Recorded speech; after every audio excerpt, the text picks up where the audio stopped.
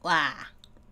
Hello everyone, it's another day another show with me, Munii, and I don't know why this is showing up for the... Oh my gosh, Coffee, why are you being such a brat? Yeah, you're a brat! Yeah? Why are you being a brat? You're just squeaming at me. Squeaming. But yes, it's another day another show with me, Munii. And today we are playing, or continuing playing, the Yakuza. How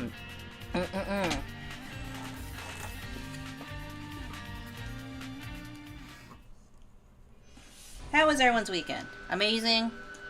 Boring? I did a lot of grocery shopping this weekend. And, you know, gotta do the boring housewife stuff, even though I'm not exactly a housewife without my husband. Hey, but I got lots of stocked up on food, and I got rid of some fat on my meats. Okay, time to run to go save the children. We have no time to fight people. We gotta save my children. Ah, shit. If I didn't hesitate, I would have like been completely fine. I would have been fine. Oh shit. You're wasting my time. I have to save my children.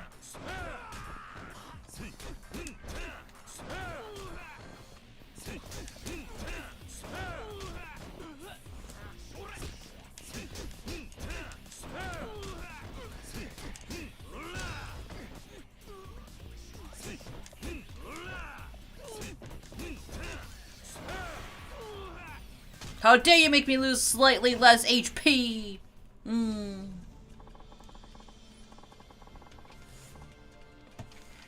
Oh my god, I did not position this correctly. So I can't see chat that well. Whoops. Let me see. But good morning, Master John. How are you? How are you? Are you also here to save my children with me? Because I am the ultimate papa. Where do you want to go? I want to go to Morning Glory. Imagine if I went golfing right now.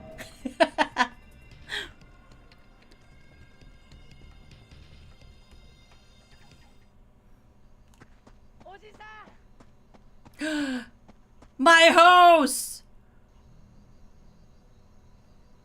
I'm here to save orphans, yes?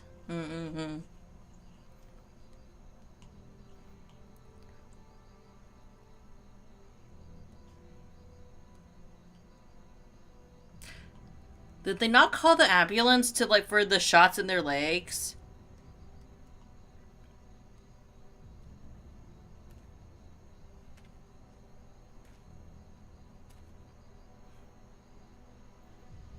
My possessions! My worldly possessions!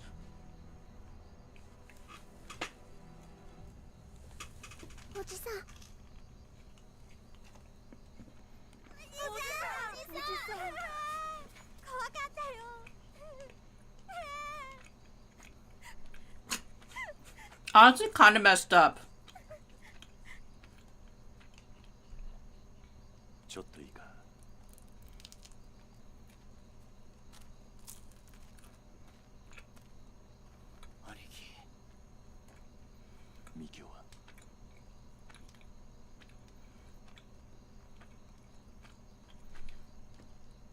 Well, he has a concussion. Mikio.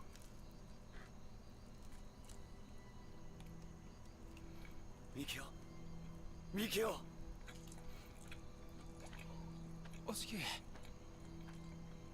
みません。朝顔が。いいんだ。いいんだ、そんなことは。気にするな。おしき。なんだ。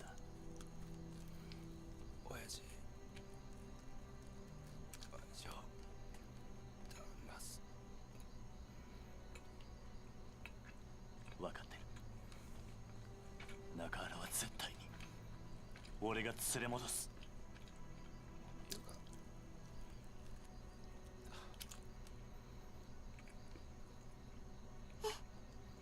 ミキオ、おいミキオ、クソ。嘘でしょ、ミキお兄ちゃん。Oh my god, did he actually die? Well, he did get severely concussed. もしもし。本当ですか？はい。そうですか。わかりました。Also, that's really rough. よろしくお願いします。それじゃ。You gotta say Mario too. ミキオ、一命は取り留めたようです。そうか。His spine's broken. He'll never walk again, but, you know, he's saved.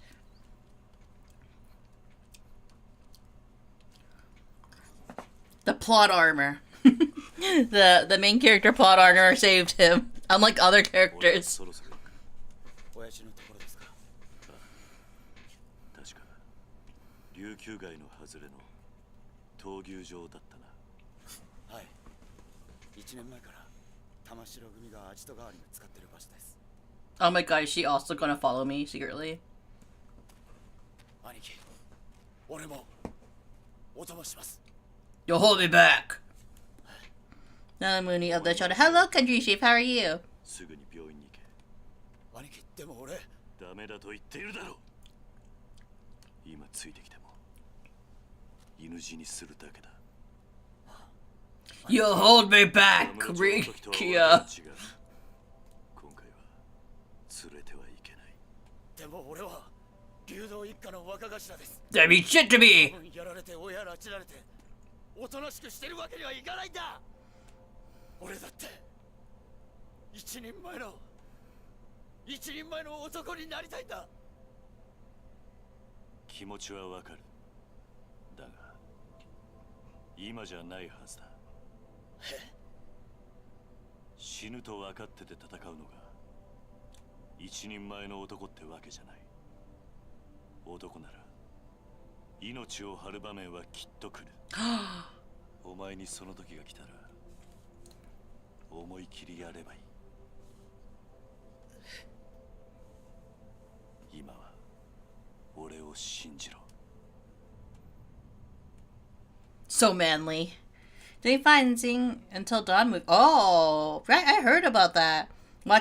Which actually may be a prequel to the game as a horror movie. It was pretty good. I don't think it's really a prequel to the game necessarily. Like, I watched the Until Dawn gameplays.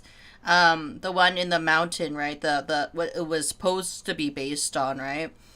It's like based on the one where they're in the mountains.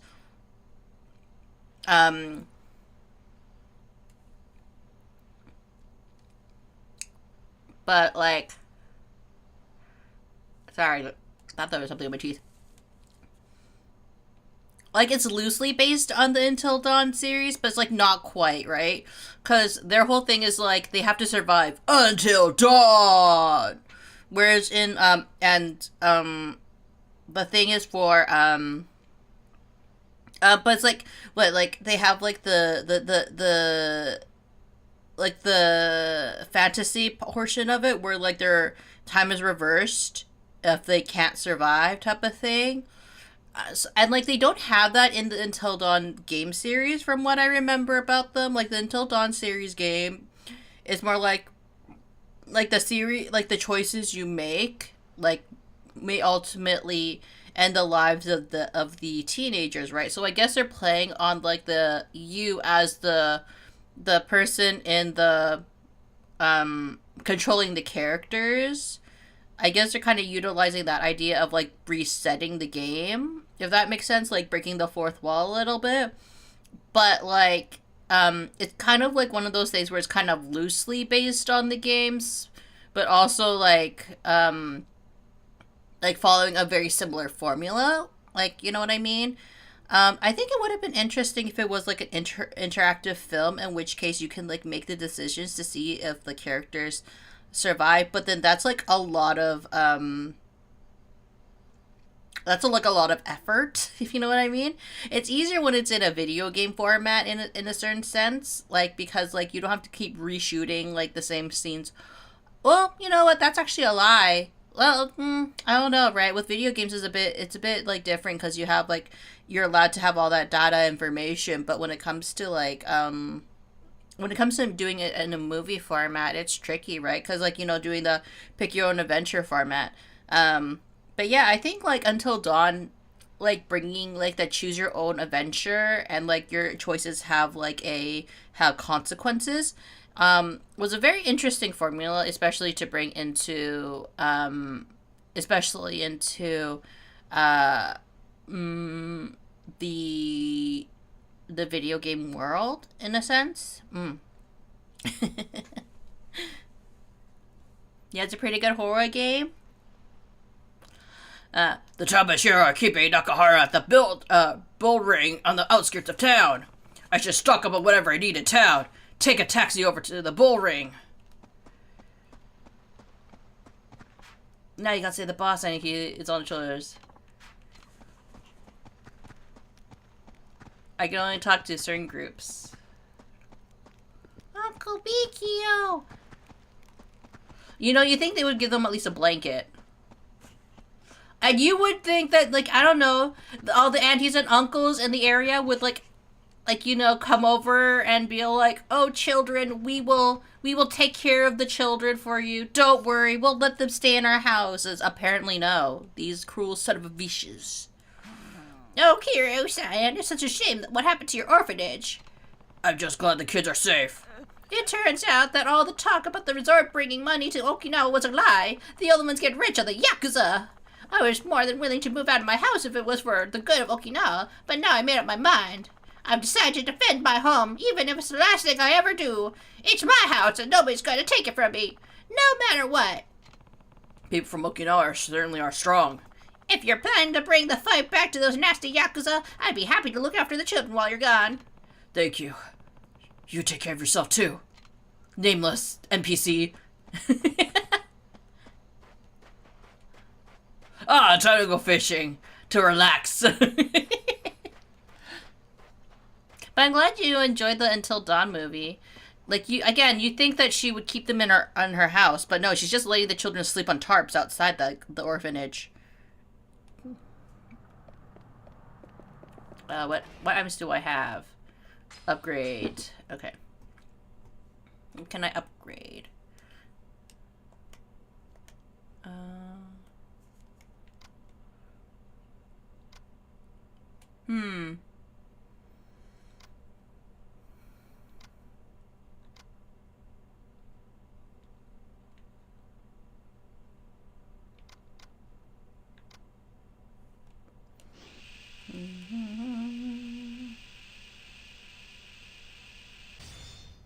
By the way, I don't think Bard's actually, like, really experienced the Until Dawn movie series. Or no, the Until Dawn game series. Like, I think he said he played it once, but he didn't, like, really, like, he wasn't really invested in the Until Dawn series game until, like, I think I showed him, because whenever Bard and I are apart, we watch a lot of, what's it called? The Let's Play games. So, like, we probably watched, like, a couple of, like, people playing the Until Dawn series. And,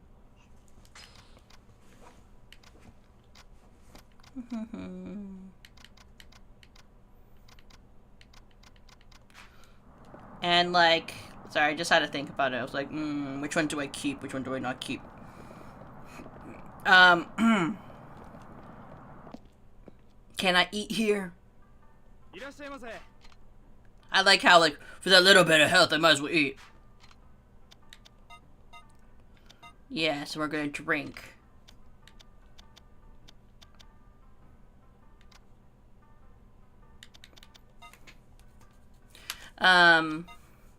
Very important stuff.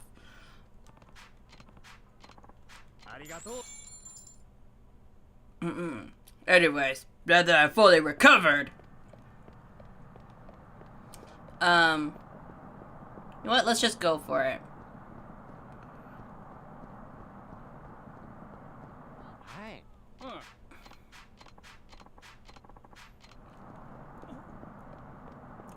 Take me over there.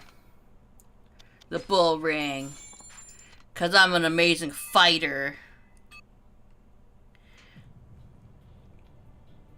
Oh, there's actually bulls. I don't know what I was expecting. I thought it was going to be an abandoned bull ring.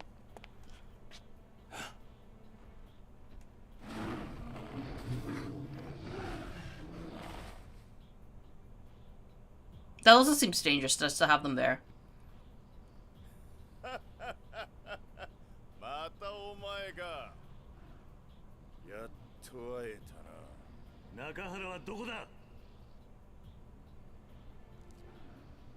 Like, the bulls are just minding their own business.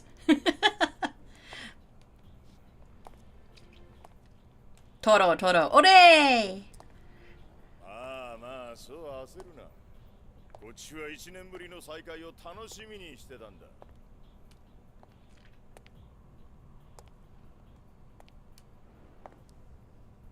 峰会長にお前に合わせてやるって聞いたときは。Oh yeah, I made it in time for this, right? Hi, Citrus.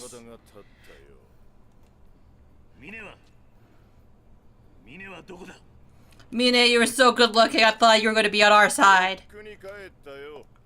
東京にな。俺の役目はあの養護施設をぶっ壊すこと。それにあんたの足止めだ。ンターをここで殺せば白鵬会から10億円、ついでに流動一家を潰せば沖縄は全て俺のもんだ。貴様。ま、時間はたっぷりあるんだ。あとはゆっくり楽しもうじゃねえか。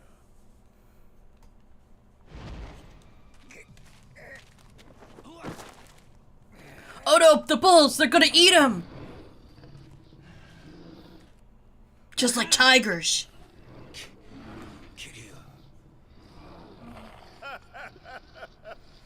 Oh no, there goes Tokyo. Go, go, go.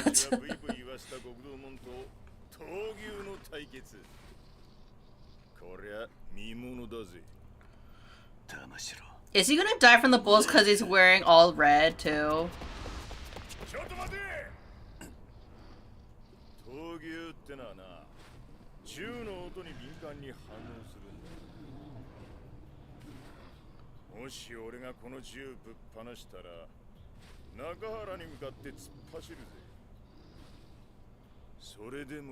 You think he was like slowly crawled to the side at least?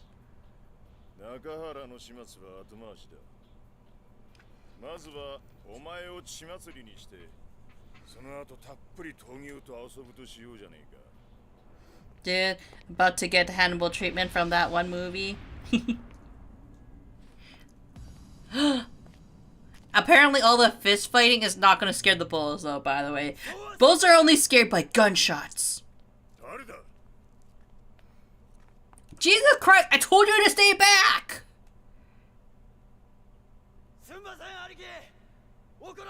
I thought we're not trying to scare the bulls!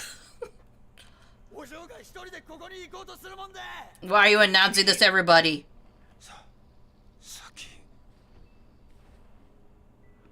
Don't worry, I'm the bull whisperer.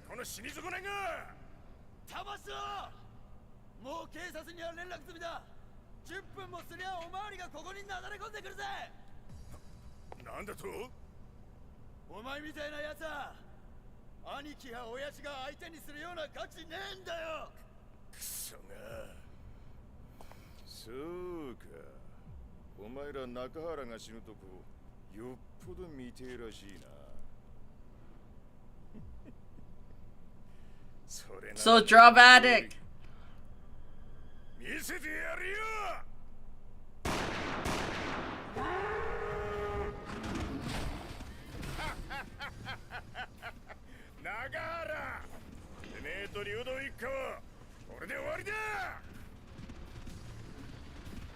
Oh no, they're running in a coordinated circle attack, like sharks. Drink water, you dehydrated. Thank you, thank you, Juice. Stretch out.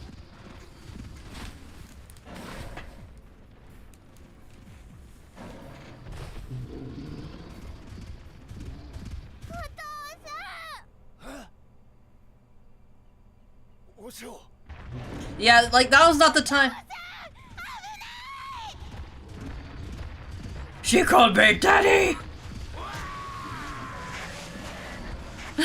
The power of fatherhood.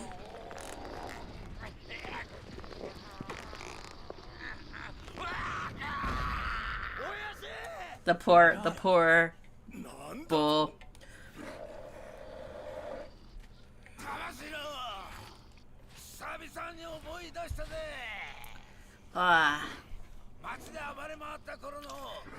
My cheese too hot. I'll take care of the bulls.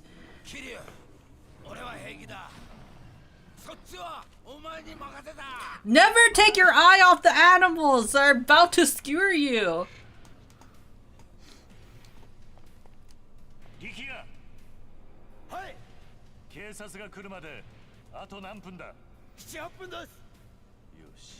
Plenty of time to kick ass. Well, they say grab the bull by the horns, but for a real dude, that's probably exploded.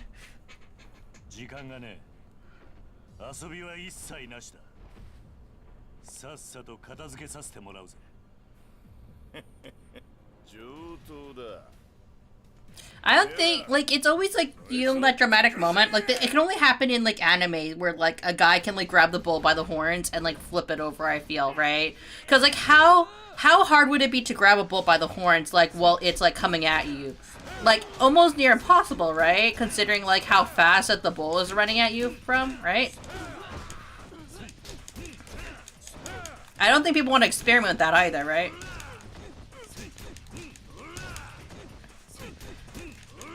Give me your weapons!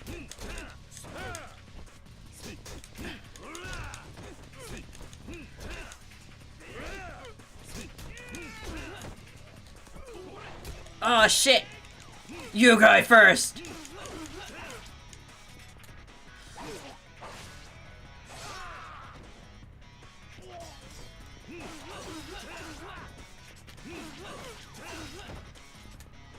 You die next! I'm a samurai!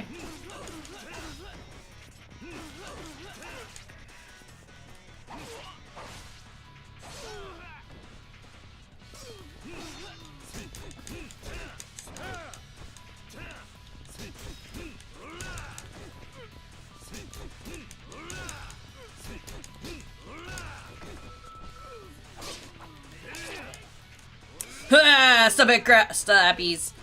Stabbies! Just like a Thornberry!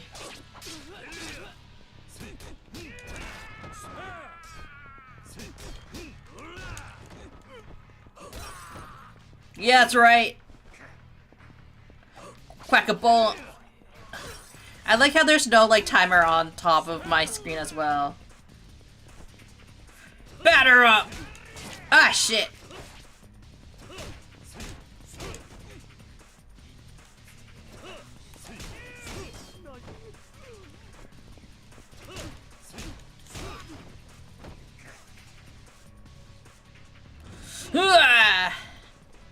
Take this! Out for blood! Wah ha ha wah wah wah wah. He can't grab any more by the horns. One more left. My turn to show if I can also grab it by the horns. Oh, yeah! Where did the other bulls go? Oh, I didn't press it hard enough.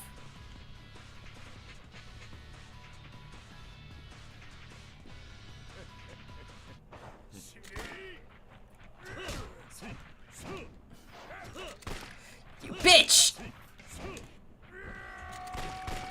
Oh my god, I thought I could block with a bat, apparently, like a fool.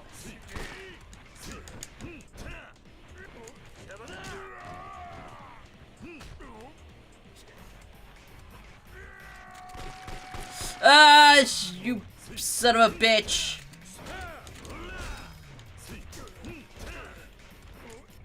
Oh shit!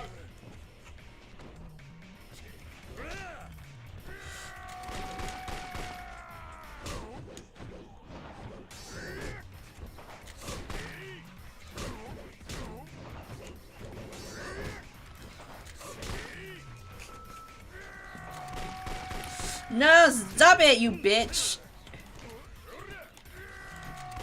Ah, shit.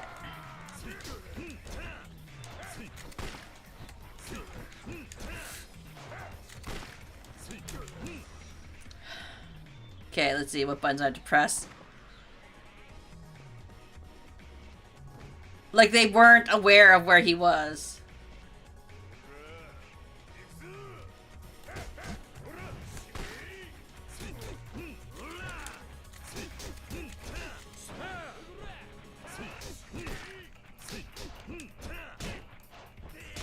Shit.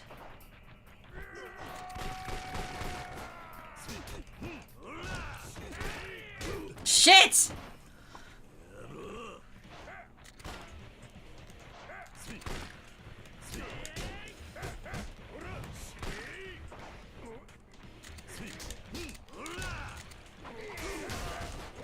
Oh my god, fuck you, bitch!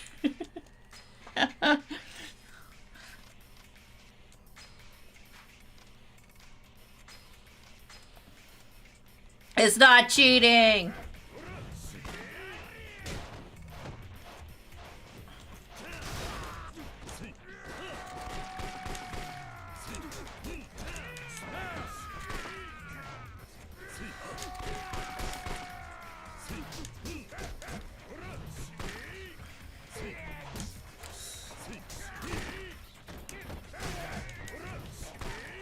Stop it!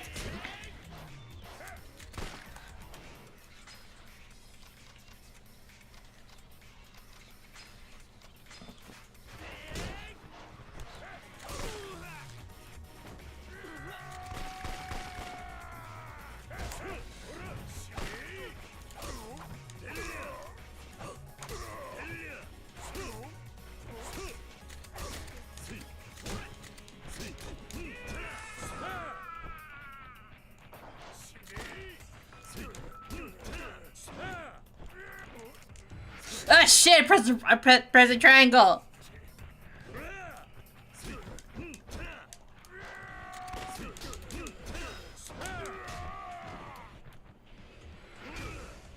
Oh, I pressed the wrong button.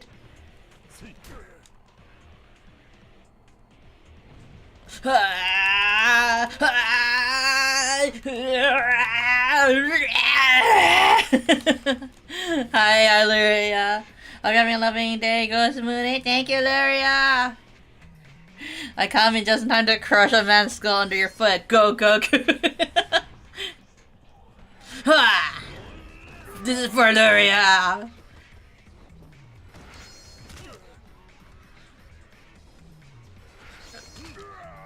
Feel my muscly thighs.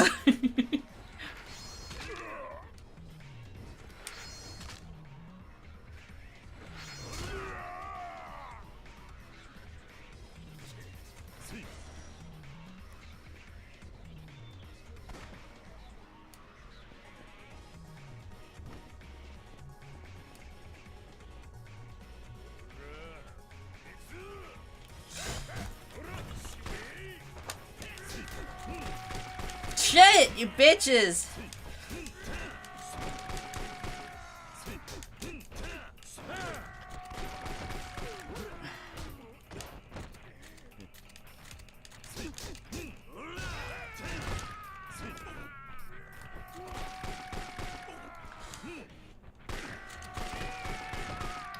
You bitch! Die!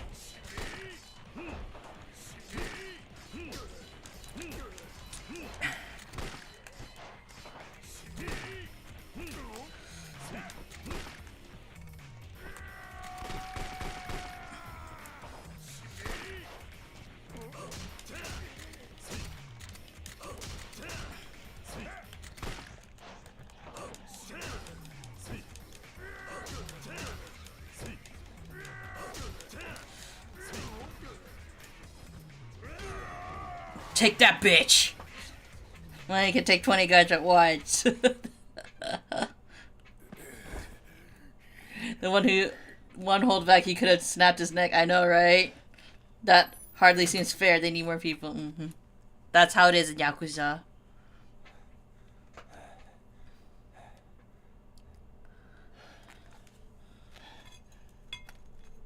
Oh my god, is he gonna use the gun to shoot?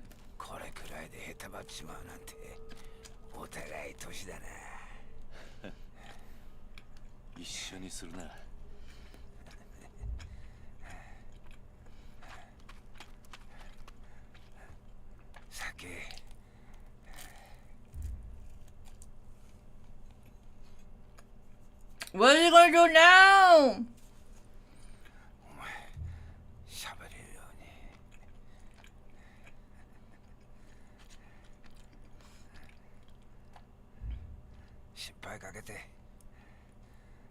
You never turn your back on a guy with a gun.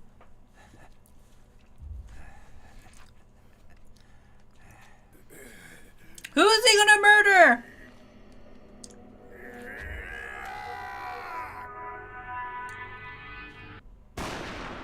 No! No, Ricky!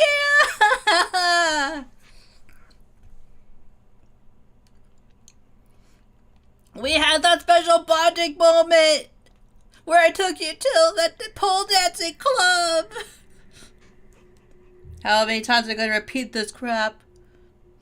I'll kill you, motherfucker! That's like straight in the heart. That was an amateur move. I blame Hiru for that. Never hesitate to dispatch an enemy. They never learn. They never do.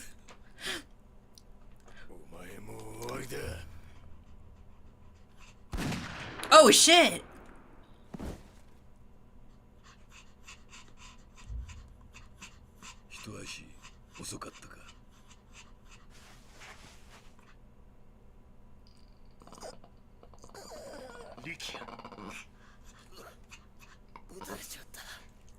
You think?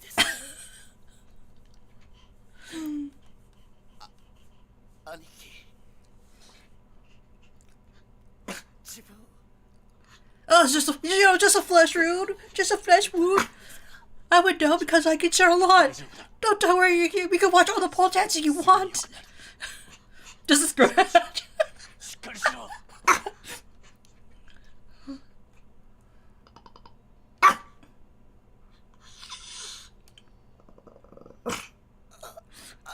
Someone dying in a Yakuza game. Time for me to make one of the happy situation. I'm sorry. Because we get 0 bucks. This one I actually feel bad about, okay? The other moments I didn't feel as bad. Rikia, actually, you know what? We had that bonding moment where we were Kyodai and we went to the pole club and he took a bullet for me.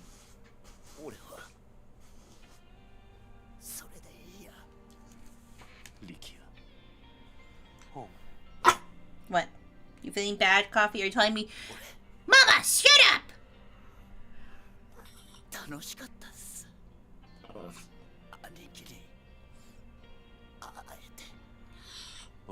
This is a tragic moment, Mama! That's what Coffee's saying to me. He's like giving me like the evil eye, going like,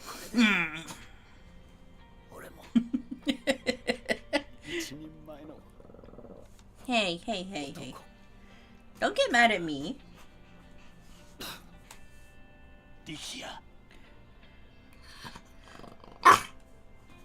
Never changed Munii. Well, you know what? Kier never cried for Nishiki when Nishiki exploded. This is the first man Kiryu cried over. He didn't even cry over his papa.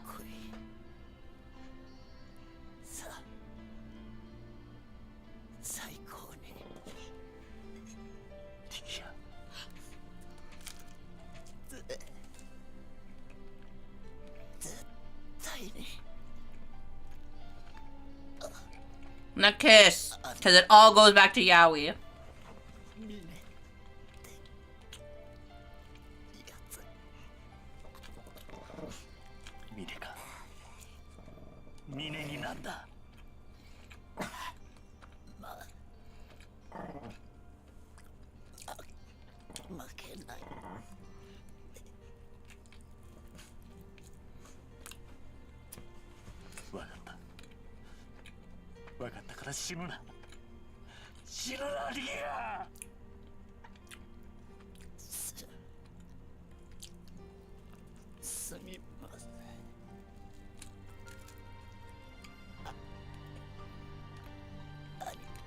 So in Kiwami, they cut this character.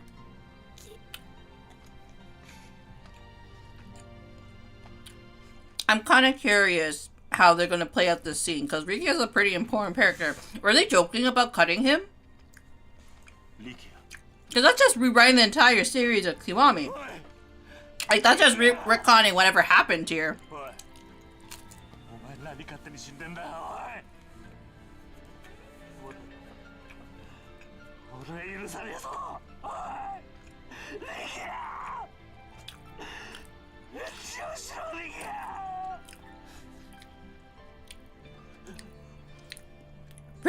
Just a flesh wound! Just a flesh wound!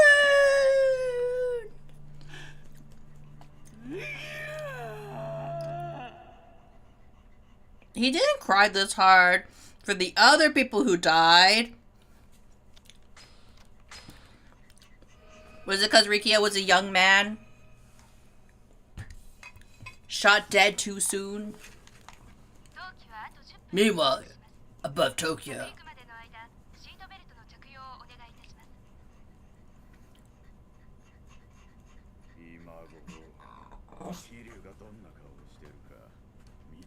もんだぜ。でもこれで白鵬会の実力も分かったでしょ。ああ、ここから先、いよいよ峰会長の時代が来るってことだ。東京に戻ったら今晩セッティングしましょうか。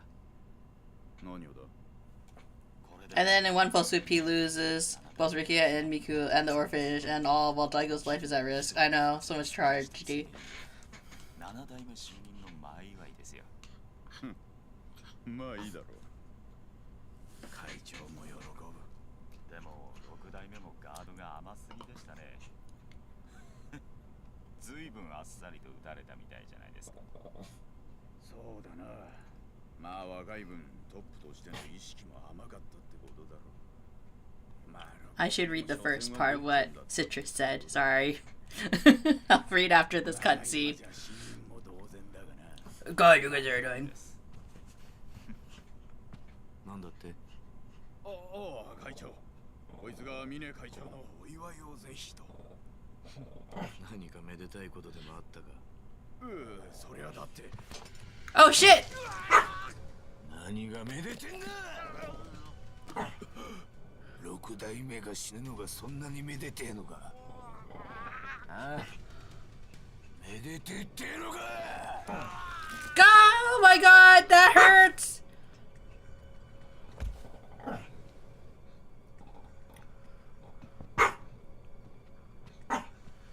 Oh god. That hurt my hand.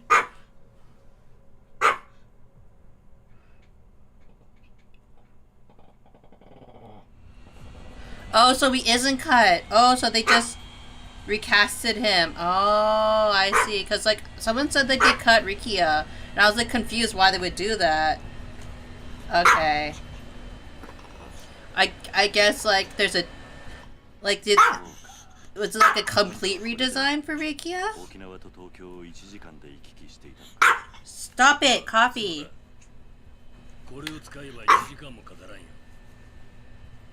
Stop it. I like how Haruka's here. Haruka really does not need to be here right now.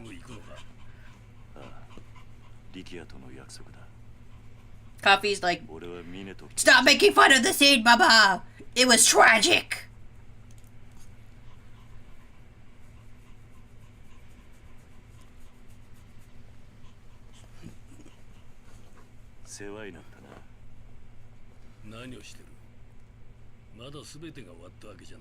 Yeah, I'm coming with you too.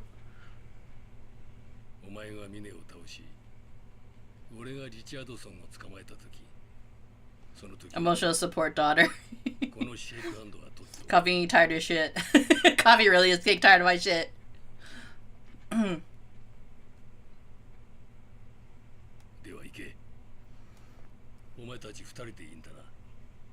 Ah.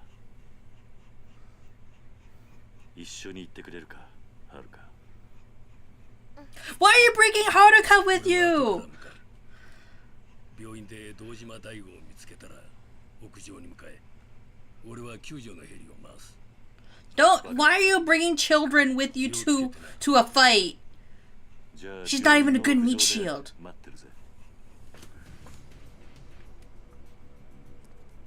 Hey Haruka, you know this big Yakuza war? Yeah, you seem like a great person to bring.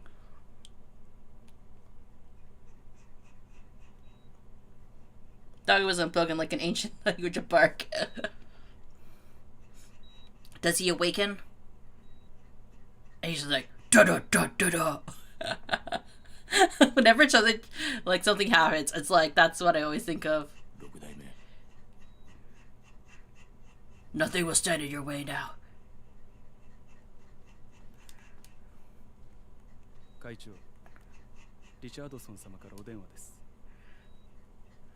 You know, Mine looks at Daigo like he looks at a lover. Okay, got it. No, there's no change in the plan. Bye.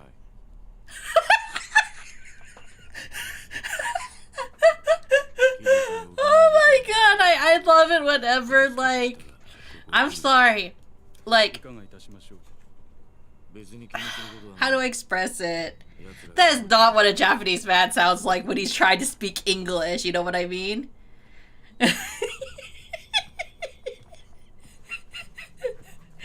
Yeah, fanfiction material confirmed. There's always Yaoi. It always goes back to Yaoi. Yakuza. More like Yaoiza. He really does. Like...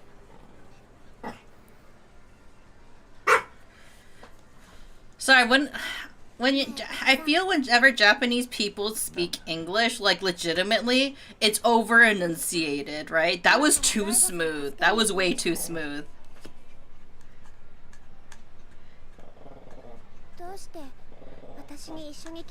Or like, you know, like he really should have been like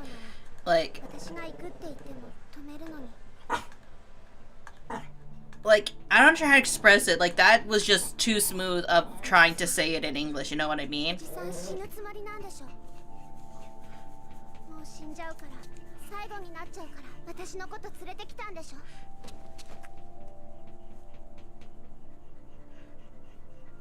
That's a really bad decision to make. Because how is she going to go back to Okinawa?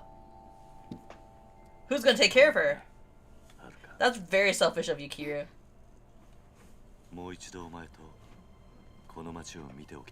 Oh my god, really? Is this the moment where I try to get Haruka to trust me? It was very selfish of you.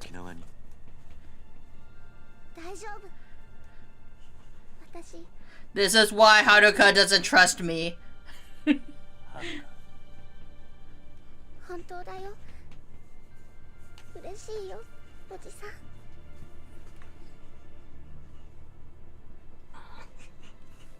I mean, Date was taking care of Haruka before. I mean, yeah, but Date's also a horrible father. Remember his whole daughter arc? He could do it again. He can have another terrible relationship with his daughter. It's nice. Just me and Haruka Baku Kamanucho. I should think of heading to Serena and filling Date on everything that's happened. Or I could take Haruka to karaoke.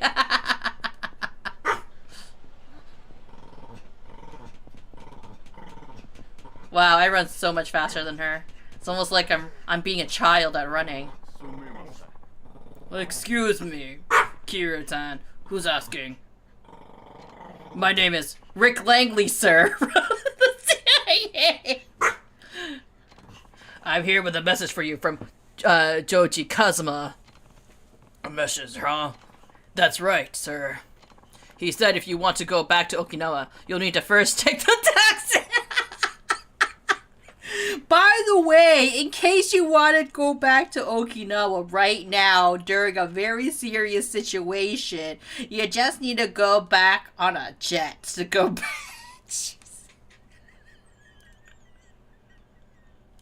This is so unserious. George is on his way there as we speak. He'll be seeing you soon enough, I imagine. Right. Tell him I said thanks. Of course. Goodbye, sir. I mean, I can barely trust anyone because I have a family that are narcissists. I can find the couple, but thankfully I was born in in the half that is normal. Okay, wait. So before we continue, Coffee wants to get some nami-namis, so I need to go grab some nami-namis for him, but I'll be back real soon.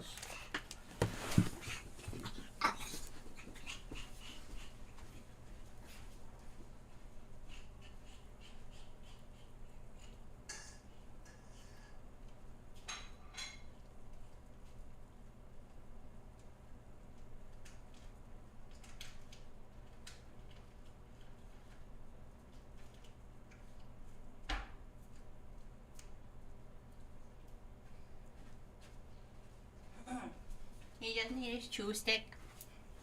I love how the NTCs are pointing out no return in these kind of games.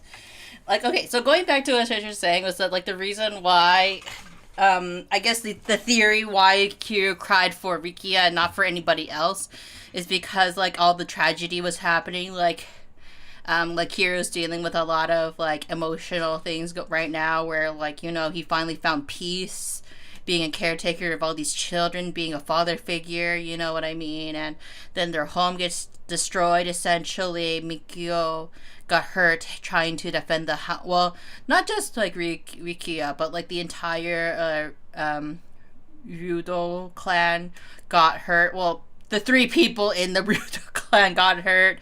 Trying to protect his home, despite like them having a rivalry at the very beginning, or like, you know, having some angst against each other. And then Rikia taking the bullet for him was kind of like his pushing edge, and I completely get that. Like, I actually do feel a little bit more sad that Rikia does actually die in this game, because like it's a bit more tragic. Whereas like for the other instances where he dies, like a person only takes so much before they reach breaking point. Yeah, I do think that, you know, if I remember correctly, in Kiwami 1, like Yakuza 1 in Kiwami at least, I think Kiryu does cry essentially, but like he's just not as emotional as it is with Rikia. I think because like to a certain extent, like when you're in, at least in that scenario, his father figure already disappeared in a sense, right? But he's also like fully acknowledging in the world of Yakuza, like, you know, people are gonna die, especially in such a dangerous line of work. So like I think for him, he has like it's kind of one of those things where it's just like when you work in such a dangerous world, it's you become numb to it. Whereas like whereas when he was in Okinawa, like even though they're part of the Yakuza and it's still very dangerous and stuff like that, there was still an element of peace while in Okinawa. Not saying that Okinawa is like extremely peaceful, especially with all like the gang fighting, but like, you know, it's not as I guess it's not as dangerous as like Kamurocho, at least in the game's premise, you know what I mean? So I think like it's like having that peaceful life really disrupted, especially when you are retiring from that life of like, you know, of a senseless killing and warfare in a sense, right? So like that is probably what the breaking point is for Kiryu in this game, at least, right? Yeah, it built up. He didn't have time to cry for Kashiwagi because he had to run immediately, but he still grieved for like a whole day after. Yeah, right. There's like a difference of like, it's like I think it's like also like the shock, I guess, of like everybody. It's like these like not really innocent, but like these people that are like kind of naive, but like his life was cut too short. Like with Kashiwagi and like Kiryu Kazuma, right? They lived a full life despite everything, like, you know, full of murder and deals and criminal life, but like, you know, they still lived a pretty full life despite all that. Like, did they live like throughout? Did they live like a full life as in like to their golden years? Or not golden years, I would say like until like they were elderly. Probably not, right? But like at the same time, like they lived a much fuller life than Rikia. Rikia was still very young. He was I would assume that he's like in his 20s or 30s, right? Like probably like late 20s to like early 30s at best. Like that's still pretty young, all things considered, or maybe even younger than that in terms of like how old he is. Whereas like Kiryu's like what, 40s, 50s now at this point of the game. Like he's seen shit and he's kind of like, you know, wants to relax, and even though he's like the hero of the game, you know, he's seen a lot of shit. So like I think like it's kind of like when you take yourself out of like that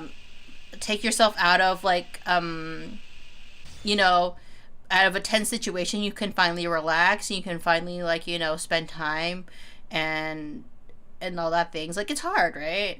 Like that's just me talking about how I find it. Okay, I'm not laughing at Kiryu for crying over Rikia. I just think it's a little funny that like I think it's sad in the sense of like I do like okay, maybe it's more like this. I did not feel bad when like all the other people kind of died, so I kind of get it, right? Because like they all died really dramatically, or like whenever in Yakuza 0 when like when Nishiki was having all those dramatics, I was laughing my ass off because I'm like, this is way too dramatic for like for a pussy, you know what I mean? Because like, in my opinion, Nishiki, he was a pussy. Or no, you know what? He's a testicle. You know what I mean? Because like he's like, I'm gonna shoot you for your real good because you're my kyodai, and I'm just like, do it, no balls. And he couldn't do it, right? You know what I mean? I'm just going like, you're not going to survive as a Yakuza. That's what I was thinking when I first played Yakuza 0. All the way to like Yakuza 3. Finally, Yakuza 3 actually made me feel bad that someone, like something dramatic happened, someone died. And like, you know, I'm actually like, wow, that actually affected me. Like, you know, in the sense, I'm not crying or anything, but like, I genuinely feel bad for Rikia. You know what I mean? Like, I'm actually surprised a little bit that his life ended like that. Well, maybe not too surprised, but I'm surprised at how I feel about it because most of the time I'm like, oh my god, this is so nonsensical, blah blah blah, men, is this what men do, blah blah blah, you know what I mean? I usually make fun of it a lot more. This one I would actually feel really bad making fun of it, you know what I mean, chat? Like, that's just my perspective, I guess, playing Yakuza. Anyways, Haruka, let's go let's go sing karaoke now. I'm kidding. Let's not do that.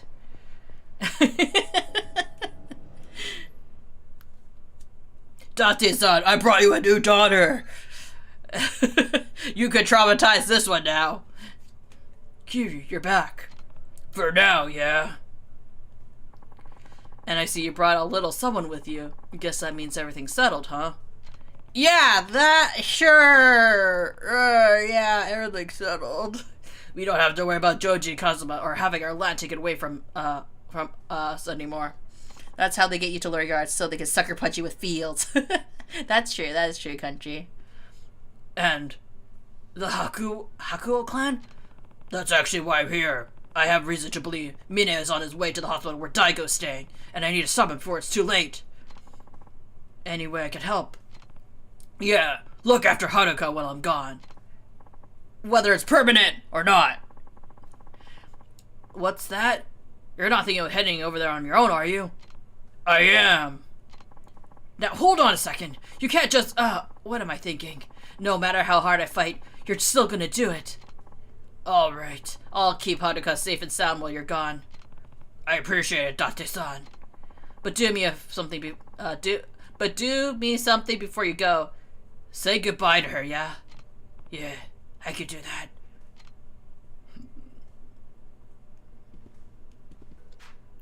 Is it time, Uncle Kaz? Stay with Haruka. Not yet. I think I'll stick around while it's alright with you. Of course. So we really can go fuck around and play and do games to like cheer up Haruka right now. Didn't she used to have missions to like, you do these missions and like, you can like get her and like she will like you more.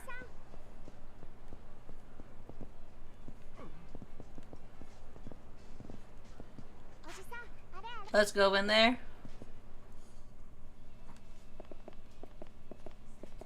What do you want, Haruka? Only an energy drink, really?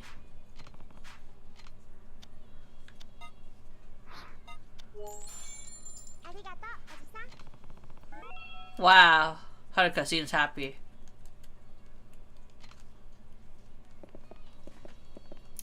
Yep, I argued 3's entire theme is about recovery. Kiryu spends his whole game being told that this whole orphanage people life thing will never work out and proving them wrong. He shows Nakahara that his bond with Saki is real. He shows his kids that they can be as good as real family. He shows Rikia there's more to life than just throwing yourself into danger and your loved ones. He confronts parents and teaches to teachers that claim his kids could never be happy. Stands his ground in his new home in danger. Again and again, he fights to the right for the peaceful life and gets violently ripped away from him. Sorry for a long message. I just have a lot of thoughts about this game. I think it's one of those things where, like, this game, even though it doesn't have as much, like, I guess, hardcore action as, like, other games, it doesn't have as much, like, hardcore action, but what it does have, it has other elements, right? And I think it's good to, like, feel passionate about the game in a weird. Oh my god, I have to wait for her to say, like, hey, Uncle Kaz, I'm hungry.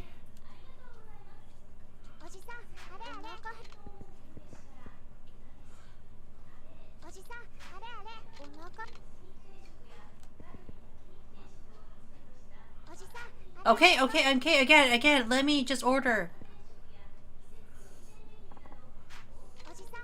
Oh my god. Eat your fill, Haruka, so we can build that friendship. I guess that's why, like, I was hearing that, like, for some people, they didn't super love not Haruka, they didn't super love, like, parts of, like, I'm not sure if people, like, what, like, the ranking system for, like, Yakuza is, because, like, you know, with so many games, it's easy to, like, kind of, like, have that comparison with each and every game, where it's just like, oh, I didn't like this aspect, or I don't like this aspect. Some people don't like how slow some games are versus the other. So it's kind of interesting to have, like, God, Haruka, run faster. To have, like, that kind of contrast in terms of the games, right? Like, you know, like, so, like, it's nice to, like, think about how, like, the game designers, like, really, like, wanted to, like, think about, different elements of what life is, like, what would life be like for a retired Yakuza person, and what would emotionally affect them at the end of the day, right?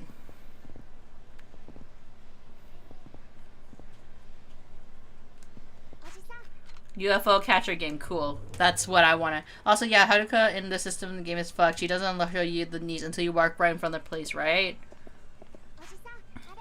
Calico. Yes, we're gonna keep going till we get the Calico. Because I'm so good at this game. Not that I've won this game multiple times.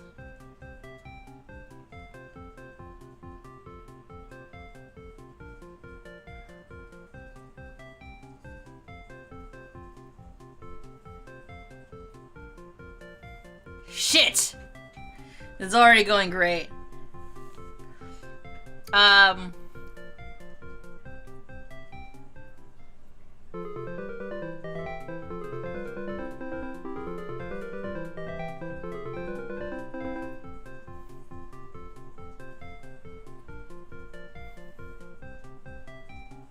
No! Ah, frick. Okay, maybe that's easier to get? I don't know.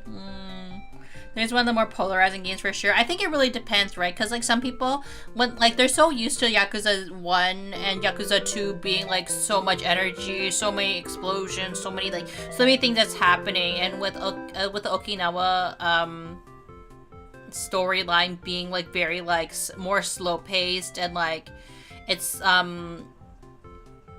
very different in terms of their storytelling, you know what I mean?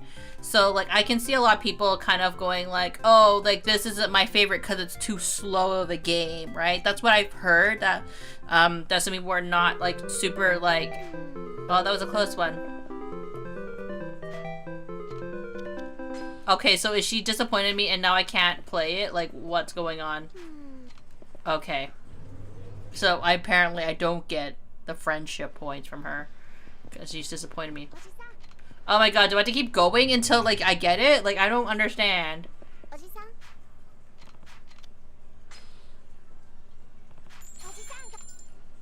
Okay, I guess we keep going until we win it. Like, For me personally, I think it's a nice contrast, right? I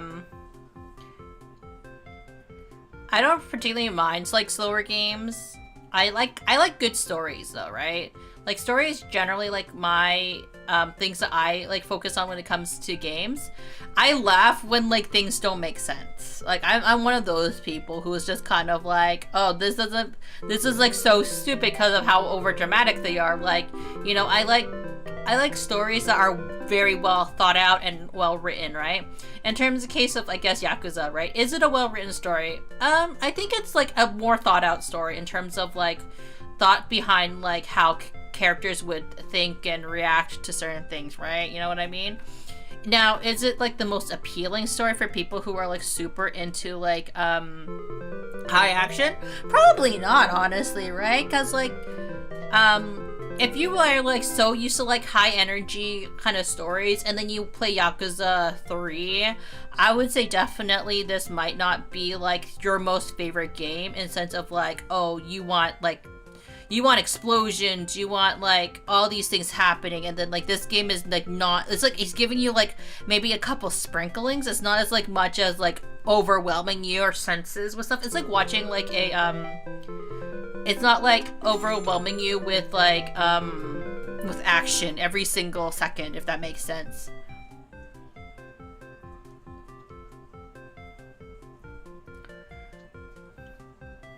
It'd be like if you are a fan of, I guess, like the Marvel movies, and like and you watch a movie about Steve of Rogers, like, and his living his life with that handler. I can't remember what her name is. Peggy, I think, right? That British lady. And like him living his life as a normal citizen as opposed to Captain America, you know what I mean? And like this is you coming out of like watching all the Marvel movies where it's like, you know, it's more action, more like all these things are happening.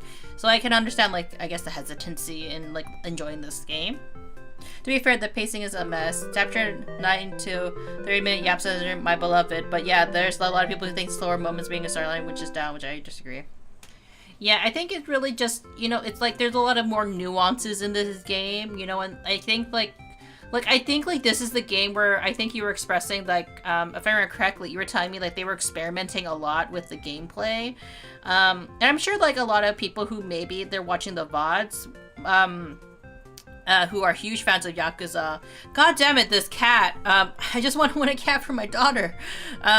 I'm sure a lot of people like who are huge fans of the Yakuza series and likes like breaking down these kind of storylines are kind of like put a lot of thought into like the story and how the direction it went into it as opposed to like the usual ones. But yeah, that's the kind of like my thought process when it comes to the story so far. I enjoy it more than the other Yakuzas? That's a good question, right? I think like I do enjoy the action elements of the previous games quite a bit, right? Like getting really into it, and it's kind of like senseless, like fisticuffs in a sense. We're gonna be here a while, so we might as well talk about my thoughts on the story so far.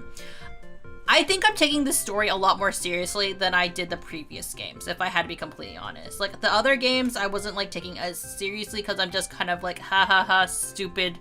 Like, this is so stupid. What do you mean you don't kill citizens? Like, you're part of the Yakuza. You, like, that's what I imagine. I guess a stereotype for what a Yakuza game would be, right? Is, like, senseless killing, bribery and stuff like that, like in the dramatics of that. But like a lot of people are like, no, Munii, it's about like, you know, brotherhood and like manly elements and shit like that. And I'm just like that cruel son of a bitch who's just like, oh my god, get to the point, or like, what do you mean Kyodai and blah blah blah, like, you know, get the show on the road a bit.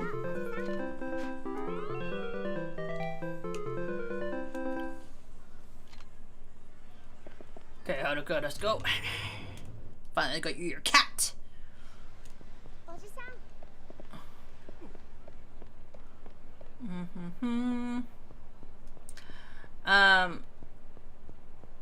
but yeah, like, I think, like, you know, pacing when it comes to any story is kind of tricky to do, right? But when it comes to, like, anything that's very story-based, I'm, like, very, like, critical, especially when it comes to certain IPs. Like, I've watched, like, movies with, like, the worst pacing I've ever seen is, like, I hated the Mario movie, actually, for that reason, because, like, the pacing for the Mario movie was just garbage, right? Because, like, the only scenes I really, really enjoyed of the Mario movie were the ones without Mario. You know what I mean? Like, I enjoyed, like, the one where, I enjoyed a scene with, like, Bowser, like, Jack Black as Bowser. Fantastic casting. Fantastic. Like, he was great. When it came to Luigi, I didn't super love the voice actor they selected for Luigi, honestly. But what I did enjoy, like, one of his lines, right? Like, one of his lines was, like, I can't remember right at this very moment, but it actually made me laugh. And I was just like, you know what? Like, this was, it was, like, okay. I didn't love, the because I think that's what his name is, like, that comedian. I didn't love that he was Toad, personally. Like, but, like, because I would have preferred someone with the Toad voice, doing the Toad voice, right?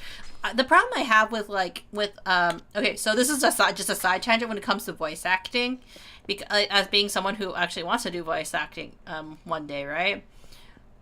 I am not a huge fan of people, when they act as a character, just play themselves, pretending to be a character, if that makes sense, right? I like it when actors actually try to play the character. So, like, you know, who in the Mario movie, who actually plays as, in this case, like, who actually plays as their character? Jack Black actually fully embodies Bowser's character and tries to play Bowser. Like, he's not being, hi, I'm Jack Black and I'm here, I am reading, I'm just, like, you know, pretending to be Bowser, if that makes sense, right? It's like I am Bowser and this is what Bowser sounds like, you know what I mean, if that makes sense.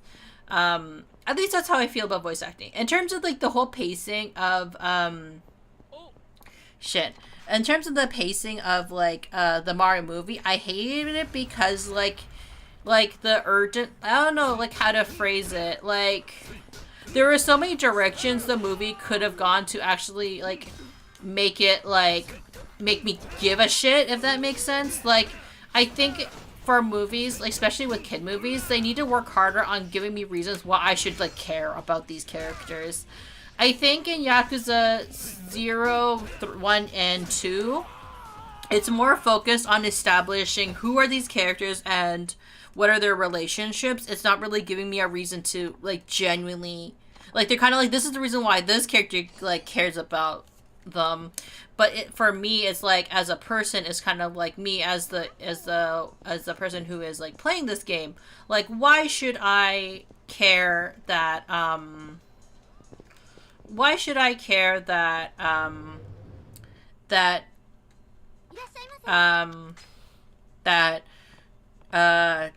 Nishiki betrayed me, right? And they kind of had to do Yakuza 0, or bring Yakuza 0 in order for this to happen, right? Like, Yakuza 0 had to make you be all like, oh shit, like, that's why you care, like, why you care about Nishiki, because you had that brotherhood, right? Because, like, in the first game of Yakuza, I would imagine, right, you don't really have that establishment. At least that's because, like, I'm pretty, like, because Yakuza 0 is, like, the prequel game, right? And, like, I think they tried to, like, at the limited time that they when they first made Yakuza, right? The story of like, hey, you are protecting your bro from like essentially going to jail because he protected your guys' like love interest at that time. Like I didn't feel anything for the girl that they both had a love interest for. In retrospect, Yakuza games aren't really good at narratively, aside from 0 and 7. Well, we'll see. Like, I think, like, 0 had given us the establishment of why you give a shit about Nishiki, but I think what I would have liked if there was more parts with Haruka's mother, because, like, I really, like, it's not as established, in my opinion. It's just so lightly, like, sprinkled in my opinion. But I think it's because she's not part of the story of 0 that much. So it's kind of difficult. I mean,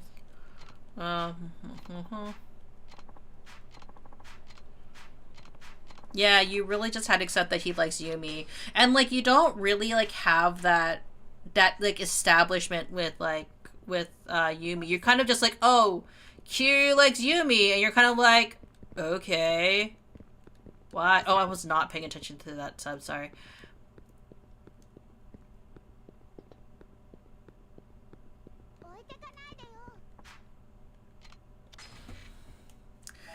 Yeah, and also in the original Yakuza 1 series, Nishiki POV scenes that he was doing with while Kiryu is in the prison. In OG, you go to prison with the guy and you get out, and he's evil for no explanation. Yeah, you can't save one. Those cutscenes do not exist. Kiwami added cutscenes with Nishiki. Yeah, it's like, it's interesting, right? Like, the direction that they, did with some of the story, I guess.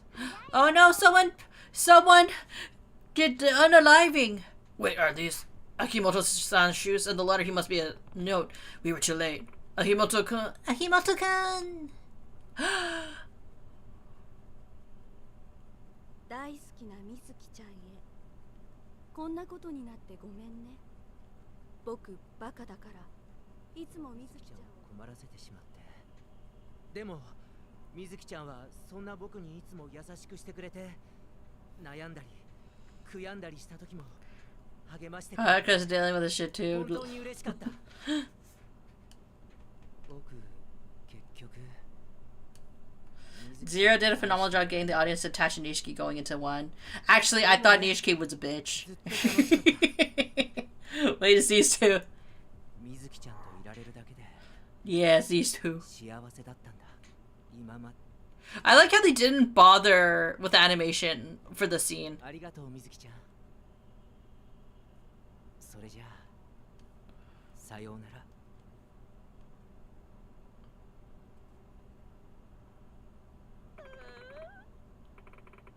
Akimoto-kun, are you really dead? Mizuki-san, I thought we'd be together forever, just us always. As we always were. I'm so sorry I caused you so much pain, Akimoto-kun. Don't worry, I'm coming to be with you. Then we can be together again. Hey, what are you doing? Don't stop me. I did such a horrible things to Akimoto-kun. The only way I can make up for it is by paying him back with my life. Don't be stupid. You really think that you'd make Yakimoto happy? But it's all my fault. Mizuki-san, even though you did these terrible things to Akimoto-san, he still loved you all this time. It won't be easy, but you have to live on, Mizuki-san. Akimoto-kun! I can't leave these shoes behind after I jump. They're so worn out. And they stink too. I wouldn't want to embarrass Mizuki-chan.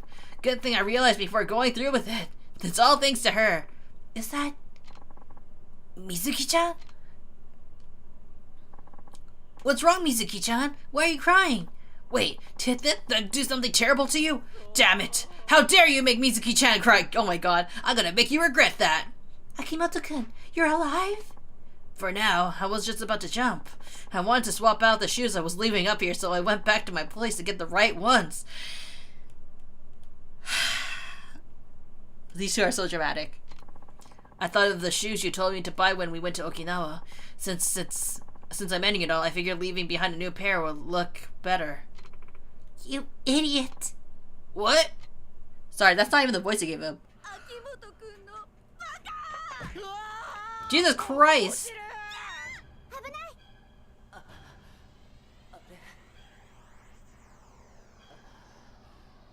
水木ちゃん。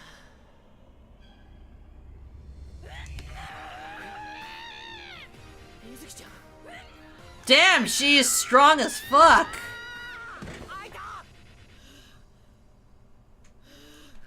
Oh shit! 危なかったな、もう。こんなところで死んじゃったら自殺できなくなるところだった。 Wow, he's stupid.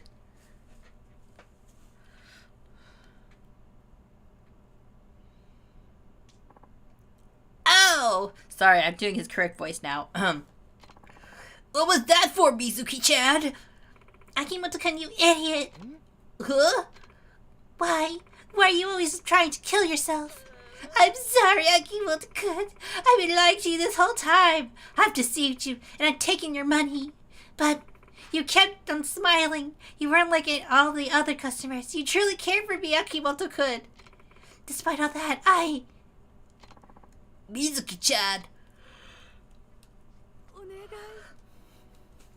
もう死ぬなんて二度と言わないで。僕、生きてていいのかな。当たり前でしょ。 These two are so dramatic. あなたがいなくなったら私。水木ちゃん、僕たちやり直すことはできないから。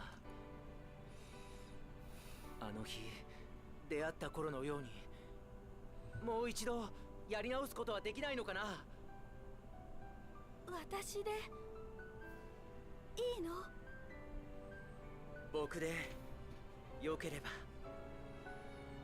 秋元くん。水木ちゃん、ごめんね。これからはずっと。 Even though you lied to me about being my sister!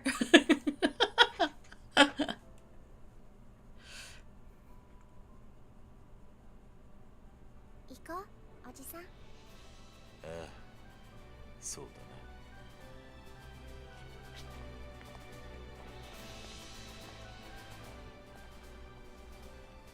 大好きだよ、水木ちゃん。私も大好き。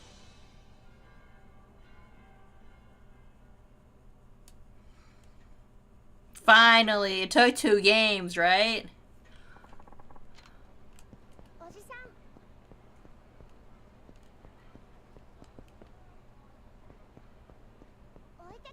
Glad we could come to the conclusion of that game.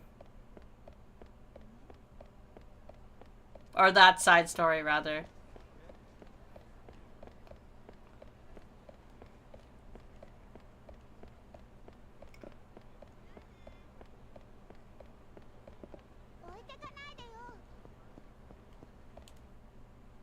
I didn't pick up any more keys. I think I had to go back to that ramen store too, right? That I never went back to.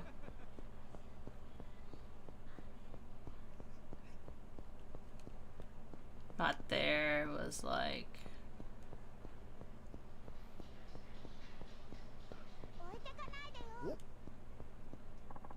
Oh my god, these disgruntled Yakuzas.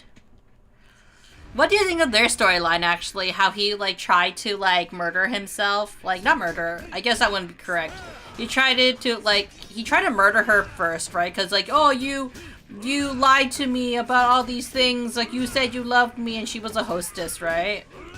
And then they went on their pre-honeymoon, I guess, technically. And she was, like, doing it just to get more money out of him. How do you feel about their storyline?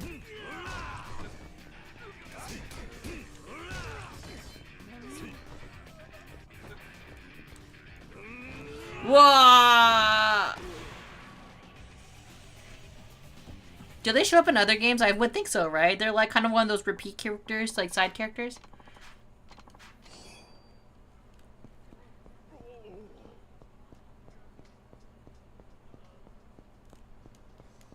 Where's the ramen store, actually? HLA headquarters. I never really talked to the HLA, did I? Pink Alley. That's the karaoke place. Where's all ramen? Kyushu number 1 over there.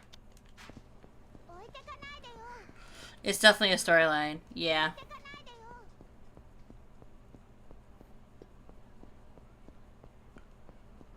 Is there a favorite like sub storyline you guys like, by the way? Because there's so many, right? Did he ever come back? Do anything gotta come? No? Okay.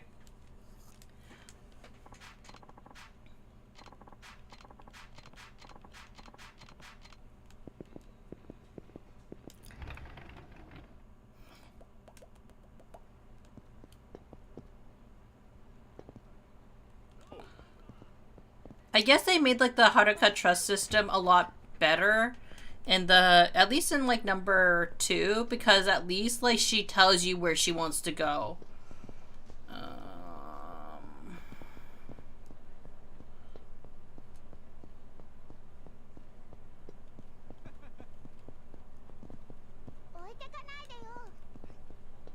Can I not go in there with Haruka? I guess not, right? Even though Haruka can go in anywhere in the game, she can't go into the HLA headquarters, huh? She have all the stories I do love, but I do not remember them right now. It's all good.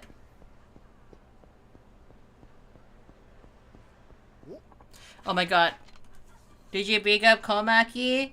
Komaki. Komaki.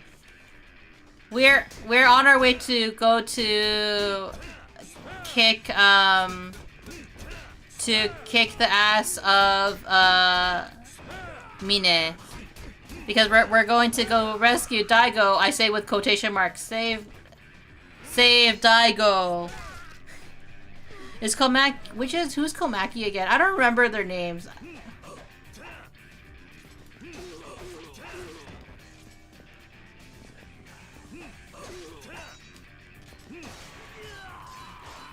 Yeah, in the game, while you have Haruka or Rukia following you around, most of the substars are off limits. God damn it. I mean, honestly, Haruka's seen shit. Komaki's your mentor, dude? I don't remember this shit. Komaki's the guy. Was he the nunchaku guy? I don't remember.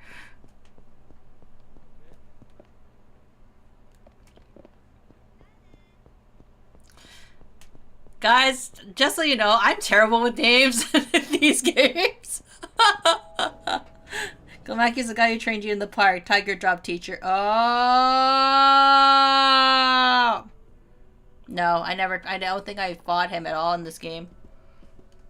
I talked to the weapons master. You know, Haruka, we're gonna leave you here now. We're gonna go to Toto Hospital.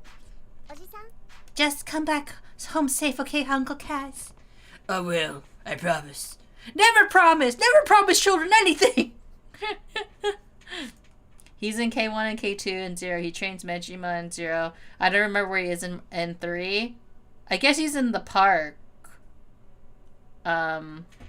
Maybe? No, you said he was in the park for one of them. Oh, you promised, so you definitely have to. Don't worry. Just wait here. I'll be back before you know it. And then he tragically never comes back.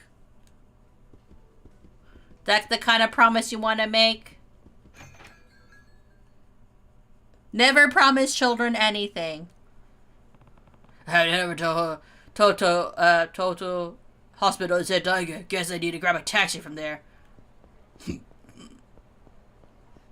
I do appreciate how you can, like, go from any taxi, though.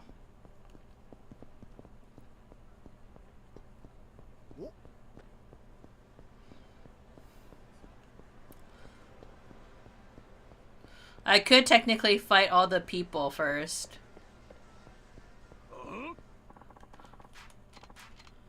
Haruka seen her kidnapper get slashed by a katana and 2 doesn't flinch. I know, right?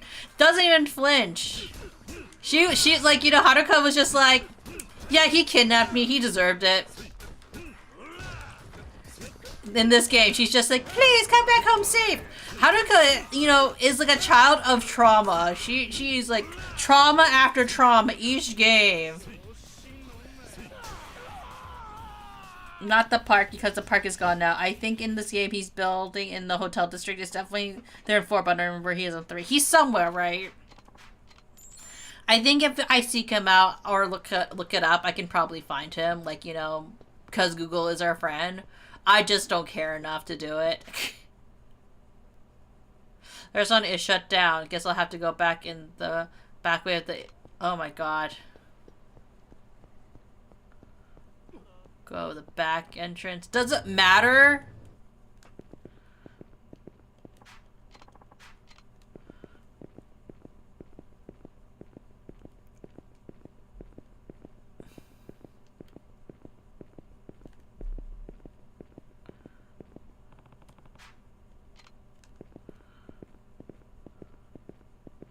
I don't know why they make me walk through here.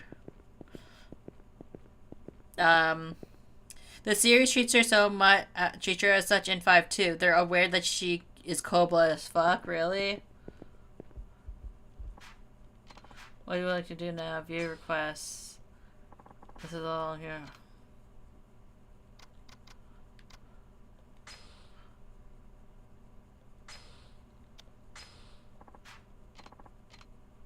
Can I accept multiple?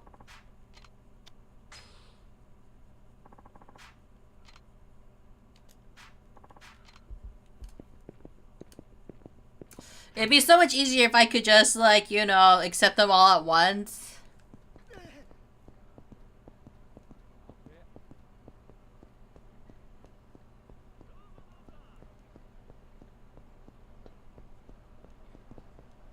Does that mean to go back to get to that ramen place again? Cause like all the quests turned off because of Haruka? Oh my god. But Haruka has a blood cold as ice. She saw her mom get shot in front of her. The mom that, like, who was essentially her, so she knew as her auntie because her mom didn't tell her that she was her mom. And as soon as she finally came to terms, like, oh, that's my mom, and I'm gonna call her mom, she gets shot because she took the bullet for Uncle Cash.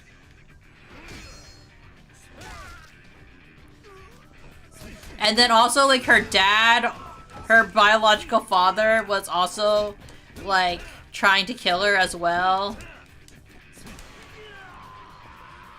Like, Haruka's seen shit.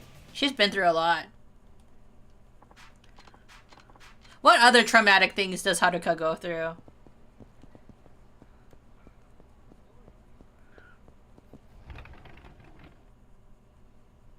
Oh, there he is.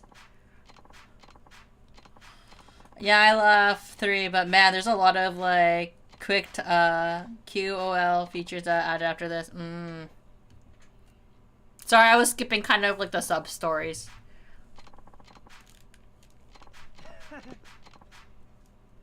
Yep. Okay, cool. So I'm just starting to skip some of the sub-stories that are kind of, like, not that interesting to me. Here to pull it off, I tell you, that kid's got a lot of heart. Looks like you find yourself a worthy protege. Indeed, blah, blah. Can I have noodles now? Can I get free noodles? She also kidnapped in, to watch your father figure possibly explode on the rooftop. Yeah, like, you know, like, we were just saying, like, in 2, like, she just watches her kidnapper, right? Like, well, first of all, she watches Kiryu almost get eaten by tigers, and then she's just like, you know what?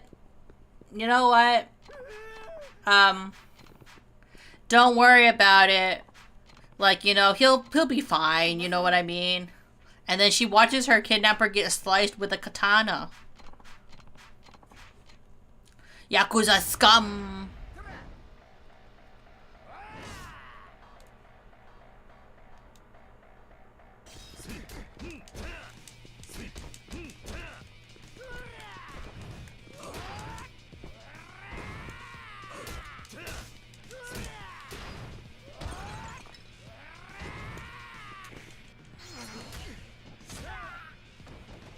Batsu!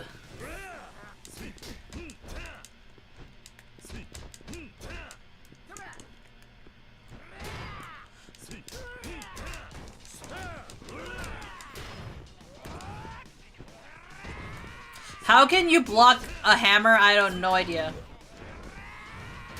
Oh my god, he missed too.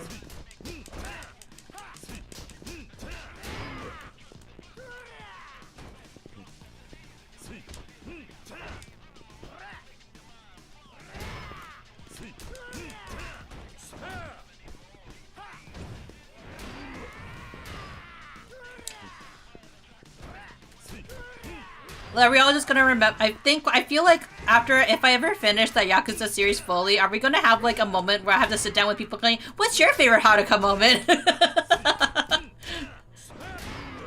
What's your favorite? Clearly this would have traumatized a child, but apparently Haruka is like, just another Tuesday.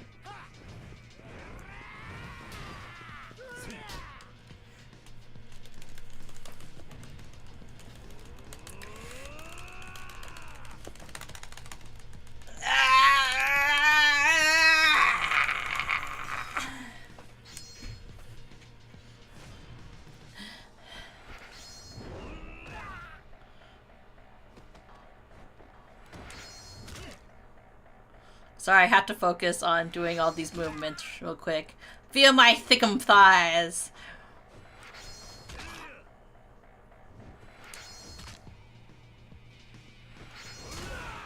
I preach how to come moments.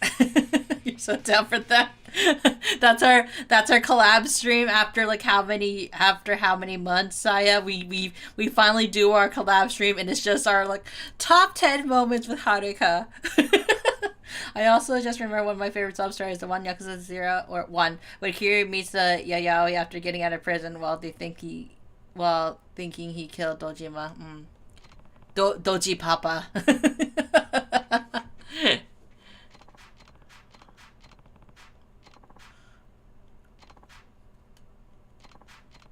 Oh my god, all the tragic stories I'm just skipping right now. Can't wait to get to 5. Makes sense. The story is...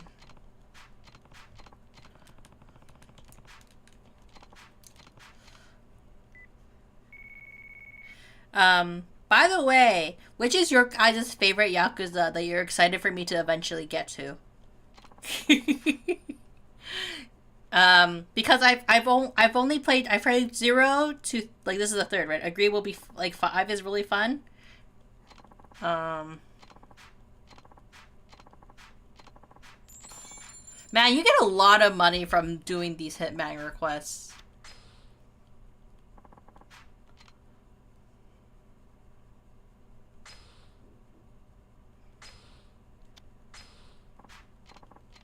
You know, honestly, I'm probably not gonna do them all, but, like, look at the memories of people in, like, these friendly little rooms, you know? Sexy rooms. I thought they would actually be in these rooms. Oh well.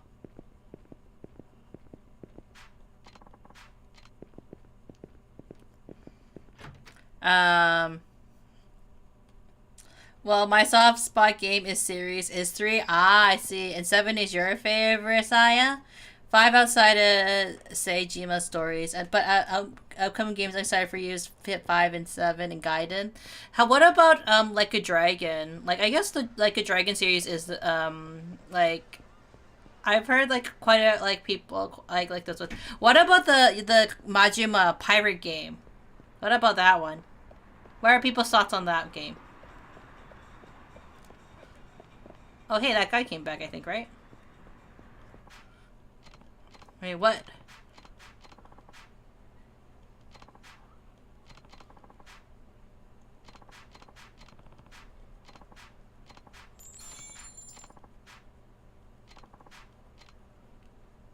Solving people's problems. Let me just save.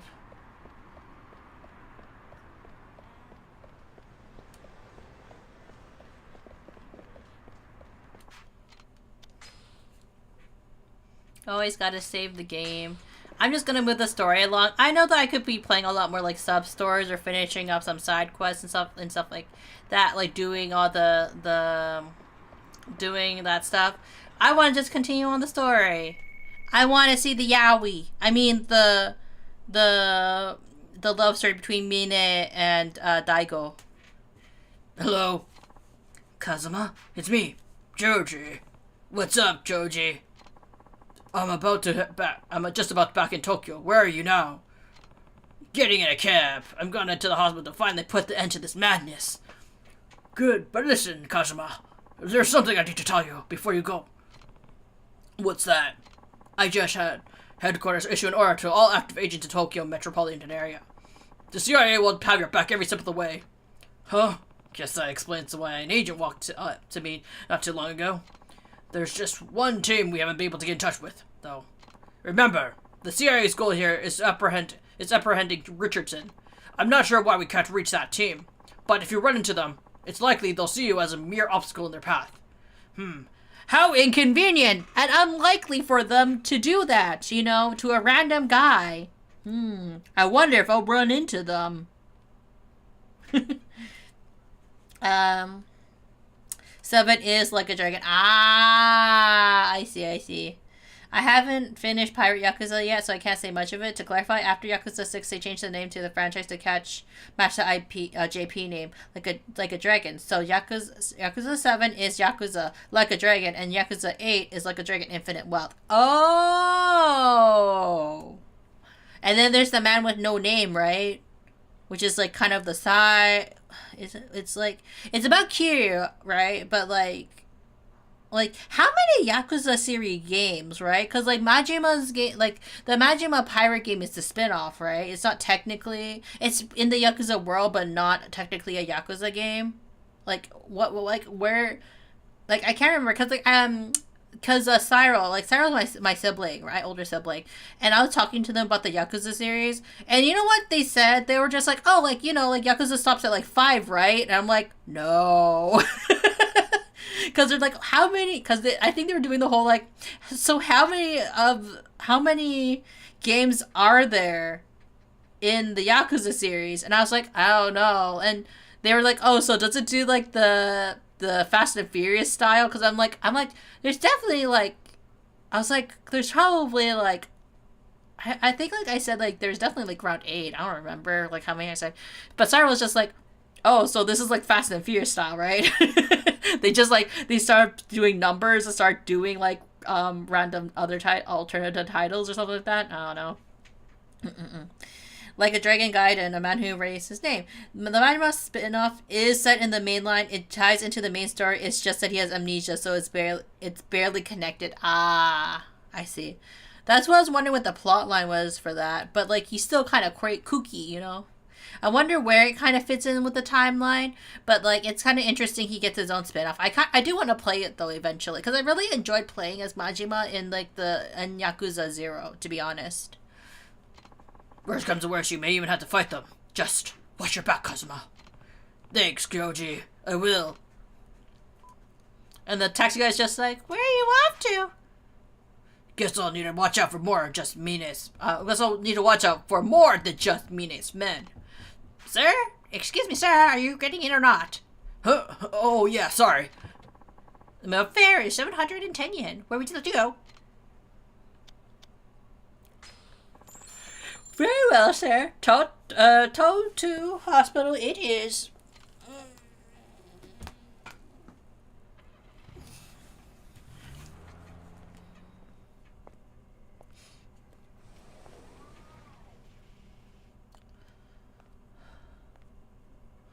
Oh, that kanji.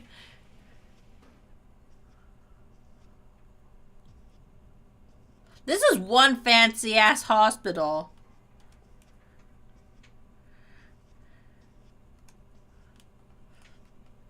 The Pirate Yakuza game is the newest game in the main line, so you probably literally have to play everything else before it. The Man Who Erased His Name is set in between 7 and 8. Ah. And when is the one where they like where the timeline like does like Kiryu is not as much of the mainline character? Because I know like man with no like the man like who erased his name, like that's more about Kiryu, right? It goes back to being about Kiryu, but like at one point he's no like Kiryu is no longer the main line character, right?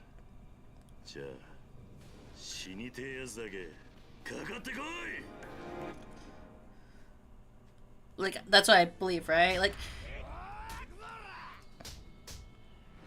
kind of like Fast and the Furious where they changed the mainline character. Maybe I should beat some info about Daigo out of these guys.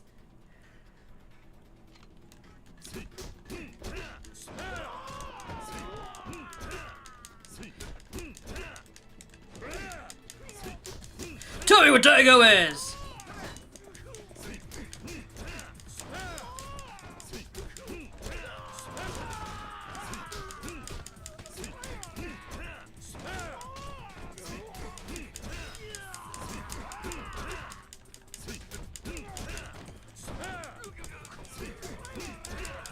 I like how they're just like in a circle and like moving forward.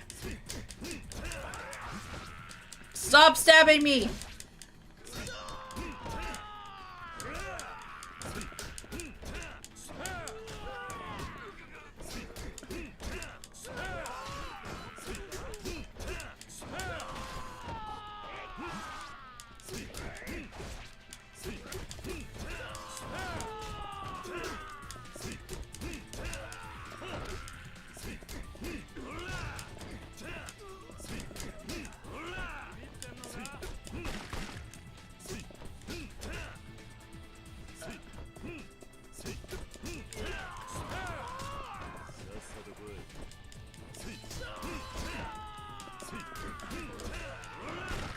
Fuck you, bitch! I'll come after you next.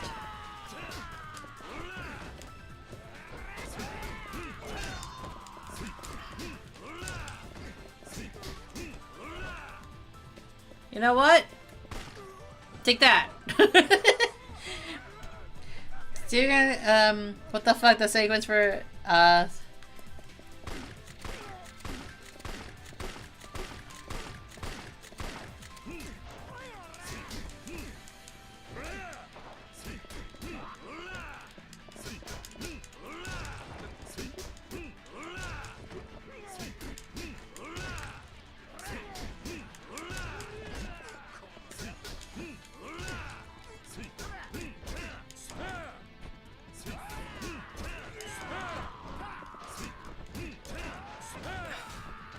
get out of my way! I need to save my not lover. Cause I'm not in love with Daigo. Let's see. The sequence for this is in Yakuza 4-2. Kiryu technically ends in the 6th game. The MC changes with 7, then comes Gaiden, which was supposed to be DLC for 7, but became a full game. Then 8 is back to new MC, but Kiryu shows up. Ah, I see. And when you finish or meet Mine, you can tell me if he's a gay or not. I'm pretty sure that Mine is gay. Tell me what Daigo is. I don't know anything. Our captain just told us to come down here and beat your ass. I was just following orders. Look, Mine just saw Daigo's ass and was just like, damn. That's one sexy, I'm willing to betray everyone for this man. Your captain, Look, he betrayed everyone. Mine betrayed everyone just for Daigo, okay? I think the Mine Daigo truthers are right. Honestly, how he looks at Daigo in the hospital bed is like how somebody looks at like their spouse when like they're in the hospital. Sad that they're hurt and are concerned, you know? The look of a concerned spouse, you could say.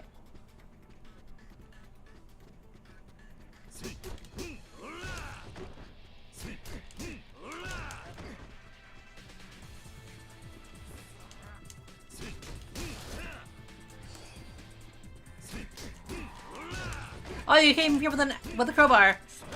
Oh, so kind.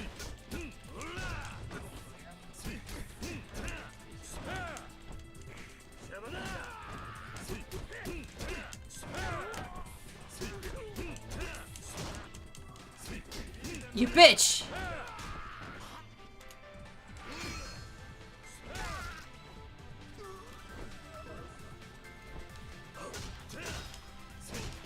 Lose a tooth or two. I'm helping your dental bill.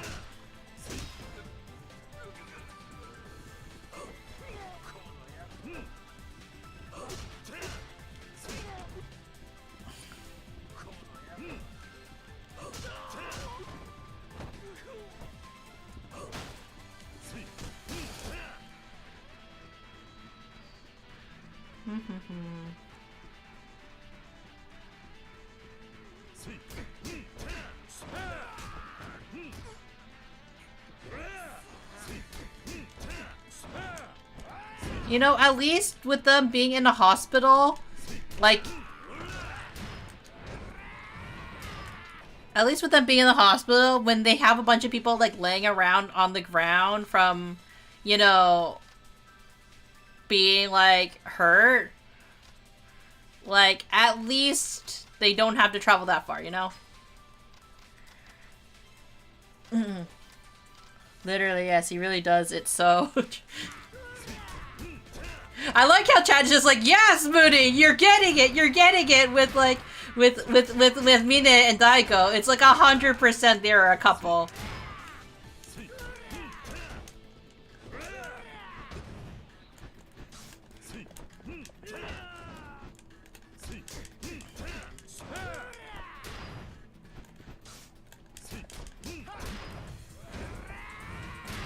Like, honestly, look at it this way. Nishiki wish he had what Daiko has with like with Mina. You know what I mean?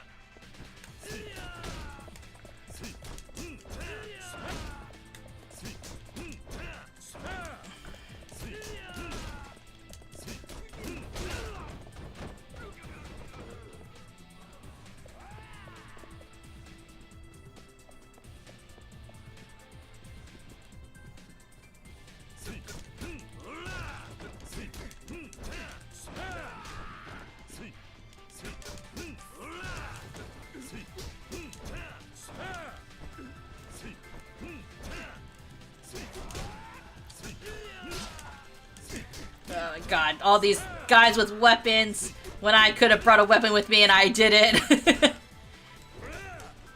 I figured I could just steal. I do like how I can just take people's weapons in two. Definitely very spoiled from like stealing all the weapons from the enemies.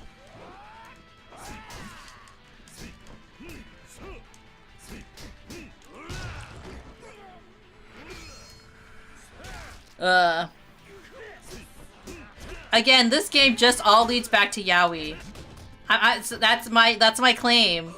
Everyone has a lover in this game, except for Kiryu, because Kiryu's a pure man. I mean, I guess he did have that picture of Sayama in his room. But how do we know that Sayama wasn't his beard? We don't know. He could be finding a new romance in Rikia, which is why he felt more emotionally attached. I don't claim to write the story. It writes itself.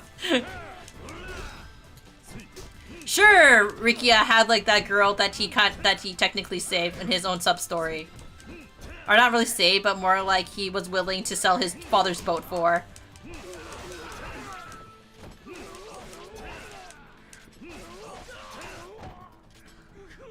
But he was willing to sell, he didn't know that, like, if I had, like, a situation with my family, I'm sure Rikia would have considered selling his boat for, his dad's boat for me. I'm just saying, he would do anything for Kiryu. He took a bullet for Kiryu, so I think that he would sell his boat.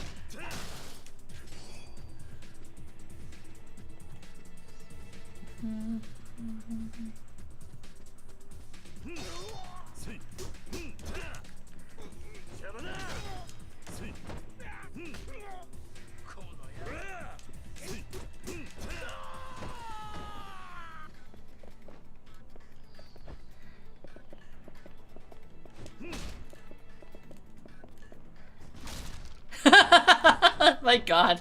You just like crunch with the couch.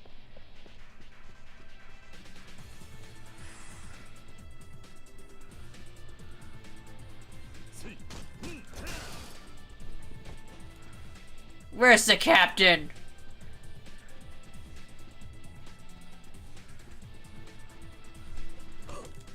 Ah, fuck you, bitch.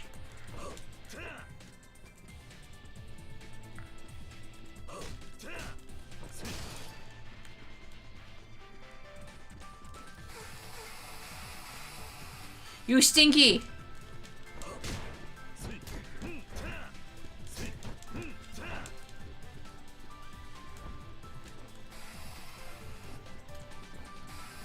You stinky man.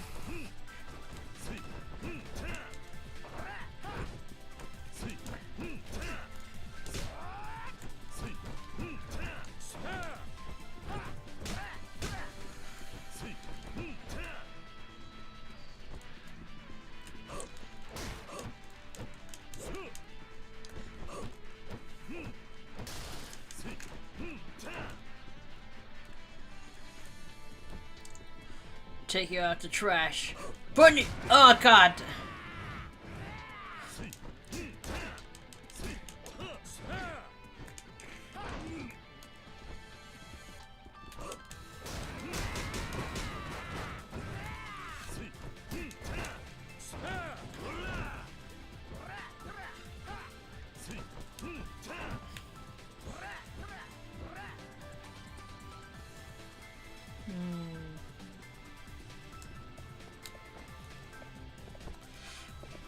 Come here!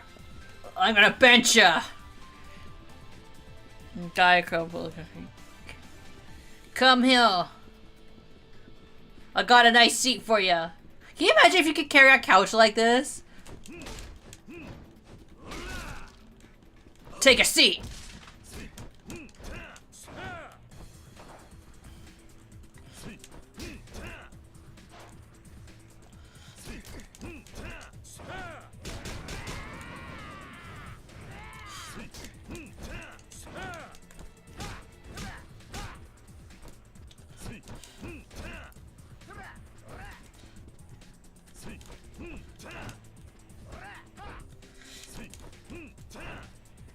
Motherfucker!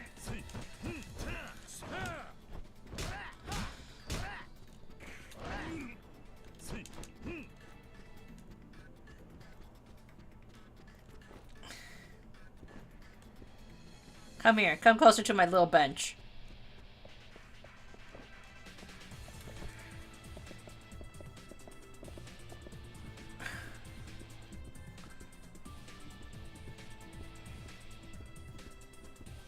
Don't back up, bitch! You know what I'm coming with. I'm coming here with the bench! Ah!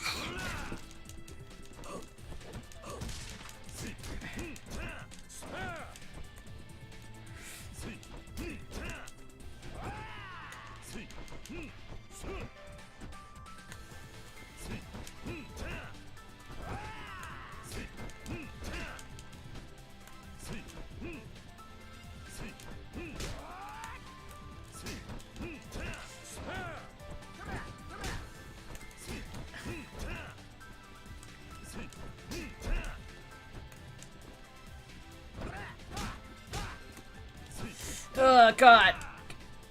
Shit! Damn it!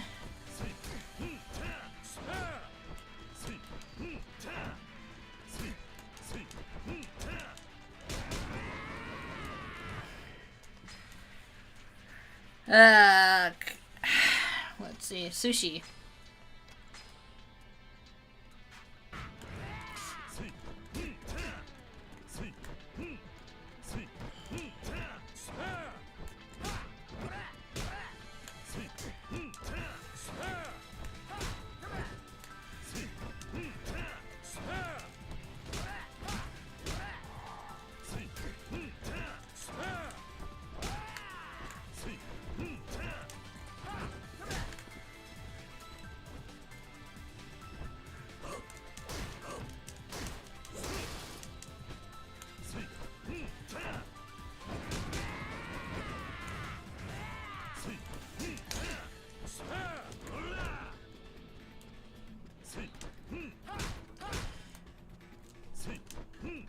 Oh my god, please! Why are you so, like, agile for a chunky guy? You know what? I shouldn't say that. Any chunky guy can be like this. Didn't be this fluid, I guess. If they're a boxer.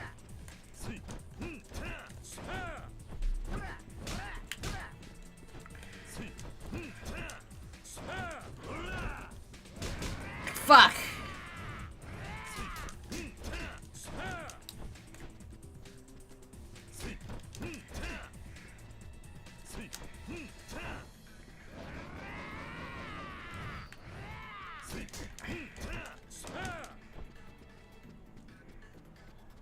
You can't catch me! Oh my god, look at how fast I am! I run. Like a fucking bee.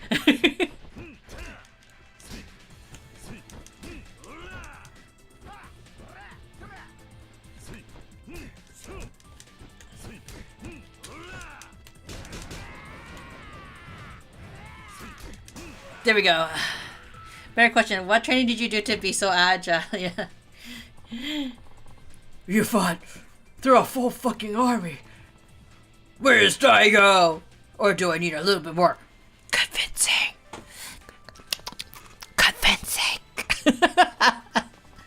I'll talk. He's up on the 25th floor of the other room. Just 2501. Chairman Munii should be up there with him. The 25th floor? I need to get moving. Go to Daigo's hospital room.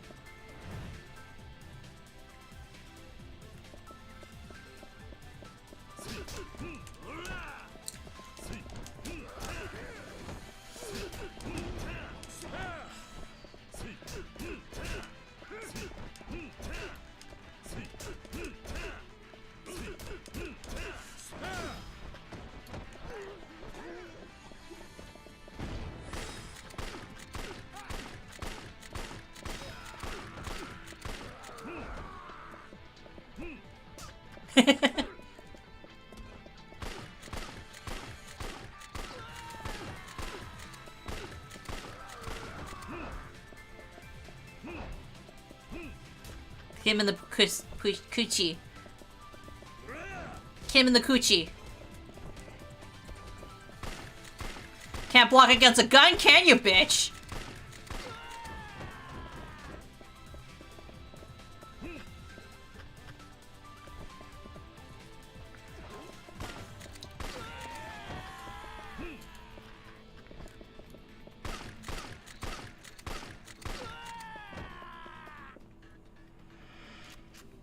Shit! My fist!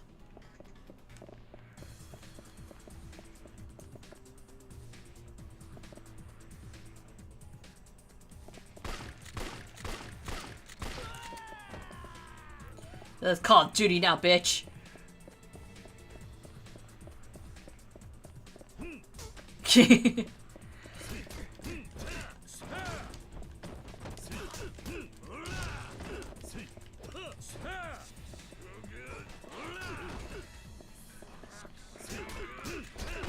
Oh my god! Oh, is this how, is it? Oh shit! God, is this how much pain that Rikia was in?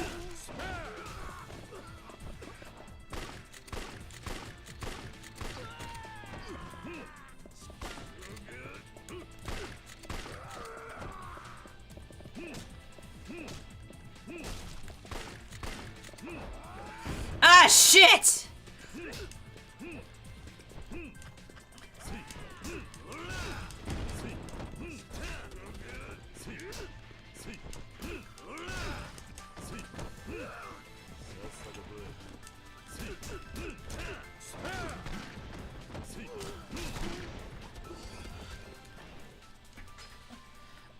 Okay, let's see what we have here. We have maximum, a little. Who has shotguns in a hospital? Who allowed this?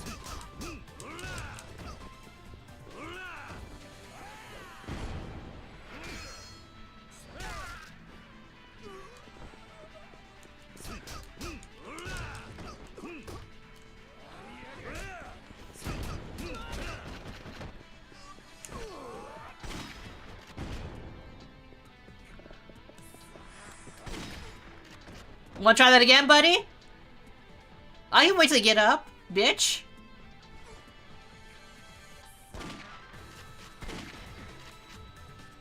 Wanna try that? One more time? Yeah, that's right. I heard you. Wish.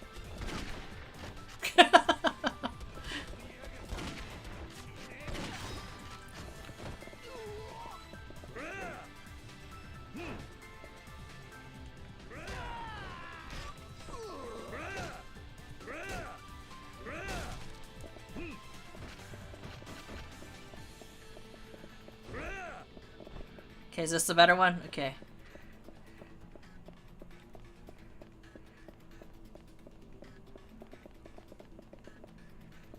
Oh shit, no, I want to keep that. No! My gun! I just have my hand.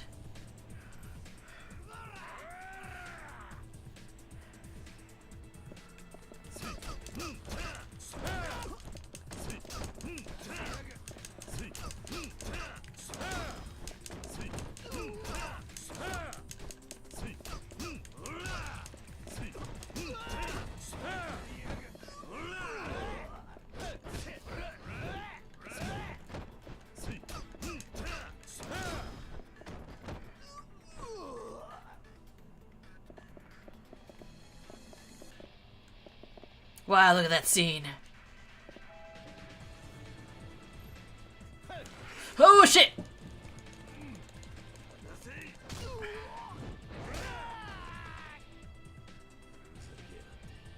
Yeah, don't fucking mess with me.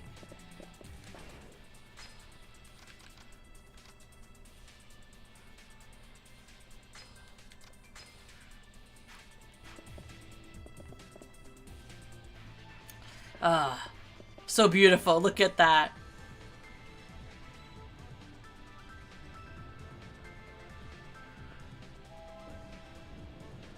What was the point of that look? The Daigo's hospital room.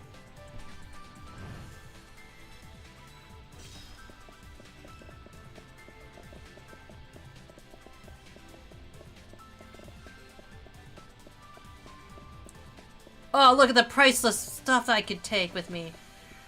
Like this vase.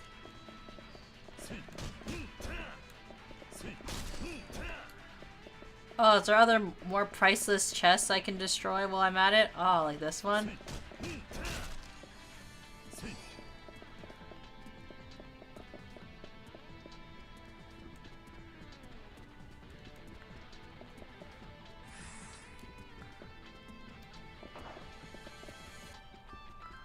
Where did I go wrong? Where?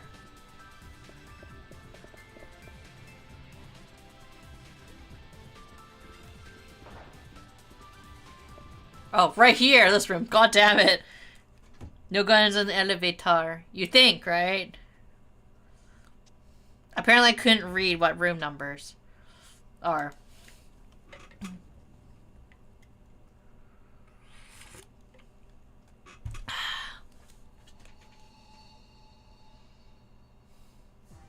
It's you!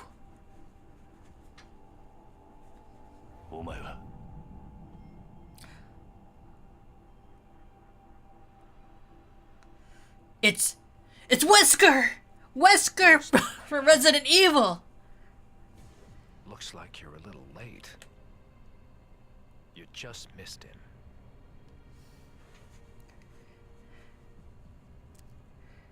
The name's Richardson. If I'd known it would have come to this, I'd have killed you when first we met. When first we met, really? That's what they told him to say? If you're looking for Daigo, Mine's taken him up to the roof. Onto the roof?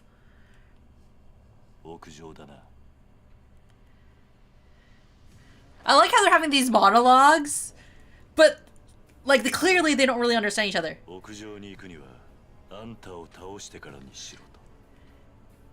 You're welcome to try. How would you know what he's saying? This is the end of the line for you, Kazuma Kiryu. Oh, that guy did not say his name correctly. Kazuma Kiryu. Kill you. Oh, he said his name really weird. Oh my god, what is happening?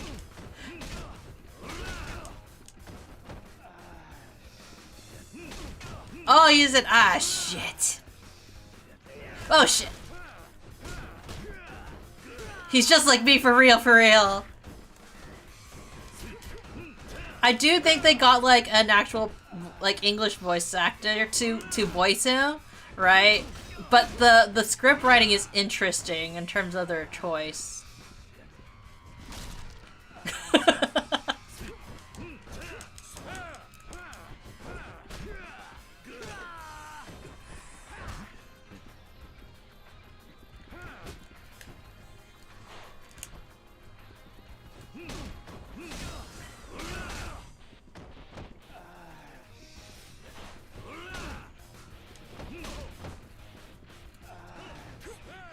Oh my god, it's like there's like wrestling.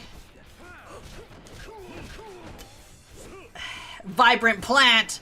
Well, vibrant in your ass. I don't know why I came up with that. Damn, this guy is going down easier than like the other guy. Part of the mafia, part of the Yakuza, you know what I mean?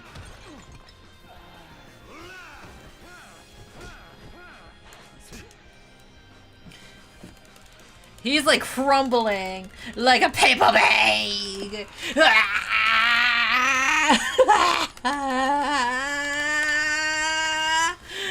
His garnet. This is how we do it in Japan.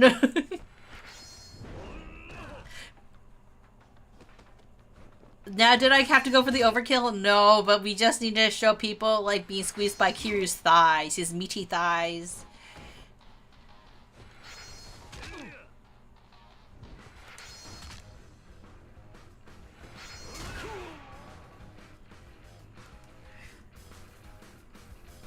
Apparently it's confirmed the side somewhere that this guy did indeed understand Japanese. He was just talking English for the fun of it. What the fuck? If you're looking for Mine, Dad goes with him up to the rough. Going down easier than the couch guys. I know, right? I must hurry. I must go to the rough. This is Richardson, isn't it? Twitch. Of course, because, like, it's never the end with white men. To the rough.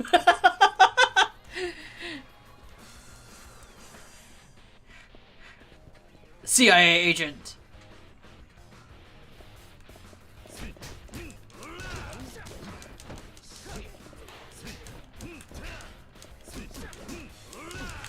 I think the thing that for me, it's what's the most unbelievable part about the whole, like, the CIA agents are just like, oh, this guy clearly Japanese doesn't understand a lick of English. I'll talk to my monologue in English. Because, you know, that's an effective way of dealing with people.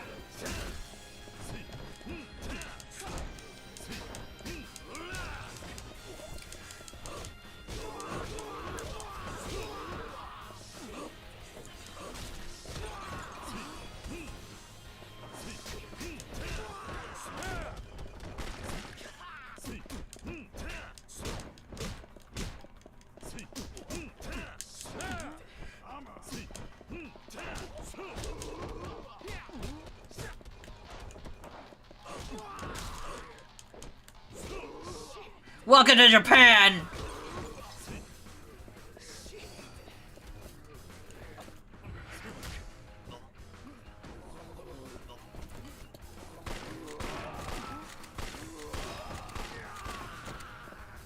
Yeah, that's right.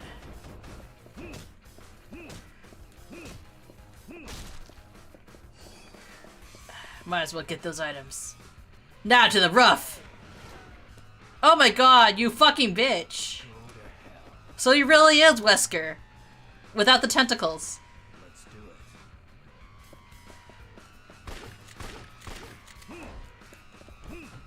it. Oh my god! Sit down! Ow! Ow, you bitch!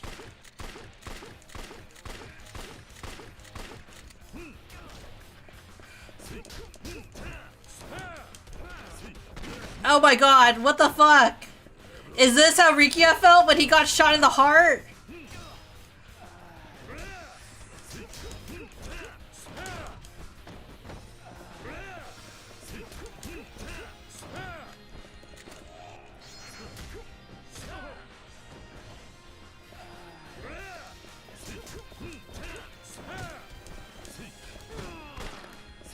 What is he supposed to be, Dante?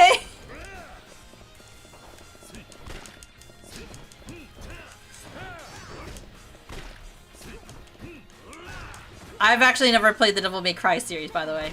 If that's so hard to believe. I have been told to play the Devil May Cry series, though. Jesus Christ! I'm not a zombie!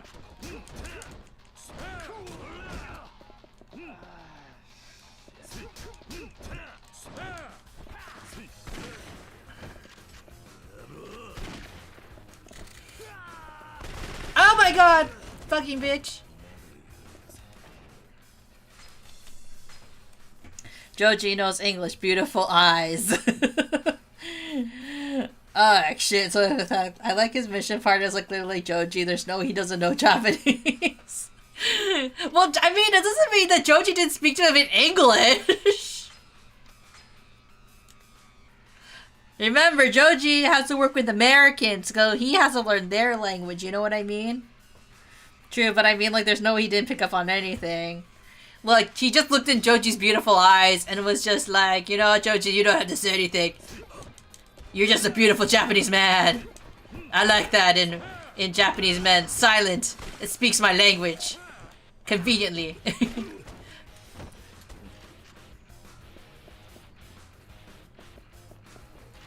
Oh shit, you motherfucker.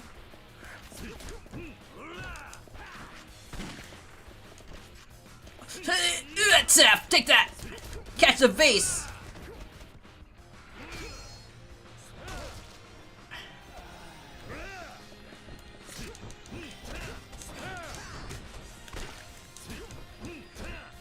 Should I ever play, like, the Devil May Cry series, by the way? Like, I know, okay, so after this, I know there's, like, an indie game I want to play. I really, really want to play, because I've been waiting for it for a long time. And the game is, like, Sushiben? And it's, granted, like, I think it's better to play in VR, but I don't have a VR set. But I really, really want to play that game, right? I've been waiting for that game for, like, ever since it got announced. And I actually, like, bought, like, the plush as well, just so I can, like, play the game, yeah?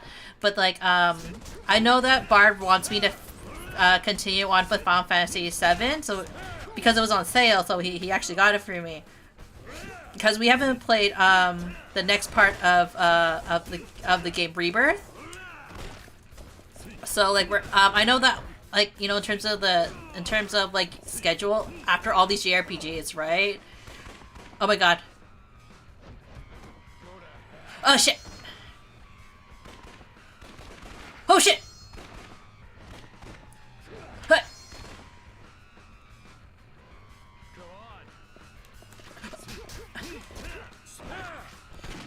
Stop shooting me in the back, you bitch!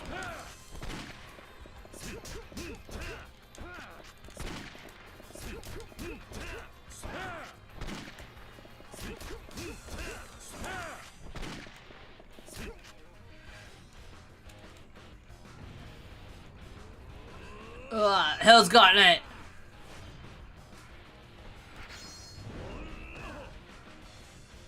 You wanna feel this again? I pressed it! I pressed it! Shit, I pressed that one, I pressed the wrong button.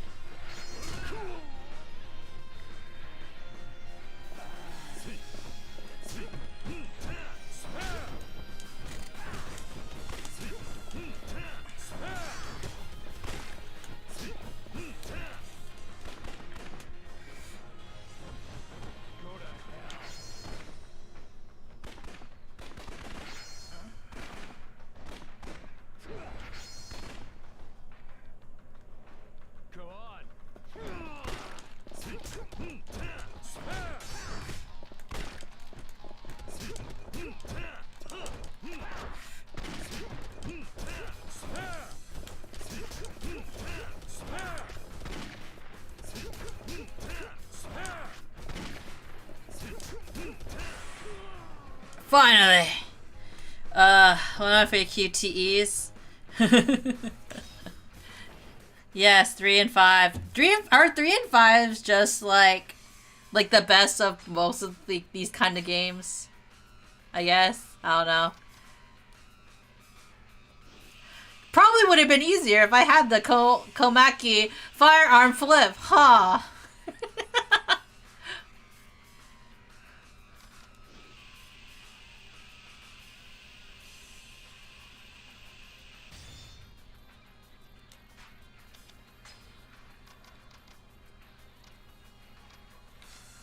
Heat.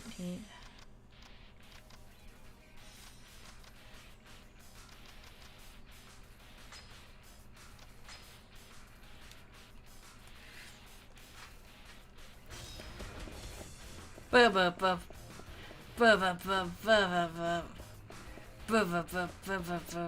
the roof!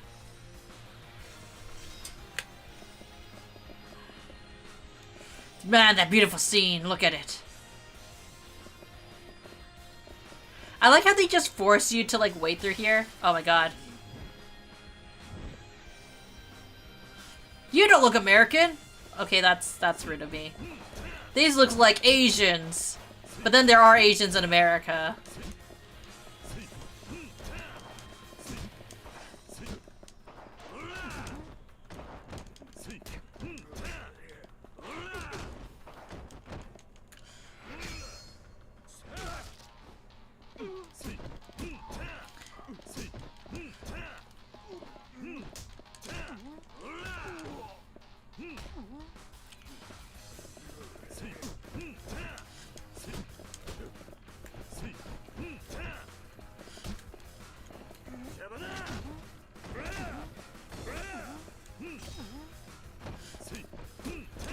What? I thought we just finished establishing no guns in the elevator.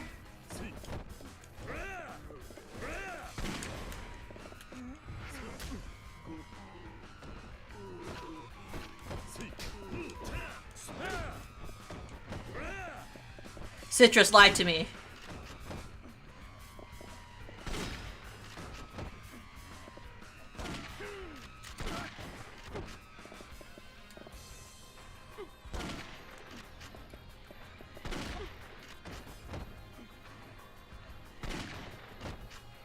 Wanna try it again?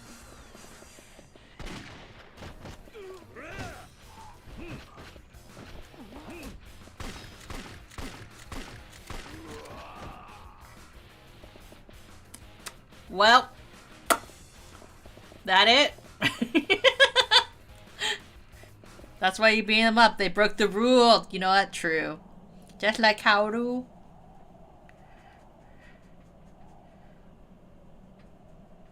Damn, he brought him on a Gertie.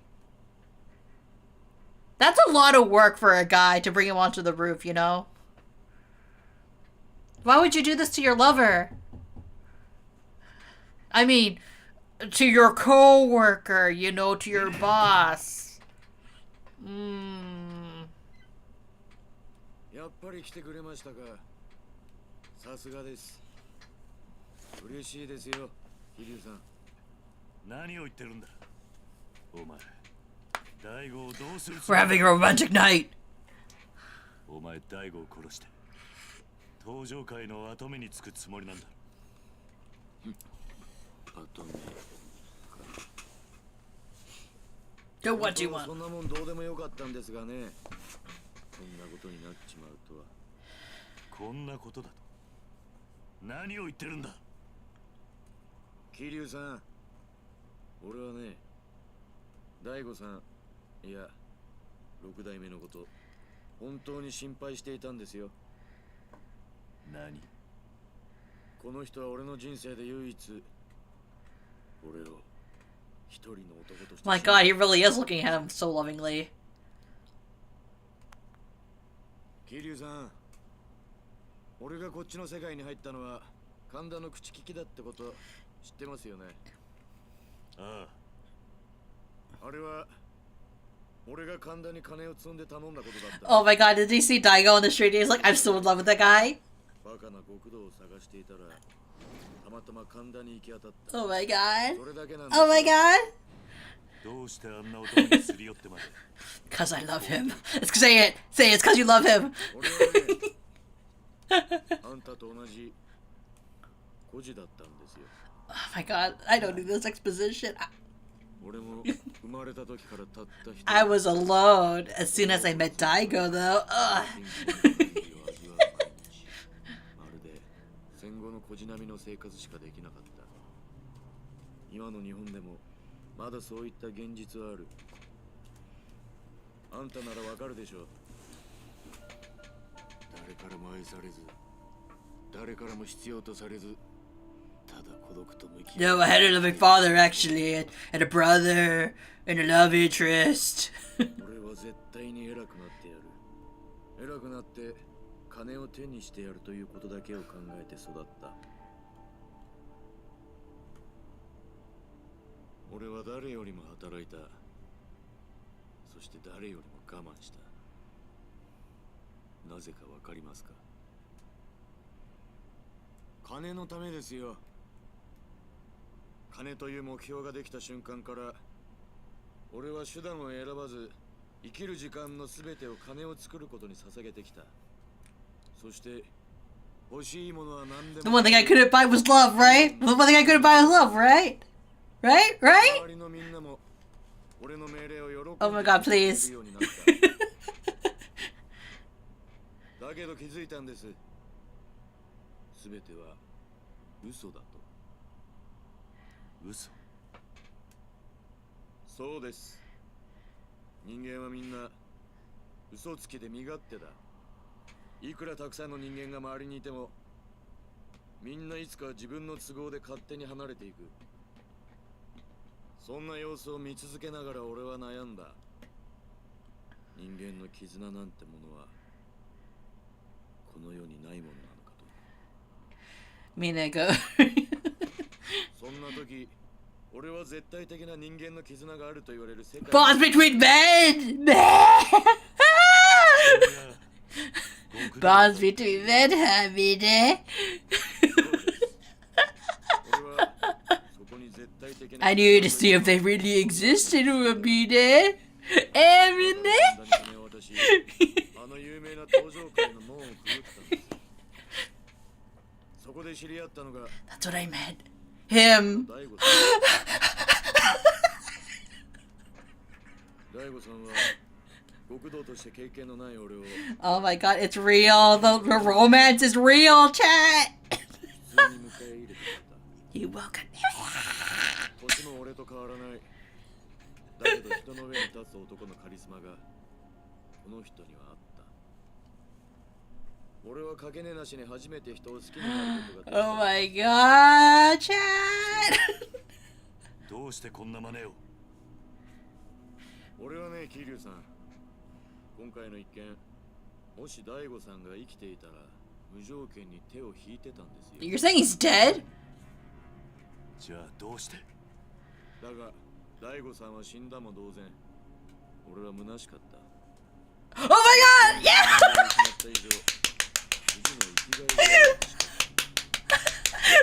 そして心に決めた。 The one man he really loved. 誰にも文句を言う。 The one man he loved, chat. それでブラックマンデーに協力を。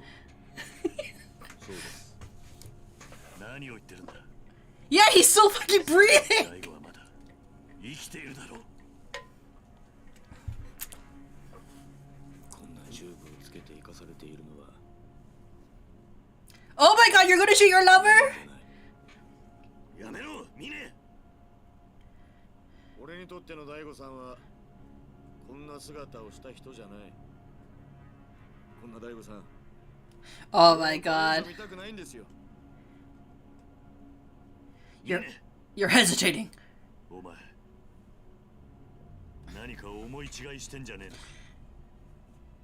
人間、しがみついてでも這いつくばってでも生きることに価値がある。わかるか。大悟はまだ必死に生きようとしている。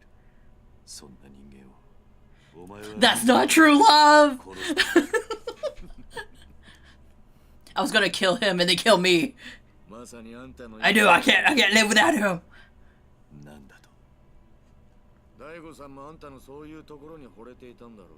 You're jealous, you're fucking jealous.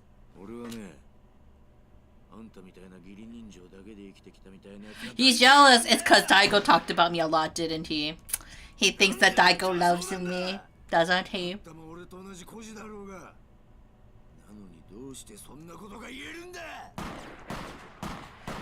Damn, you a terrible shot. 俺の目標だった大悟さんを俺の手で最後の幕引きをして大悟さんが大切にしていたあんたを殺す。そして俺は登場界のトップに立ち新たな生きがいを。そんなことをして何になるんだ。何？お前は何にも分かってない。お前の周りから人が去っていく理由、俺にはよくわかるぜ。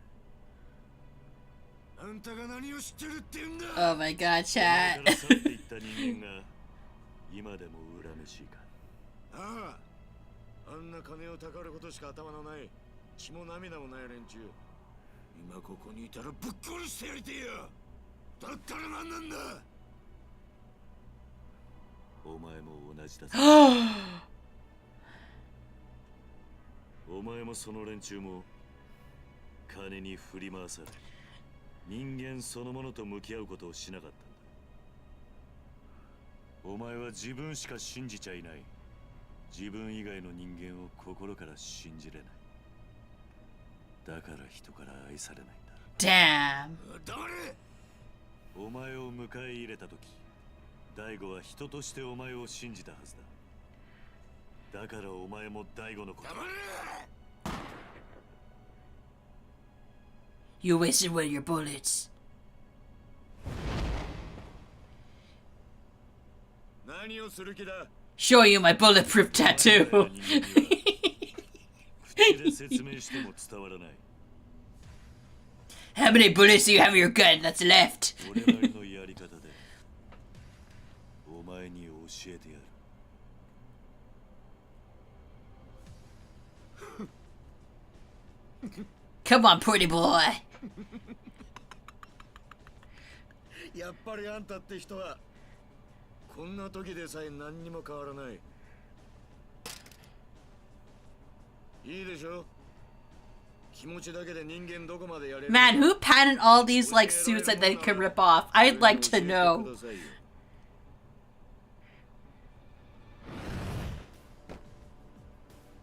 でも言っときますが、いくらあんたでも俺を倒すのは簡単じゃない。 Stupid crocodile.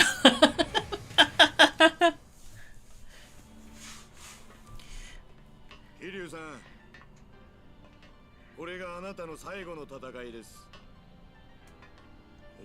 I like how everyone waxed, you know what I mean? Except for Kiryu. Kiryu doesn't wax, you can tell. But that guy waxes, clearly. He's very smooth. Look at his body. Not a single hair.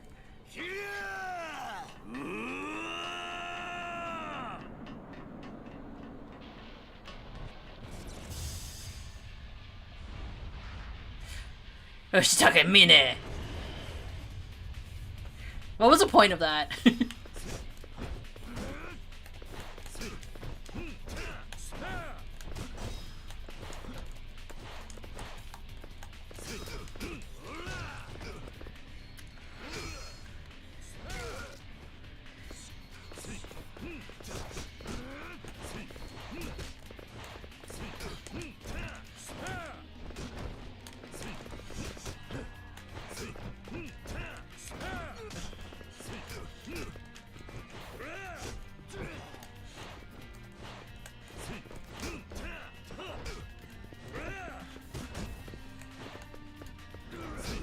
What if you could just take like Daigo's like gurney and like just like you swing him around to attack you?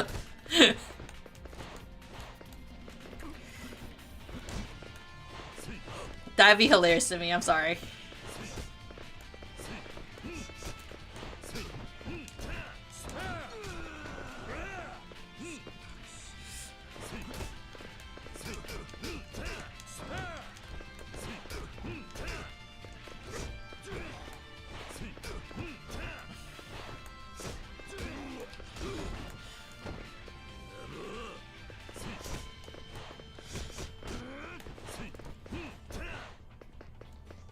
Maybe we shouldn't stand next to the edge. I don't know, Mine.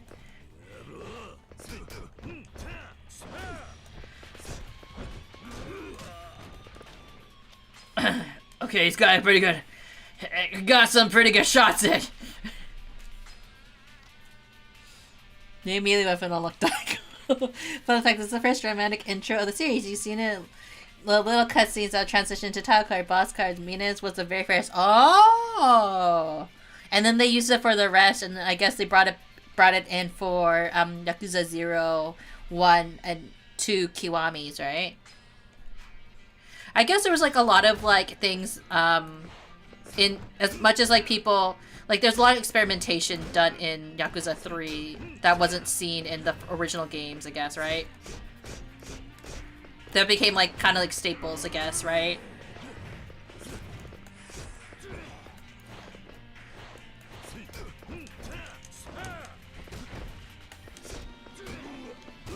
God damn it, please!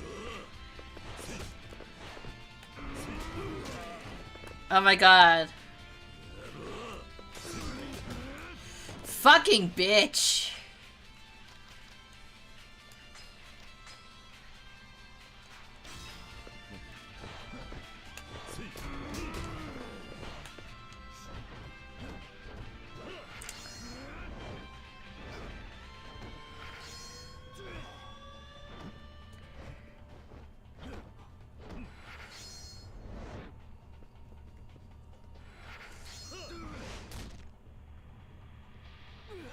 Oh, you broke my hand!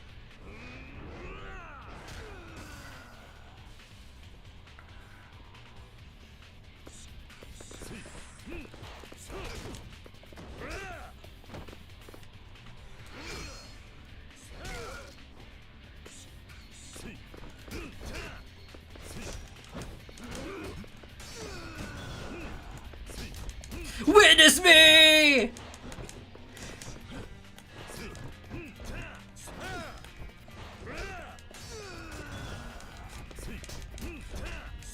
Can you imagine like someone just flashing their crotch at you, being like all like,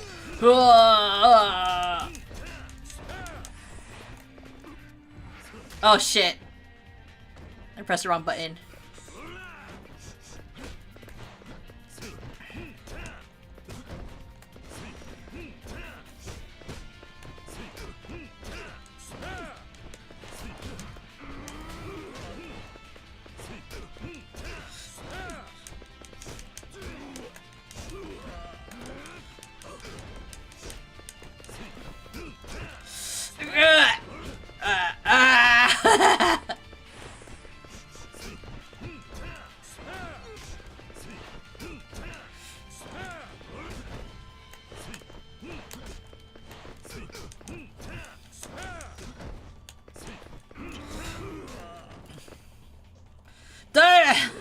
Mina, I'm literally a 40-year-old man, please!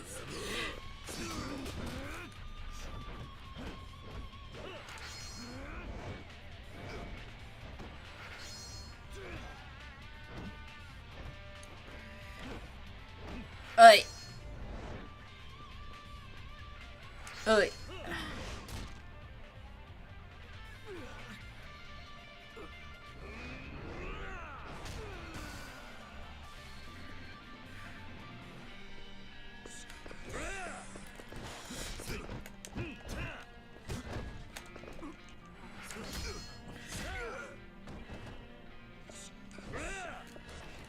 Item, need to recover quickly. Yakuza 3, every Yakuza game has dynamic intros. Yakuza 3 was also the first game to get rid of the loading screen between Otherworld and Grand Battles. Oh, interesting. Witness me!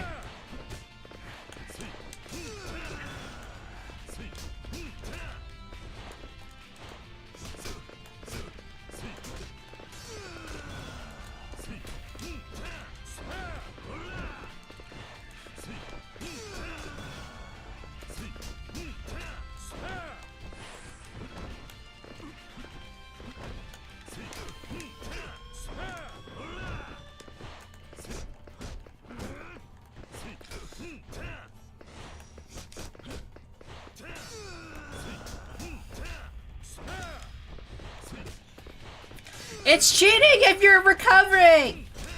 It only works when I'm allowed heal!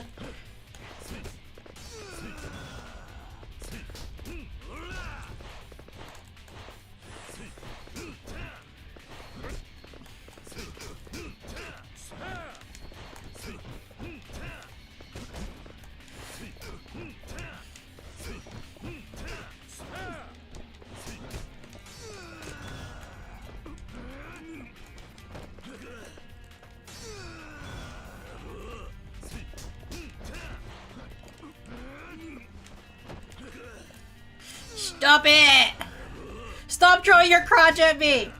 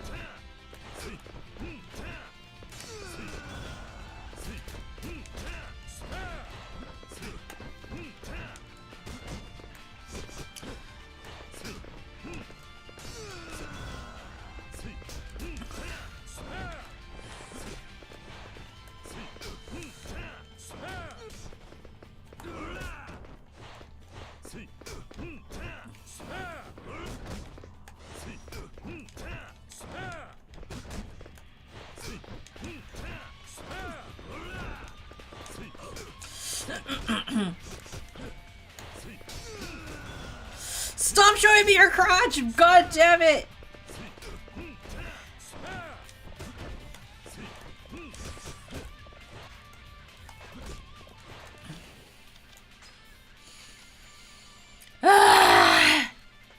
Yours for peaceful protected creatures was known to appear before significant leaders and otherwise people. I look at Munii. Sorry, I think it's easy to see why he chose the Kieran. Alright, okay, Gar, no, there's no change the plan. Bye. Dakmina is a tattooed Kieran, which is a mythical creature. Yeah. Yeah, Kierans are like quite interesting mythological creatures. Because they're like it's basically like a Chinese unicorn almost, right? Like they're not quite like a unicorn, but they're like very like similar in that sense, right?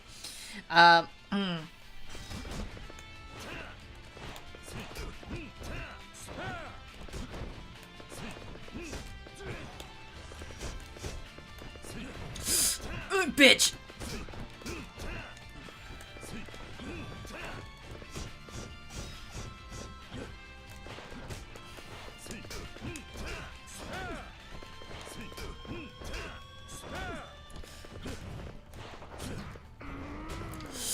Fucking bitch. I missed!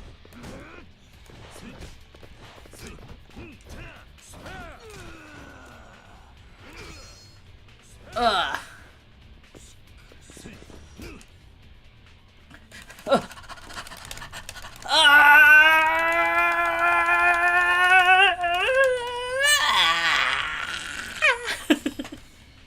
Yeah, I was gotten it.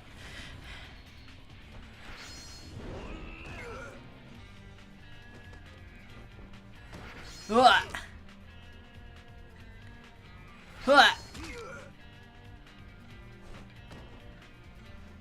What? What? What?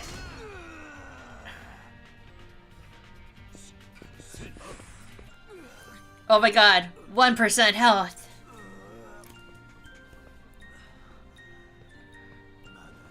Hugging.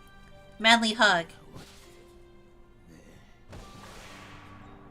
Defeat Munii.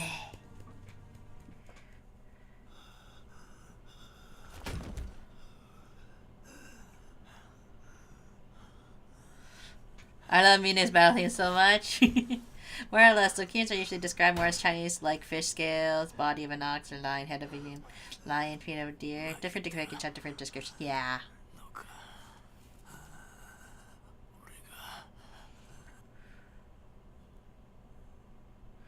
Man, that would hurt a lot to fall and fight and crush people on like the roof, you know? Seeing all these crates, it's metal. Say my favorite theme in the series.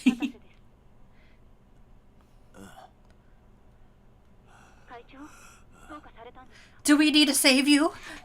大丈夫だ。会長、私どうしたらよいか。お前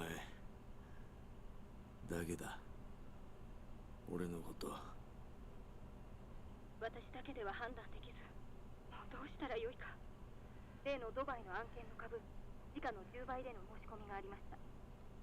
今回の話を聞いた欧米のファンドが会長とぜひミーティングをと依頼が殺到して、スケジュールが。金か。What a bitch! 結局金しか残らなかった。You could have Daigo, but you tried to murder him. のし上がったんだ。誰の力も借りず、誰も信じず、金だけを信じて。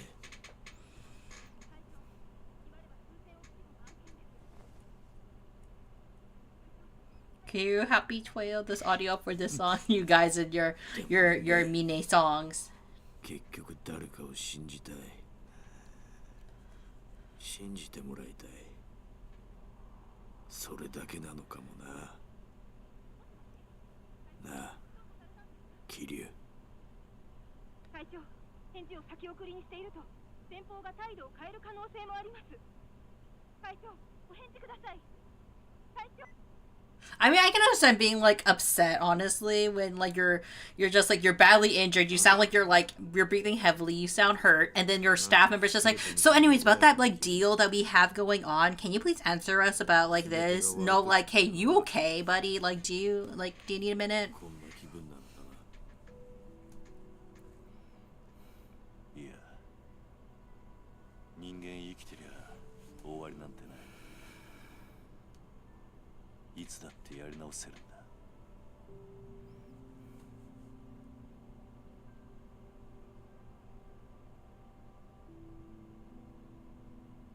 And then we see Daigo standing and going like, Munii, why the fuck did you try to kill me? I don't love you.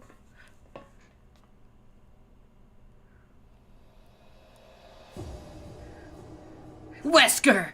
やはり来たか。くそ。どうして知 That's not the CIA.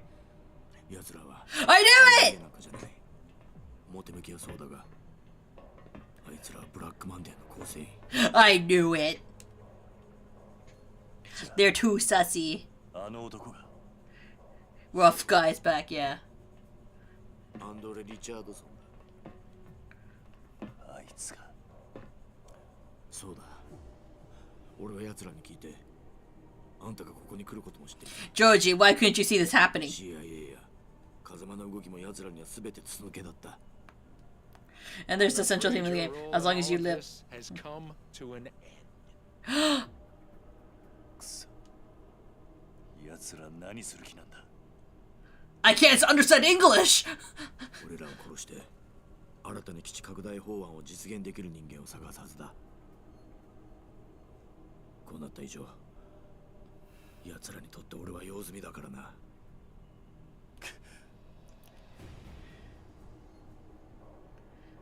Daigo's gonna wake up, pick up his gun, isn't he? Oh, there are plenty of people who could replace you.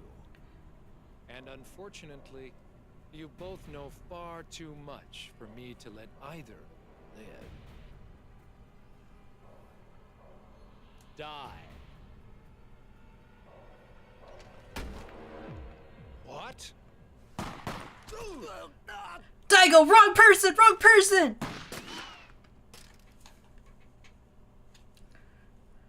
What the fuck?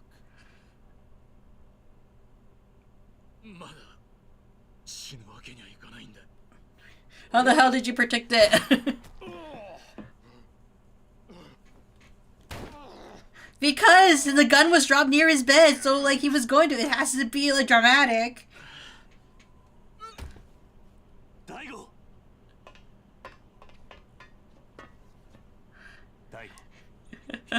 Kiryu-san. I've always loved you. did he know where the gun was, honestly?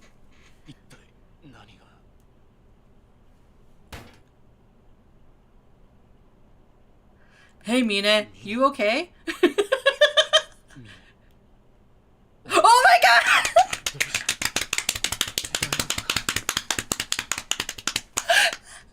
It always comes back to Yowie.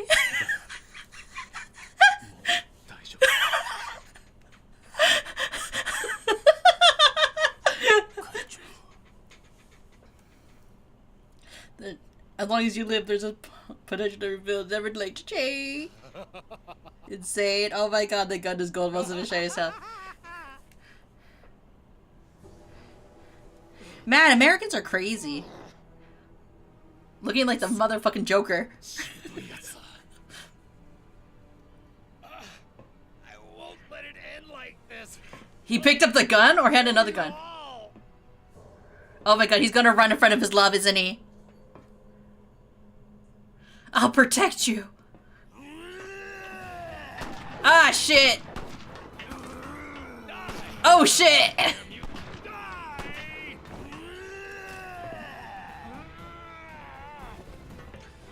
Oh my god, is he gonna go off the edge of the building?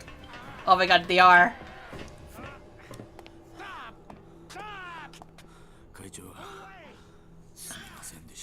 Like a... I love you, you fool! Richard says, like, going like, motherfucking, I should know.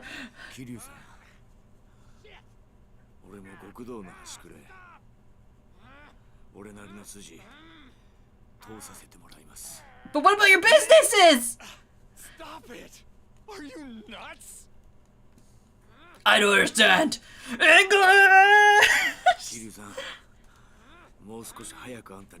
Oh my god, we could have taken him down by now, Mine. Damn!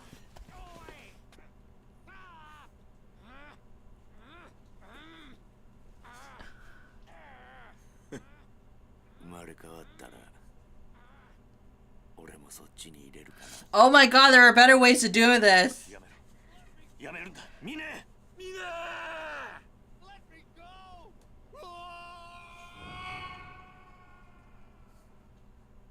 Right in front of a hospital, too.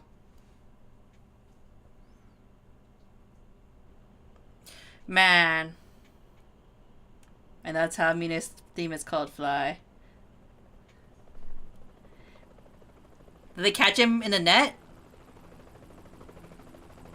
Oh, okay, never mind. I thought there was a net that caught them. Why did you bring her along?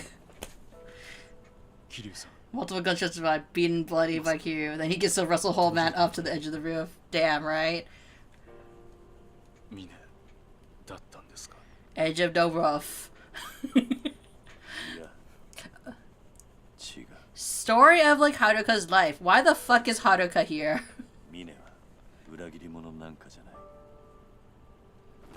He would never betray you, except for the time where he almost tried to kill you. Because he loved you.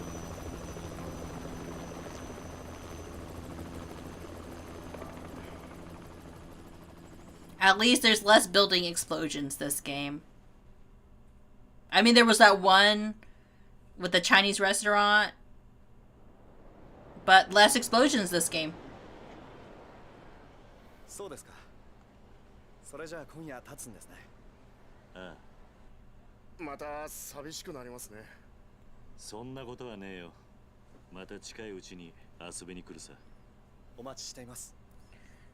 They always bring Haruka in the house to witness the end of the game. Honestly, Haruka has is going to get her helicopter license by the end of the Yakuza series, isn't she? And the people are going to be like, who's going to tell Munii?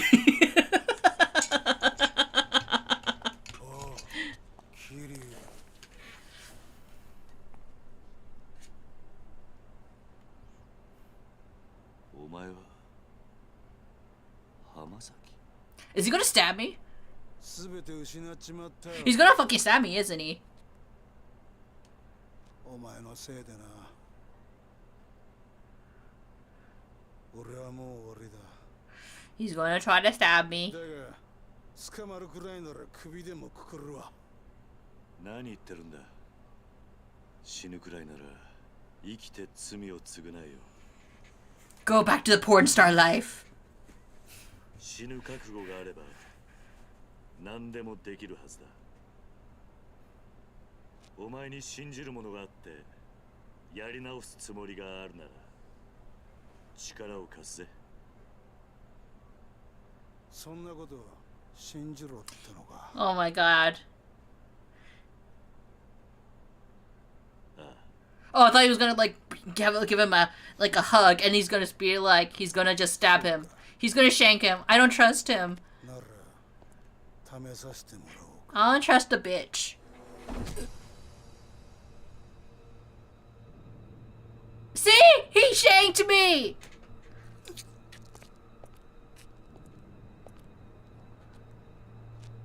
Why?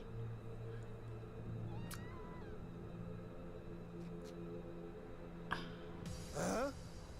死ぬ気にならって何でもできるってか。信じる？やり直す？ Why is no one else calling like the hospital or the cops? お前に教えてやるよ。人間死んじまったら信じるところじゃねえんだよ。おめえはあんねえんだよ。おら、言ってみろ。死んじまうときは信じるとかどうとかどうでもいいんだよ。俺は信じる。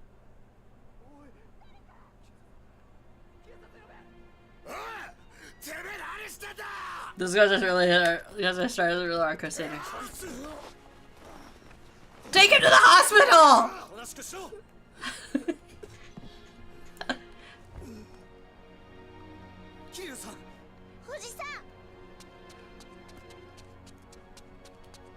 Someone take him to the hospital!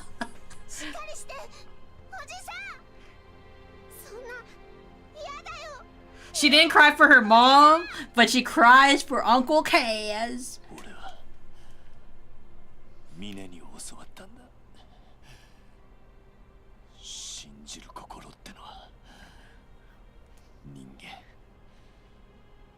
死ぬ間際でも持てるんだってことを。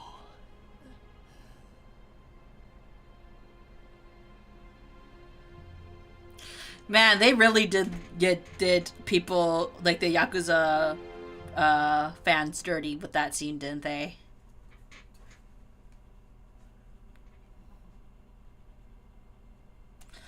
I knew not to trust a bitch, right? You never trust a bitch. Everyone just noticed Kira got stabbed. She's about to lose her third parental figure, right? I'm sure everyone was just like, what the fuck? And when, as soon as this happened, like, I know how, probably when, like, this first happened, and not knowing that there's going to be another game, right? They're probably going like, oh my god, did they fucking just kill Kiryu right then and there when it was originally released? And, like, knowing that, like, you know, there are multiple games after this, and Kiryu's still alive, oh boy, can't wait for Peaks 4 streams.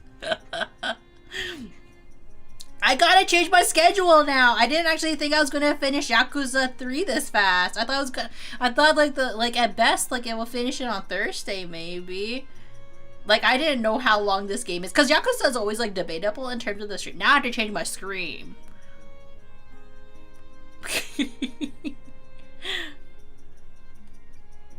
Cause like I usually like taking a breaks between like smaller breaks between the Yakuza games. So I think maybe I'll try to like switch it to like Sushi Ben, because again I really want to play that game. But yeah, I actually wasn't expecting to be so. 3 and 4 are the shortest games in the schedule for in the series. Ah, I see. Curse you, Kiryu, sad for best of the schedule. Really? Yeah. I mean, like, I probably would have been like that if I actually did some of the side quests and side missions, but I didn't, so you know how it is, right? But how do you guys feel about me playing Yakuza 3? Like, did you enjoy it? Like, did you like my reactions? Did you like how everything leads back to Yaoi? It all goes back to Yaoi.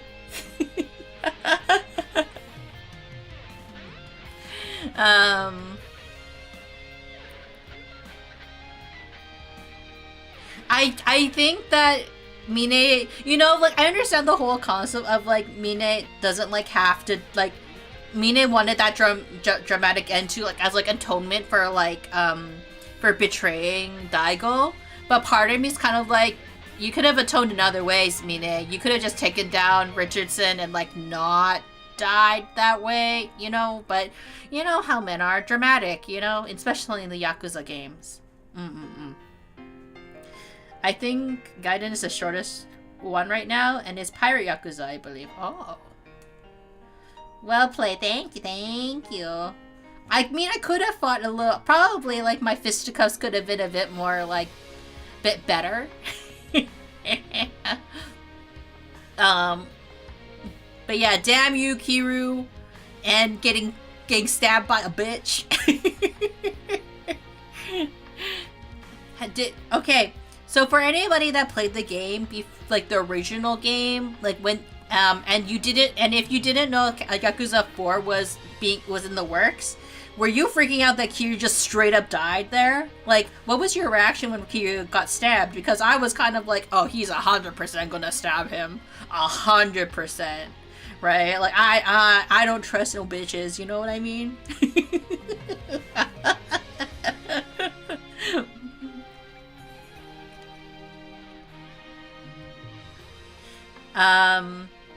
But yeah, I'm not sure when we'll play 4, because I think, like, what we're gonna do is, because we're gonna try doing rotations, so I probably am at least going to switch the game to definitely Sushiben, because I've been wanting to play that, and it got released a couple weeks ago, so I'm really excited to play that. And then Metaphor, I'll probably, once I finish Metaphor is still kind of like a long ways to go, but I plan on switching over to Final Fantasy Rebirth after Metaphor's finished. That's the plan. Mame! He has a new house.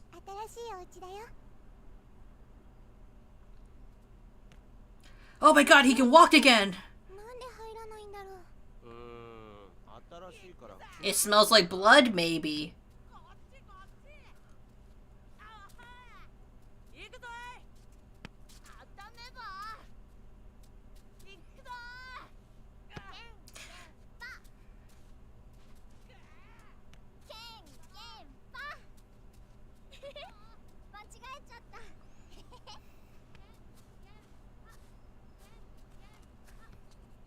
I like how they built the house exactly like how the orphanage was.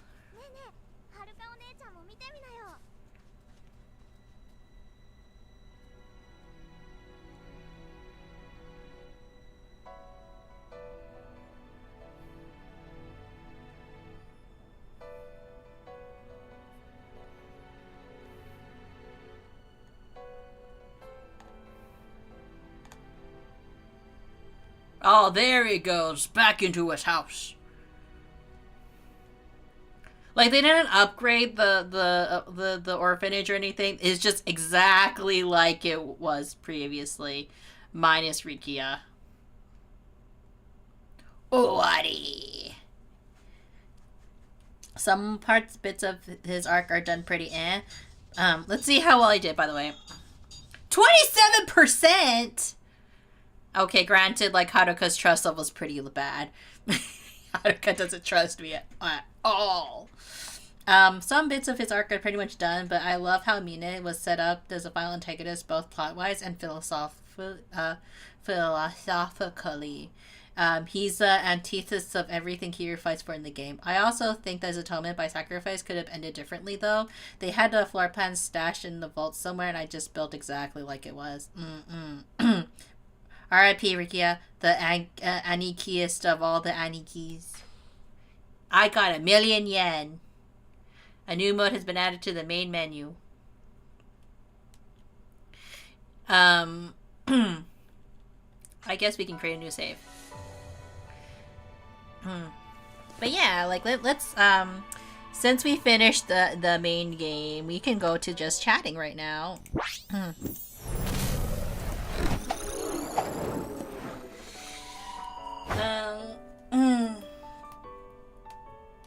Just stretching a bit.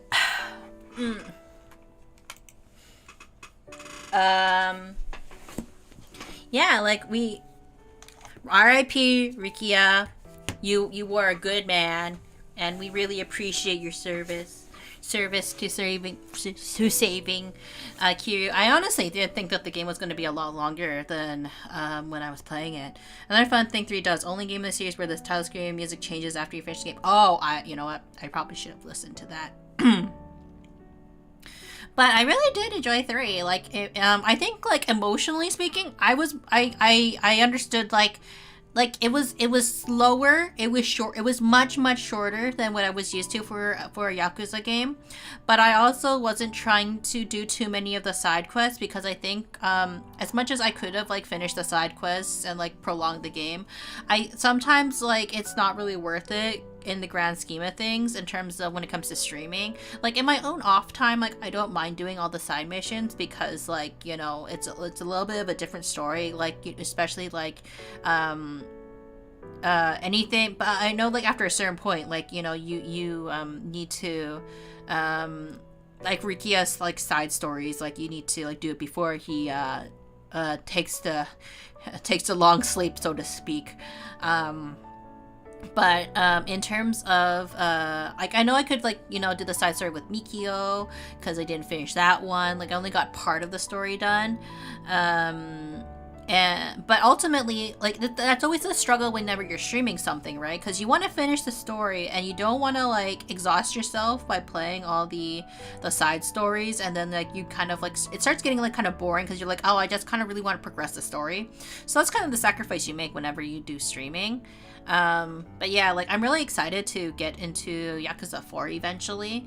But I want to play other games a little bit in between, just so like we have a little bit of a break from it, and so we don't like jump into and finish all of and catch up entirely to the Yakuza series.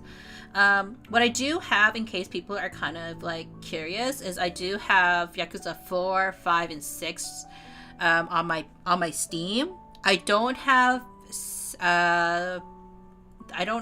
the rest of the series after that, which I mean is like, you know, we still have quite a bit to go through and do, so it's all good. Like we can get to that eventually, especially yeah. The current game order definitely has a strange timing to it. 0 is one of the longest games. 1 is not that long, but Kiwami added to it. 2 always pretty long, and then you have 3. I think it's because like it's also like you have to think about capitalizing on like the popularity of the Yakuza and Kiwami, and the Kiwami, well, not Kiwami series, but like the Yakuza series just as a whole, right? Because like I just like, you know how like some game series like take a really long game development life like cycle, and when it comes to like capitalizing on popularity, sometimes you have to sacrifice the length at which to like the length of the story to try to produce the next big thing, right? Like if you want to take, for example, even for movie franchises, right? Like what was the hottest movie that came out recently? K-pop Demon Hunters. That movie took like how long to actually develop, like the original movie, right? Now in terms of that movie in particular, I think that the pacing of the story was pretty okay, but it wasn't that great, in my opinion. Like, I felt that there was so much more they could have done, but there were certain sacrifices that they made in terms of the timing of the movie, and like they couldn't get further into depth, so like it leaves just enough for the audience wanting more, right? And you can say the same thing with like the Yakuza and like the Kiwami and like a dragon, like just in general, right? That the whole world, like there's a lot that happens, and then there's a lot that doesn't happen, and like it keeps you wanting to listen more to the story and the curiosity, right?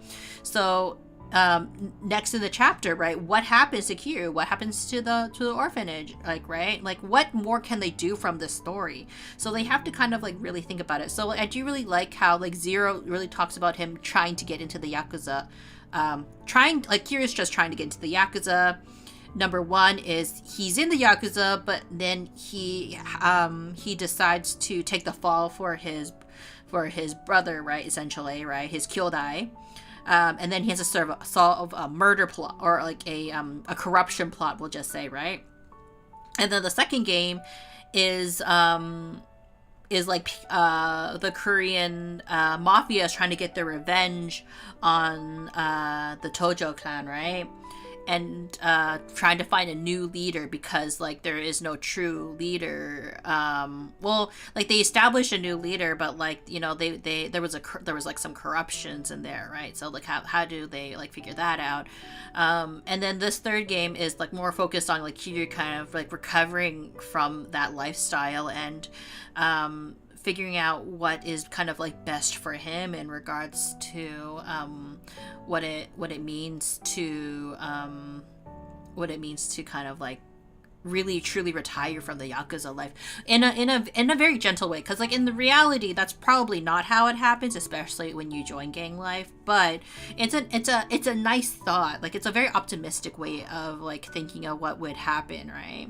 Also, Zero and Kion were released as part of the 10-year anniversary series, so they took their time with the content with them as much as possible. Yeah, plus, I think when it comes to, when you think about 1 and when you think about 2, let's go back to 0. 0 was kind of like, hey, there are a couple of plot holes that we probably could have like talked about, especially in the first game. So let's do it justice by kind of sharing like a different perspective. Like, who are these characters? Who is Nishiki, right? Like, he's not just some crazy guy. Like, he has, like, there's a story to him, but we didn't really explore it in the first game. Okay, let's go back and kind of give him a chance. And then I didn't really like Nishiki's character, honestly, in Yakuza 0, because I thought he was a wimp. I'm like, really? This guy is like a higher up in the Tojo clan, really? But then you kind of like, but knowing about his kind of like his character, like in Yakuza 1, when you think about it, right? Like, okay, he really had to change his character, right? Because of how, as we learn, his sister, right? He a lot of what he was doing was for his sister, who you never see, honestly. So like, you know, I don't really care about his sister, like at that point, right? Like even in 0, I kind of felt that they could have like established more of a better connection for the viewer or the player, to like if they had included his younger sister a little bit more to some degree, so you have like kind of like the whole like, oh shit, right? Like, you know, this is happening and we already know that she's gonna die, but right, like I have this attachment to this character. And I think for some people, like 0 did enough of a job to give you more context for Nishiki and his character. I felt there could have been a little bit more in terms of some other aspects of it. I do feel that the childhood friend, what was her name? Like their love triangle situation, you know, like Haruka's mother. I did not care for her. Like honestly, like she there was like the mystery of where is she? Like she disappeared. Yeah, unfortunately always missed the mark with Yumi and Nishiki's sister. Yeah. It's because they're not men, you know? Like with Yumi, right? Like you kind of are like, oh, where's there's that shrouded in mystery with Yumi. But again, I don't feel an attachment to her. I don't really give two shits that she kind of died. Like I kind of felt bad that, like, you know, Haruka is without her mother now. But like me as a player, like the time to have done it was definitely in Yakuza 0, but possibly the reason why they didn't really do it is because there was just way too much content going on in 0 in the first place. You know what I mean? So like it's difficult to squeeze that in 0 when they were writing it. They really wanted to focus on like Kiryu dealing with this whole controversy behind the scenes, right? There was already kind of like that overarching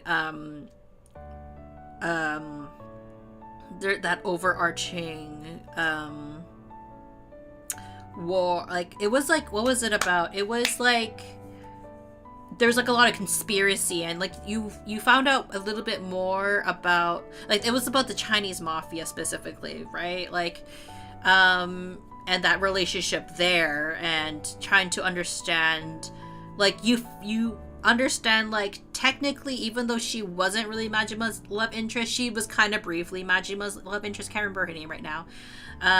But like you care more about her, like the blind girl, than you care about like other aspects of the other female characters that were already established in Yakuza 1, the first Yakuza game, right? So kind of like some things to think about, right? There's this JP only mobile game, the RGG Online, which is a lot of short adventures that explore that falls between the cracks in the main story, Mine and Daigo's story, Nishiki and his sister. I see. That's really interesting. But yeah, like, I guess it's interesting to hear the perspective of someone who like I haven't really heavily researched that much of the Yakuza series, like, because a lot of this is like a blind playthrough. Like aside from like a couple hints or every here and there, like I'm not like super like researching the game, so to speak, right? I'm sure that like I could like read up on on all the plots and kind of like understand and have more of a feeling for certain characters. But as a player, from what I can see right now, right, I did not care about Yumi or Nishiki's sister. I'm sorry, like their deaths meant nothing to me, but Rikia's actually meant something to me, because I'm just like, damn, my kyodai, my bro, he took a bullet for me, and like I feel something because I actually know his character and kind of like grew to really appreciate his character. So I can understand like the disappointment that Rikia's character is essentially recasted, and now there's probably reasons why he was recasted. I'm not necessarily sure. It could be because if the actor is no longer available, or for various reasons, or like they want to give a fresher take, or like they want to explore new Rikia's story. You know what I mean? It's very complicated, especially when you do remakes of games, because like Kiryu's actor's not getting any younger.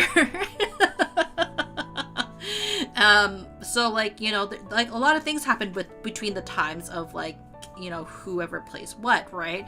So remakes are great in the sense of you can still use the same audio as like the original game, even if it's pretty shit, but with updated graphics. Like there's a beauty to it in a sense.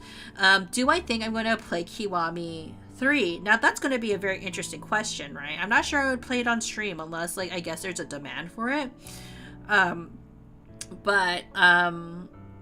Yeah, like I'm really excited to see where the story goes in terms of 4, because I'm not sure where it's gonna go from there. Like, because like Kiryu is supposedly like retired now from Yakuza life, right? So what other tragedies are gonna happen, right? And I could probably look right now at the screen of like and make a complete guess, like a blind guess on what's gonna happen in Yakuza 4.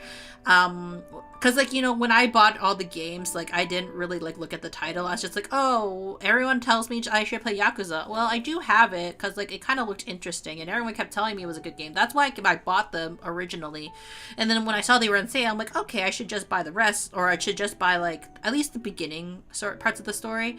I know it was always like something that was kind of like, well, a lot of people like it, so I kind of want to experience it. And like, you know, it was a couple bucks, right? At least for like up all the way up to 6.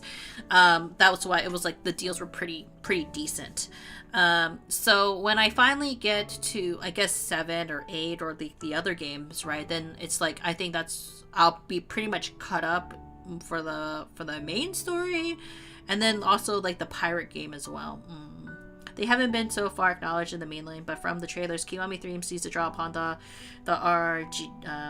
RGGO backstory for Mina and Daigo, so this opens the way for the rest to be acknowledged. Yeah, I do feel that there should be, as much as I joke about like Mina and Daigo, there definitely was like a bromance, right? But you don't really get that much of it. As much as I was like, everything comes back to Yaoi, like, I'm sure the intention was to be like Hyodai, right? But you don't get that from the story. You kind of just like, it's implied. It's heavily implied, but you don't really know. So I'm interested to see how like Kiwami, the Kiwami version of Yakuza kind of fixes it a little bit, because like the Kiwami series has really been like kind of like their way of fixing a lot of their holes and the things that they've noticed are issues in their past story, and kind of like their way of being able to fix it, right? I believe this other logic for Kiwami 3 is that they want to change something so it's not exactly the same experience when you play the OG 3 already. Yeah, with K1 and K2 you didn't have the OG games on the modern console, so it's more of an expectation of faithfulness. Yeah, definitely. I think it's like I think with like, this is kind of how I feel about like the Hack series, honestly. Like, so one of my favorite childhood games is, series. It's one of my favorite series. Whether or not I finished it is a different story, you know what I mean? But I really like the Hack series. The only port I could have of the Hack series is Hack GU. Now, Hack GU is not a terrible story by any means, but it's not as, I wouldn't say it's as deep as the original. But the original one hasn't gotten a port to PC, which is a little bit disappointing.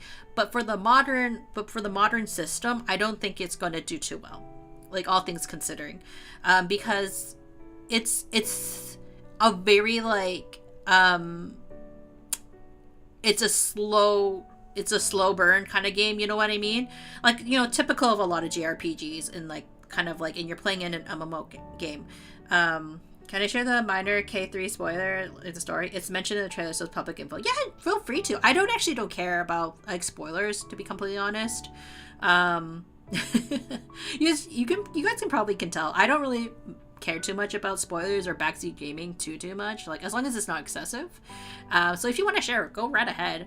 But in terms of like going back to what I was thinking about for our Hack, I think if they were to bring the .hack series to a modern like PC system, they really would have to remake it and like fix a lot of like the leveling system and like how to make it less of a slow burn, because no one's gonna have the attention span to play it like the classic games. And that's kind of the unfortunate aspect of like some older games. Like, I think that probably like it was kind of more like for Kiwami 1 and 2, right? It was a lot of like life changes and updates and making everything a little bit more standard to what Yakuza 3 brought minimally, right? So because like it doesn't make sense for them to 100% one-to-one recreate it, but with better graphics, better acting, you know what I mean? So I'm kind of really interested to see like, it's kind of like living in like a different like parallel universe. Like Kiwami 1 and the OG Yakuza games are going to maybe like they're more of a like alternate universes in a weird sense, right? And then they all kind of like combine into the current story in a way. But I'm pretty sure they're not following like the similar plot like Final Fantasy VII a remake did, where they did that whole kind of like idea, right? Your joke that Munii said Daigo in the street and decided to join the Yakuza for him was actually what happened. The Yakuza cinematic universe, multiverse, you know, like I'm not surprised that's how Munii, like, it's what, because, like, you know, Asia like, loves, I think it's like this. Asia loves their cliches. Like, a bunch of their dramas, they will always have the, like, oh, you see somebody from a distance and they're like, that is the person, like, you feel like destiny as soon as you see them, right? You know what I mean? Like, but you also have to think of it this way. Where's a rich boy? Okay, so granted, Munii is like he was an orphan, but where are Munii and Daigo going to be? Like, realistically, right? Like, passing by on the street is just the only other, like, option, because I'm pretty sure he's not going to be like, what, Daigo's at a club and, like, Munii sees him and he's just like, oh man, like, what an intriguing guy. Like, that doesn't make any sense. So passing by on the street, I think, is the simplest and easiest way to get them into the story together. You know what I mean? Going like, Daigo just like he caught his eye for whatever reason, or like, cause like, is Minae's company really gonna do business with Daigo's, like, with the Yakuza? Like, that's another thing you have to think about, right? How could they put them together? He witnessed a gunfight in which Daigo's subordinates were killed, and he mourned for them and was so moved by the fact he cares for them that he decided to join up to see if the care was genuine. Yeah, like, I think that, like, that makes more sense, right? Because you have to, like, figure out, okay, how did Munii get that innate curiosity? In Yakuza 3, you really don't get that. You just say, like, oh, bro code. How? Right? Like, how did they get how did they become bros, right? Like, because, like, you know, with Minae's exposition in, like, 3, at least that's what we know so far, right? He's just like, oh, yeah, I bribed Kanda to get me into the group because I needed, like, an impressionable idiot. Okay, but why did you want to get into the group? Like, why? Right? Like, so, like, I do appreciate that the creators of Yakuza are very much like, oh yeah, this is a pretty big plot hole. Like, how do they actually connect truly? Like, and like, how can we better establish that connection as opposed to just implying that something happened, right? And then Daigo turns to the same care towards Munii. He decides to dedicate his entire life to Daigo. His words, not me. It always comes back to Yaoi. But it's really interesting to kind of, like, have this dissection of, like, the characters and the stories, and, like, you know, I like a good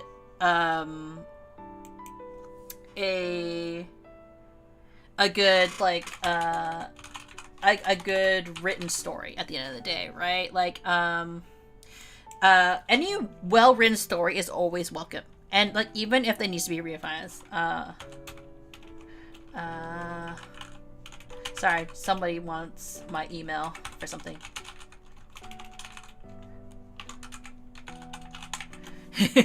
Someone's just like, Munii, can I get your email for something? I'm like, oh, okay, business stuff.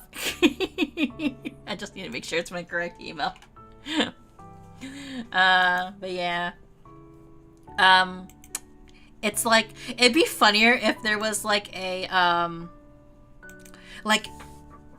in order to test how much Daigo, now if we were to like go like it's super like J-drama kind of situation, it'd be hilarious if like Munii cuts his finger just ever so slightly and he's just like a paper cut, and Daigo's like, oh, Munii, what's wrong? And Munii is just like, oh, it's nothing, I just cut my finger. And Daigo's like, oh no, you're bleeding. It's so dramatic.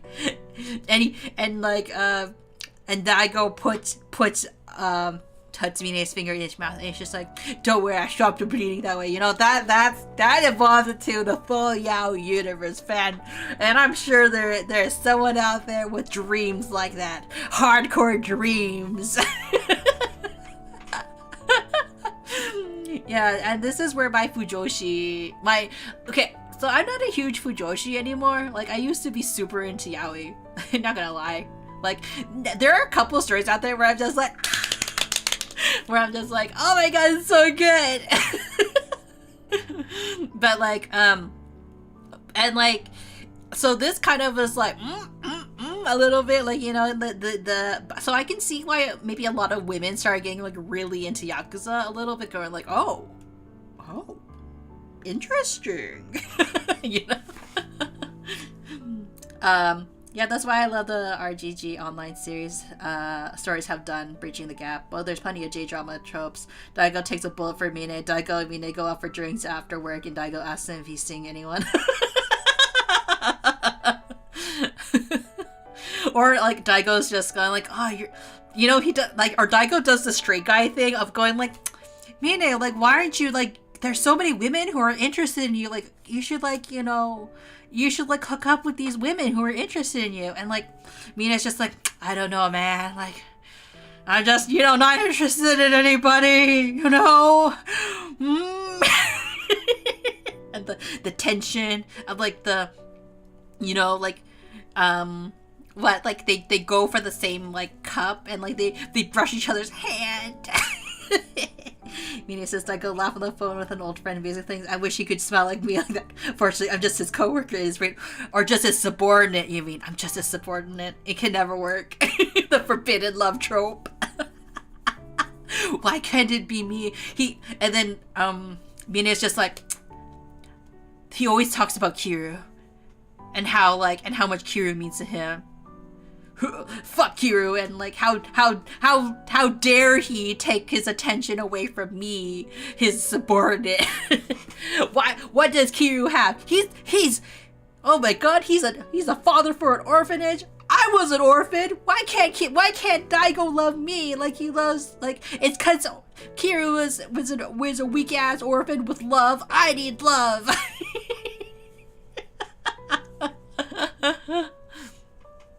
But yeah, like if only the yaoi could blossom, you know what I mean? But like, of course they had to.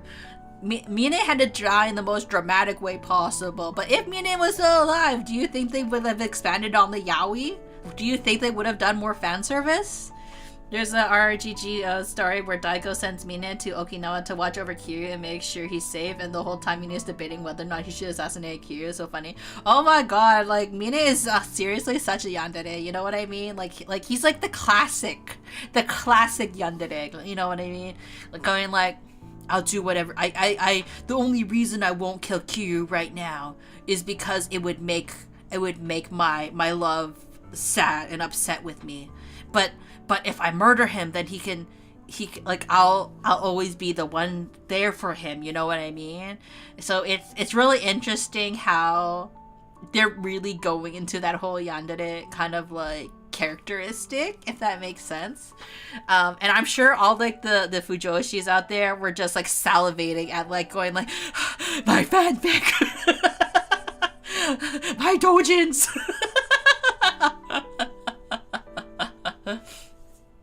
So yeah, like it's given the RGO stories we've mentioned came out in 2018, 2024. They're literally still going deeper into the relationship. I mean, like, you gotta like appeal to like, because I feel that there are quite a lot of female fans in the Yakuza series, and it may not be for the reasons that some of the male players are playing it for. Dead or not, Mina is still getting yaoi treatment. I mean, Daigo was his true love, and love never dies, you know? Like, it's different with, like, with Kiryu and Majima, you know what I mean? Like, that's completely different. That's like a rivalry. That's like it's like kind of like your best bro, and like that's like we're bros, like, and stuff like that. But no, Mine was 100% gay for Daigo. Like, I don't care what anybody says, because like he was really like, I could get any woman I want, but like nothing compared to Daigo, and I can't stand for Daigo to like live a life like this, right? And it's kind of like you're sitting there going like, damn, Mine, like who wrote your character? Also, Yokoyama did say he was a fujoshi on he has fujoshi on staff that he consults sometimes for writing. Exactly, right? Like, secret desires, really, like, because like in a game where there's so many, like, so much, like, I guess quote unquote manly passions, like, you really, like, it would be a fool's game to like not have a couple like a fujoshi on staff just to kind of insert some like fantasy, because that's how you get more of a like the fandom into it, right? That's how you get appealed to like the female audience. So Like, I totally see that, and like I think that's 100% what they were doing, right? So I thought it was just joking about it, like, because, like, you know, sometimes you can be like, you joke about like, oh yeah, they're 100% gay for each other, but in your heart you're like, no, they're just buddies. And then in this game it's just like, nope, he has 100% has the hots for Daigo. But yeah, on the topic of Yokoyama talking about Mine's intro scene with him boxing in his office, the steam coming off his body was based off a dream Yokoyama. You know, sometimes you have fantasies. Like, don't you guys have like fantasies of like of characters in your mind, and how they would what, like, you know, some hot tension you could have? Like, don't you guys? Just me? Like, I have that for a couple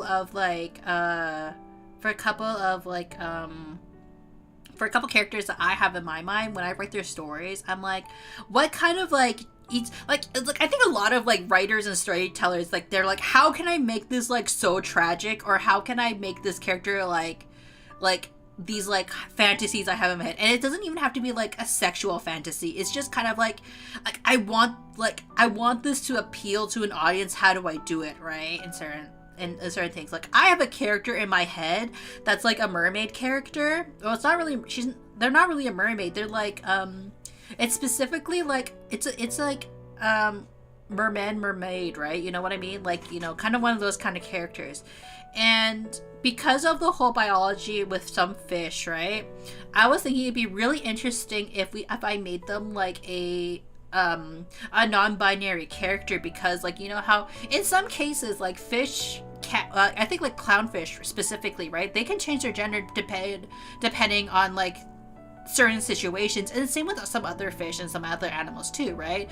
So I thought it'd be really interesting to have a character like that would be like who would be like the current depiction is like very feminine, but then when people are addressing them, they're are asking like what their gender is, they're like, oh, like, gender doesn't really matter to me because I don't really care about that kind of stuff.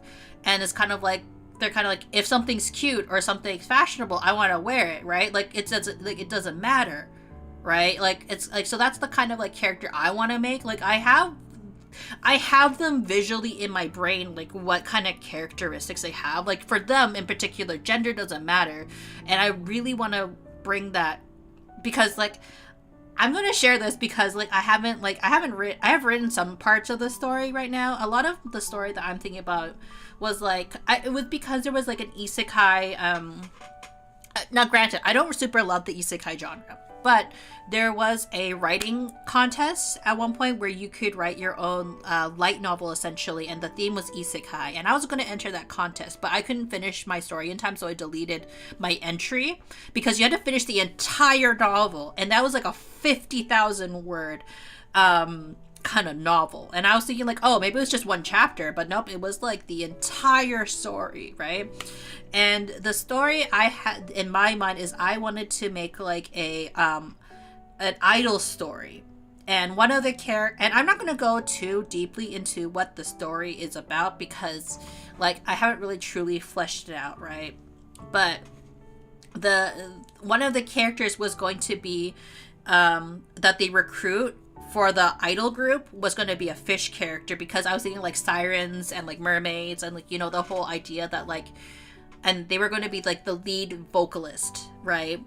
And like the more I thought about it, I'm like, oh, it'd be really interesting if like, you know, because fish can change, well, not because they want to, but more because based on circumstances, like they can change their gender, exactly. Like, and like clownfish are the most known, for example, right? Now, they're not exactly like a clownfish mermaid or merman, depending on the depiction, but it's like the whole like the idea of like, well, for this particular character in their species, because the main character isekais to like a kind of like a monster person, girl, men kind of world, like in their species or their they don't care, like it's very like, it's like it's not as important to them. Like, gender is not important to them, and that's just how that character is raised. That's just their truth, right?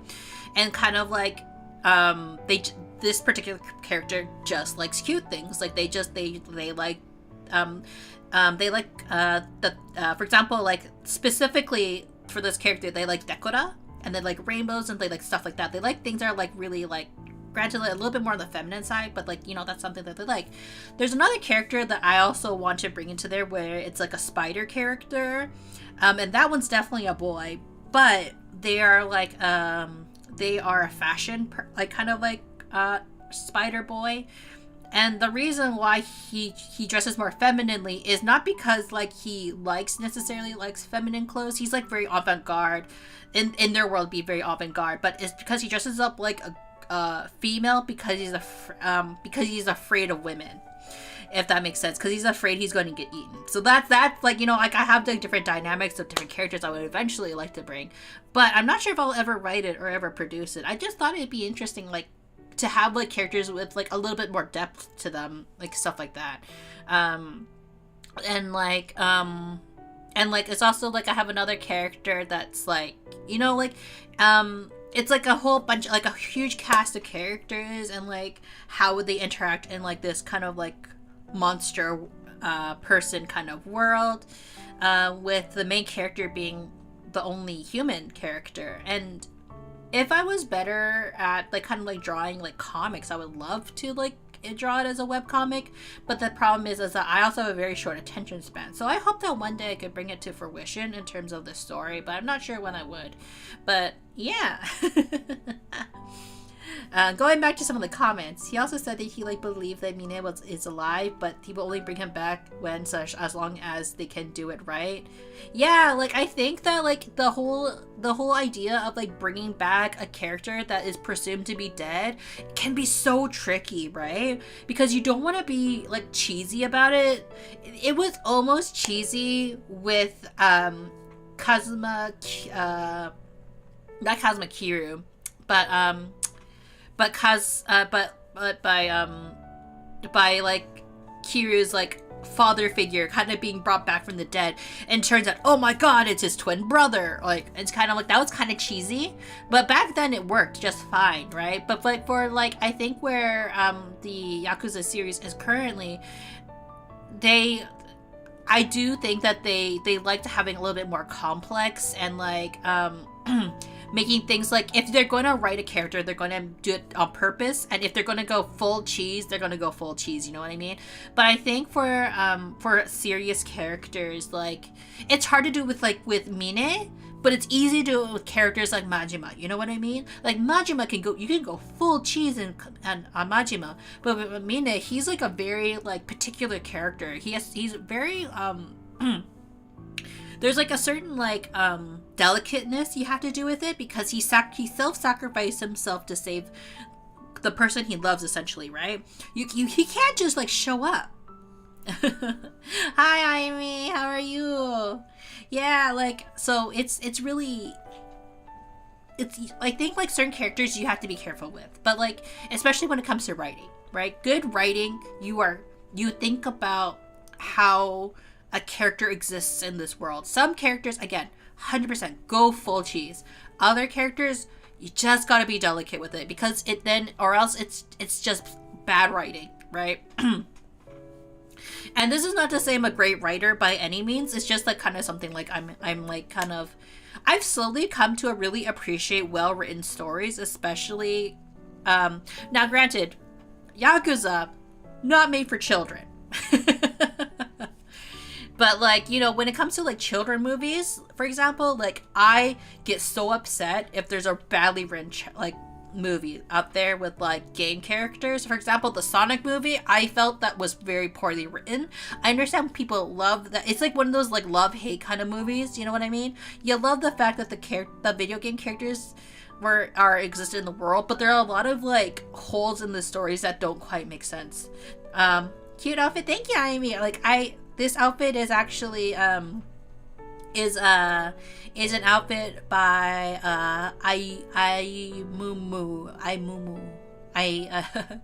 they have it for free actually for anybody that has a VTuber model. Like you can download this outfit for free. That's so real. Yeah, that's why I don't like the Mario movie, and I don't like the Mario movie that much, and I'm not really sure how it's gonna go with the latest movie, because they just announced that they're gonna be doing a second Mario movie. And again, Jack Black, fantastic actor. I think that he did an excellent. He played Bowser perfectly. Everybody else was so lacking, and then on top of the story and the writing, it was garbage, right? And so I hated it. Like they could have if they fixed the writing, I wouldn't have minded the actors in it, right? I do have a model Munii Super Mario the Musical. Maybe. But it's also why I didn't really like the Sonic movie. The Sonic movie could have been written so much better. I think the acting was actually a little bit more top-notch in the movie. In the first movie, at least. I only watched the first movie. I didn't watch the second movie or the third movie. But like, in my opinion, isn't his name Ben Schwartz? I think his name is Ben Schwartz. Like the person who plays Sonic in the Sonic movies, very good. I do appreciate his character. I do think he did it very well.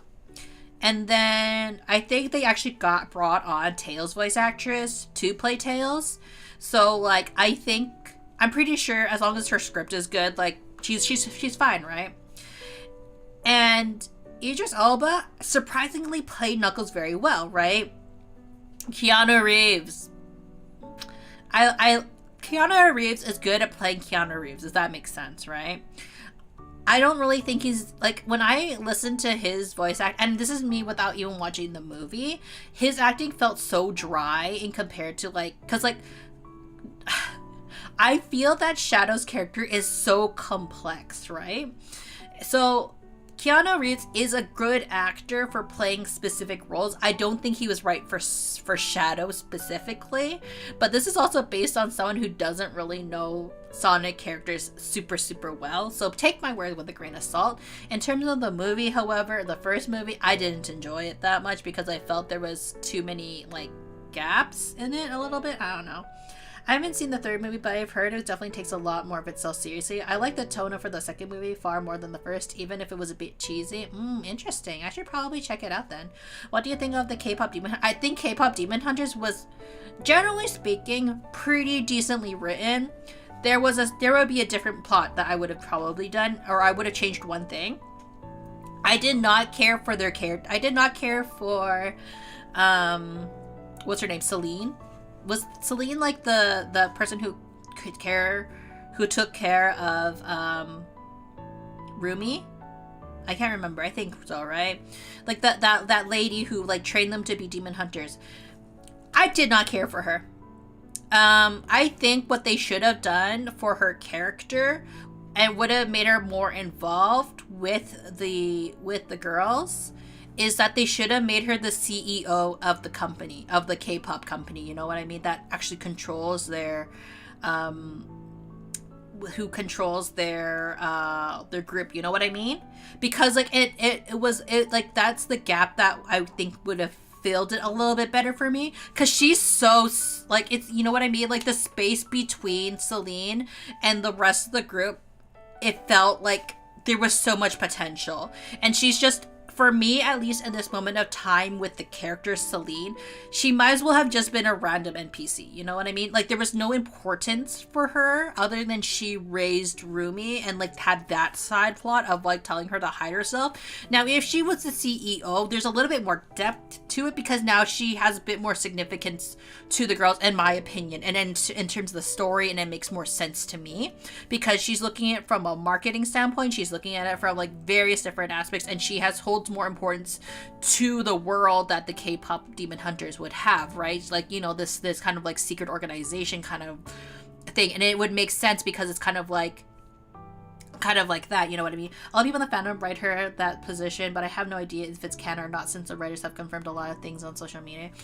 Yeah, I feel like that was her missing part that she needed to be in, especially. I hate, but it's perfectly fine to like hate the writing by the end of the movie. I think it's a fantastic movie, and I do really appreciate all the little details they were able to put, because at the end of the day, some of the things they had to remove, unfortunately, was to appeal to the Western audiences who don't understand the nuances and culture of the Korean idol community, right? Because like, you know, from a Western perspective, right, there's so many like little details culturally that was able to be snuck into the movie, but we're not going to understand that, and we're not going to notice that. Why? Because we're not Korean to a certain extent, right? But from what I could understand and what I could recognize, for example, like the tiger design, for example, that's based on like a traditional tiger, what the traditional tiger would look in like Korean art and folklore, right? But like when I watched it with Bard was kind of like didn't understand that. He didn't even know. He just thought it was a funny tiger design, right?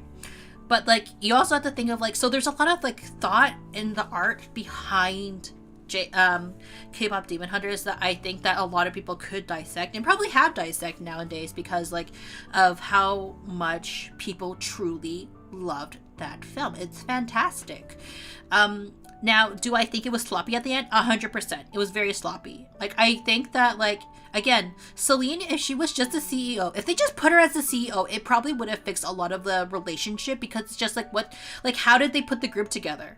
Like, quite honestly, like, it was a little sloppy, you know what I mean? And it's kind of, it's such a well-polished movie, but just have that sloppiness just really stands out to me personally as well.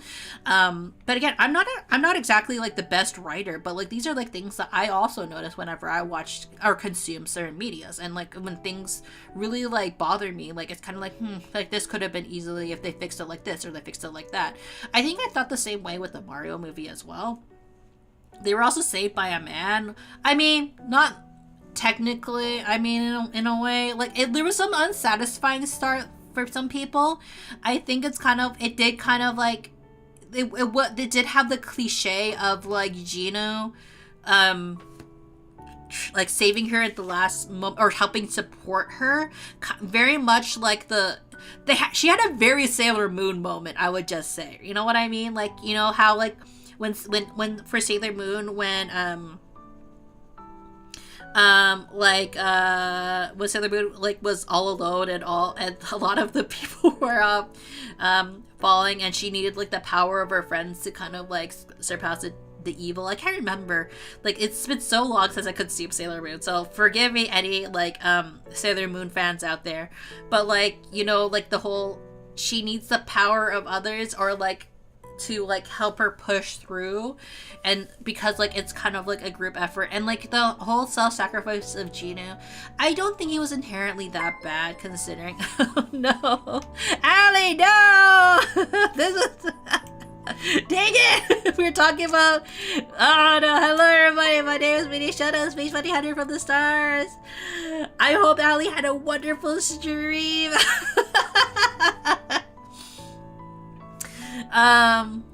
But yeah, get love. Thank you.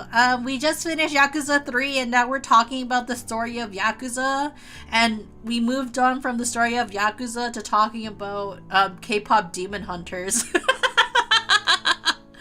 But yes, thank you for doing it.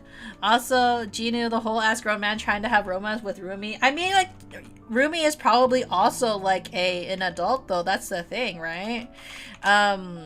Like, I'm going under the guys that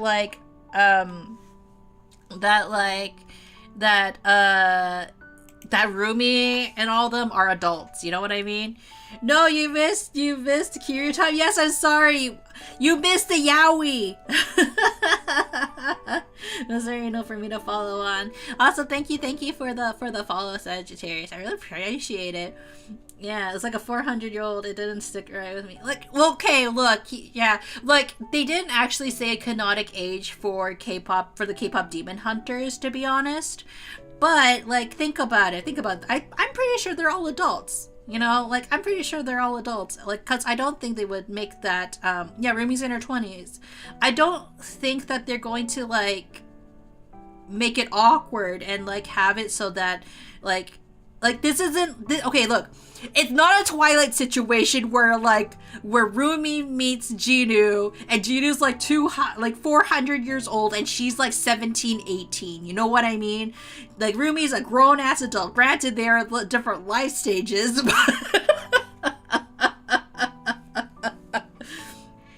they seem human, at least. Yeah, very reasonable assumption for some. I mean, in the case of, like, okay, look, let's compare this to Twilight.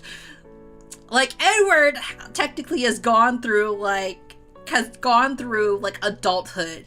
And then, but he's, like, you know, had to maintain his life as, like, pretending to be an 18-year-old, like, 17-year-old. And, like, he gets together with Bella, you know? At least with, like, yeah, Google confirms he's either 23 or 24. So, like, at least, you know, Rumi is quite, is a young adult, you know? Because, like, you know, you have to be a young adult in the K-pop world. Especially though in Korea's different life stages. Yeah, life stage as a demon is probably a different lifespan comparing it to contemporary.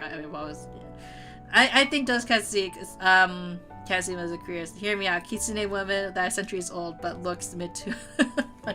Isn't there like my wife is a what's the Gumiho? My wife is a Gumiho. Isn't there like a K drama about that kind of like theory? Though I also agree that just because I dislike the mortal centuries old immortals tropes, to be honest, yeah, like it's tricky out there when it comes to writing like these stories about like, oh, here's this romance between this young fertile, is that fertile? No, I don't know. Young woman and the centuries old monster man, right? There's always that kind of weird, creepy trope. Because considering the state of their career, they'd be 2 years in their career, kinda. I mean, it depends, right? It really depends on your perspective of it. There's another way to look at it too, right? Like when did Jinu die? When did he get taken in by the demon world? It's tough to write it in a way that doesn't lean into insidious tropes. Exactly, yeah. In today's K-pop standards, they're at least around 18 since they're like debuted 14-year-olds right now, yeah. Like it really, like it's so complicated, right, when it comes to story writing. Yes, each of the girls are in their early 20s. If she's 24 years, they're considered as a hag. I take that back, Saya. I love 21, and they're older women now, and they are fantastic performers. How dare you? The middleman, thank you for the follow. I appreciate it. Originally around the 1500s by the Georgian calendar. But like, yeah, like the creators shared concept art of the girls at like 5 idol awards over the years, so they've been performing for a while. Oh, interesting. But yeah, like when you think about, okay, granted, they don't debut mid 2020s. They're not debuting though. They're not debuting. They've been around for a while. Saya, they were in mid-20s and they don't anymore. I'm a Nines Muse stan. Oh, I see what you be. Sorry, I misread that. But like, look, granted, I'm gonna be completely honest with you guys, okay?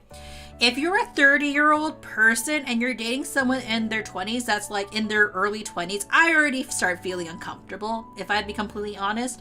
Like, I understand the kind of like discomfort of like, I think it's because of the life stages type of thing, right? If you are like a 30-year-old dating like a 20-year-old, I have a little bit of a problem with that. But like, I'm not gonna tell you what to do with your life and like, and stuff like that, right? Now, if you are a 40-year-old dating a 30-year-old, I have way less of a problem because you are both probably at similar enough life stages, you know?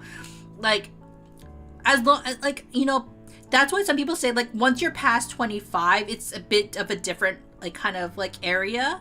But, like, when it comes to, like, if you are, like, a young, like, anywhere, like, 25 and under is like kind of the weird age, right? You know what I mean? Where like, should you really be dating someone with such a huge age gap? And then once you like get to your 30s, it's like whatever, right? Because you're probably already like, you're developed enough to like kind of like figure out who you want to see, who you want to date, and what kind of life you kind of want to live. But when you're like in early 20s, man, you don't know shit, right? Yeah, same. Yeah, I think it's due to like Hunter's circumstances. They're probably socially stunted too. I think that's a fair statement to have, like to feel that they're like, if especially Rumi is a bit more on the naive side. I completely understand that, right? If you were to say to me like, hey, I feel that these characters are probably going to be a little bit more naive because of the way that they were raised, especially Rumi being so sheltered to a certain extent, I completely get you, right?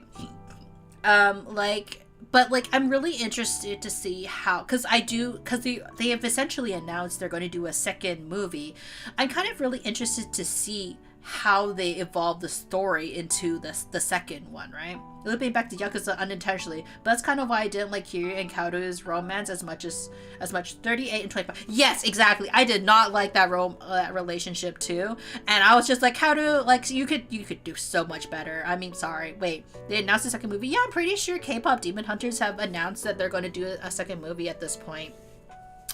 It'd be a crime not to do it with how well the first movie did, you know? It's like, especially with like Netflix, I'm 100% sure they are going to do it, right? Like, I'm pretty sure they have announced it, right? But in terms of going back to Yakuza a little bit with that large age gap, look, to a certain extent, like, you know, can Kaoru like make her own decisions, and like she had to live a life like without certain aspects, and she was very mature, right?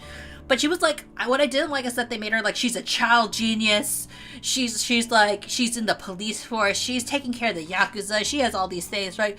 And then she's like falling in love with Kiryu, a 38-year-old man. And I'm not saying that Kiryu isn't like the man that all people dream of, like, you know, marrying, but like honestly, like, she's one of those girls who has the pick of the crop. Like, you know, people would be chasing her, you know?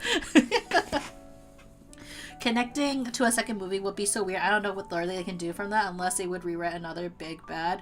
I like hearing Kaoru, and I'm like, why? People, a lot of movie could try it, but the points they made. Hello, Miss Munii. How's it hanging? Hello, Venomous. It's pretty good. We're discussing K-pop Demon Hunters and Yakuza and age gaps. Yes, it confirms a sequel. I think there's also a short word they're about to release sometime soon. It was submitted for rating some weeks ago. Okay, so how do I think a second movie would go? This is how I think a second movie would go. They either can expand the backstory of Rumi's parents, or there is going to be a big new evil. Now, they're probably going to do a big new evil because I don't think they're going to do a backtrack prequel kind of like series. Like, it's going to be complicated, you know what I mean, in terms of K-pop Demon Hunters. I'm sorry, I'm having two different conversations. I'm sorry. Also, they fall in love in the span of a week, which also is one of my least favorite tropes. Kaoru was like 25 during Yakuza 2. Oh, okay, I was confused. I want a second movie to explore Mira and Zoe so bad. I feel that they are owed a movie. I feel there is also that. They could also potentially, for K-pop Demon Hunters 2, do all backstories. But I have a feeling if they were to do backstories, it's going to be shorts. They are going to be shorts, like, because, like, think about it, you can probably get more money out of doing shorts for K-pop Demon Hunters than you could do for like one singular movie. That's what I'm gonna think. I think I listened to half of you and heard something about 30-year-old and was like, what?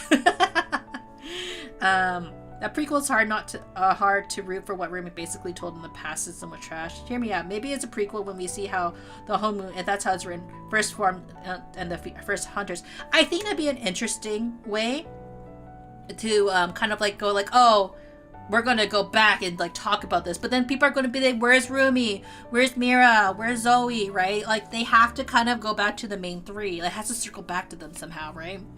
The title of the story they submitted implied it's going to cover how the girls became a group, but I don't recall for sure. You know, drink water, you dehydrated. Thank you, very much needed. Okay, here's what I'm going to say about K-pop Demon Hunters. I feel it should have been an animated series. I don't think it should have been a movie. I feel like they didn't have enough time in the original movie to actually like really divulge further into the story as much as the original creators would have liked. I think if it was actually a what's it called, like a if it was actually like an animated series, it would have gone, it would have been, you would have been able to digest the story a little bit better, and there would have been so much more, right? Apparently they cut like half the movie to make it short enough, and that's why it feels rushed. Exactly.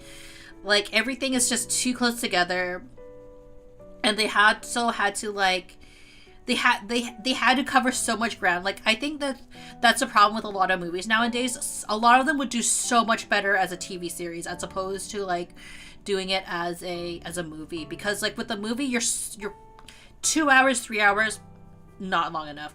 It's like the content you want to cover, right?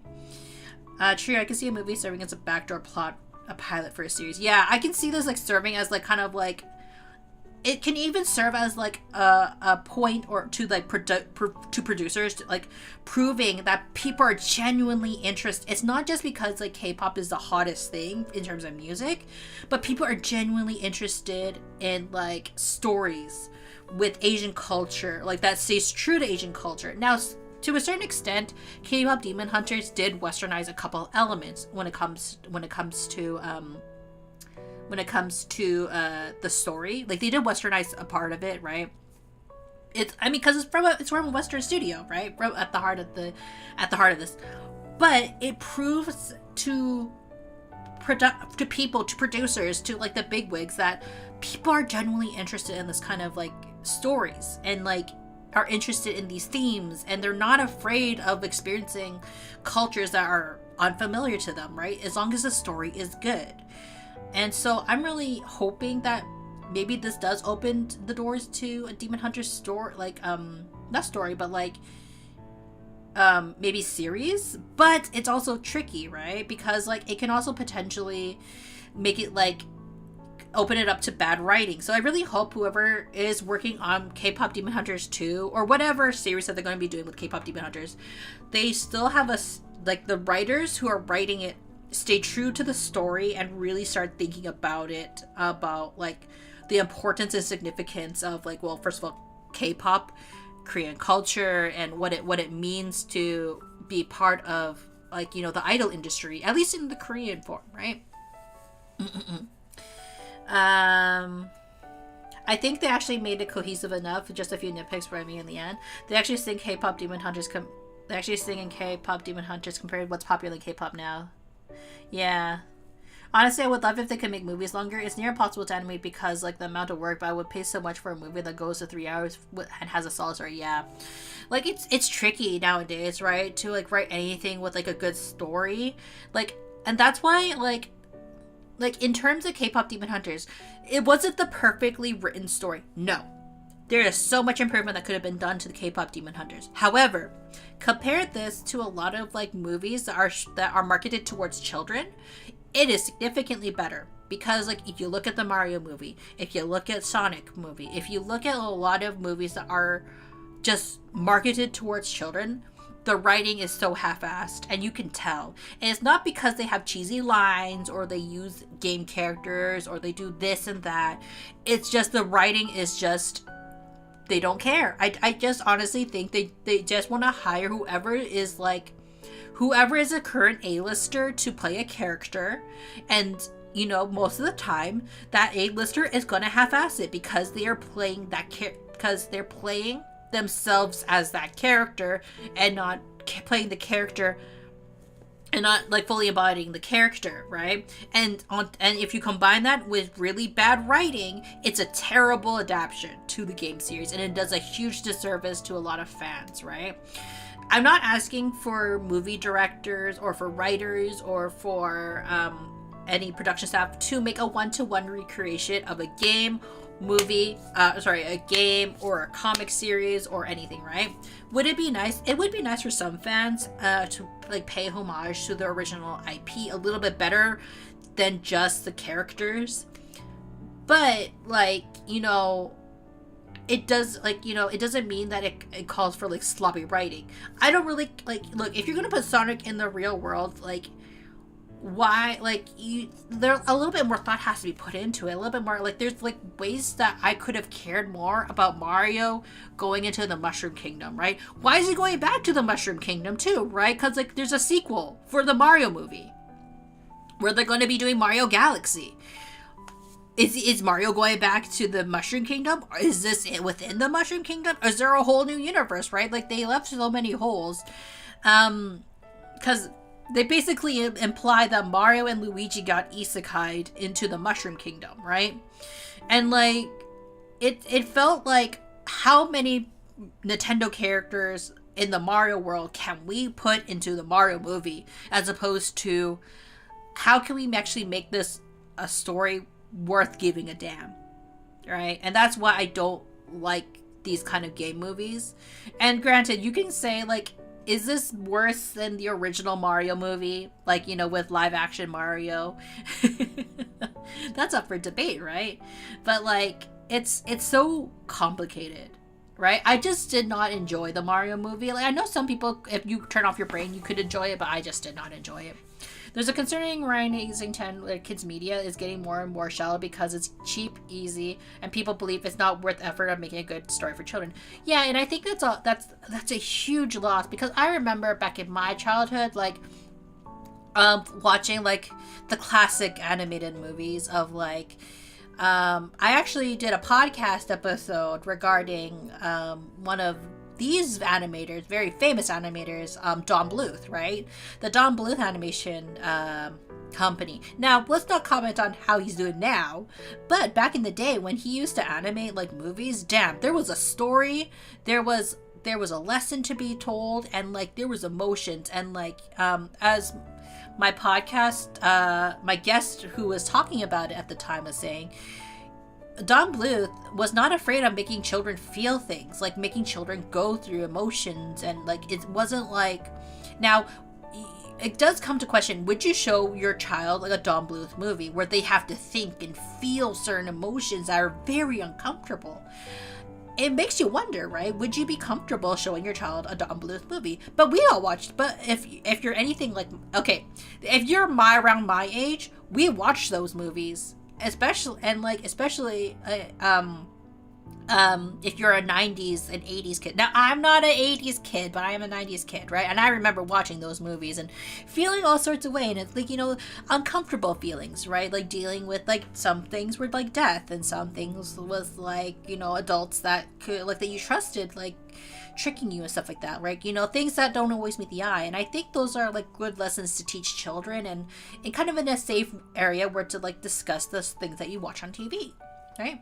There's it's true that kids have a hard time catching up on nuance, but it doesn't mean it shouldn't be there. Kids are never going to learn emotional narrative depth if there's none of the things they see every day. Exactly.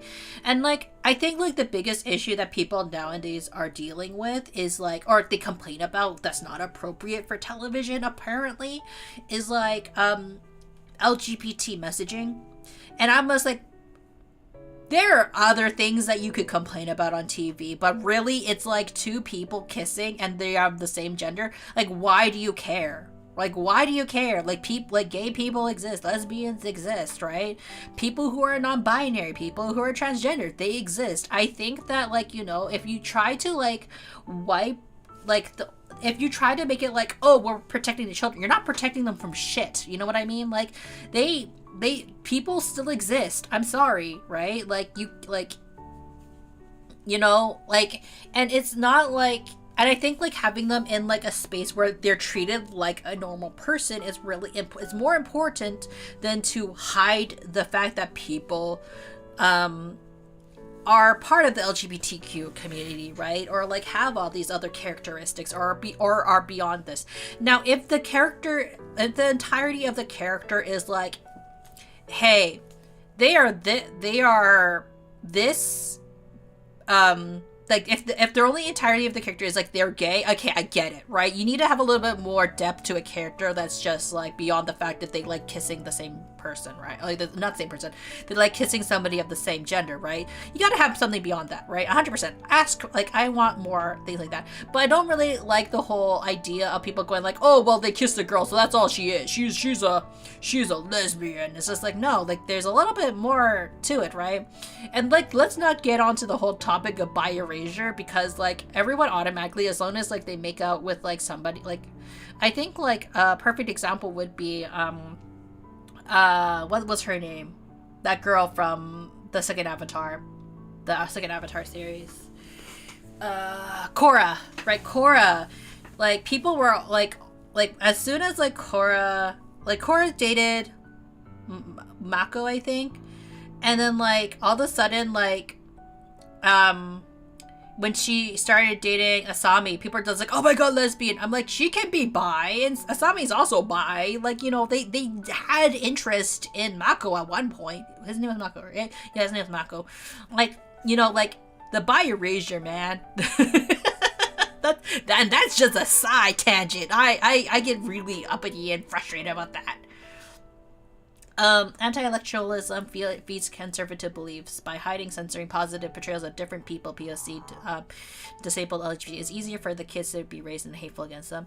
I think it's also, like, it makes them, like, have, like, it's easier to have, like, misunderstandings towards them, because, like, yes, at the end of the day, people are more than their sexuality, people are more than their race, people are more than beyond what a two-dimensional character is, right? I love characters with depth. I love characters that are more than meets the eye, right? And I feel that the more that we try to shield children away from characters that have that depth, who, you know, here's this character who can kick ass, but also maybe they're in love with, like, someone who happens to be the same gender as them, right? Or, yeah, this person is a scientist, but hey, they're also transgender because, like, you know, and blah blah blah. Like, you know, there's a little bit more depth when it comes when it comes to storytelling or writing good characters, and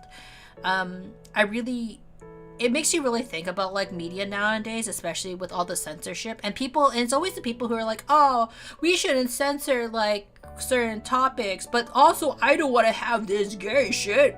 Like, I never really understood that mentality. It's like, why are you against censorship, but then you're okay when it's, like, censoring things that you don't particularly agree with, right?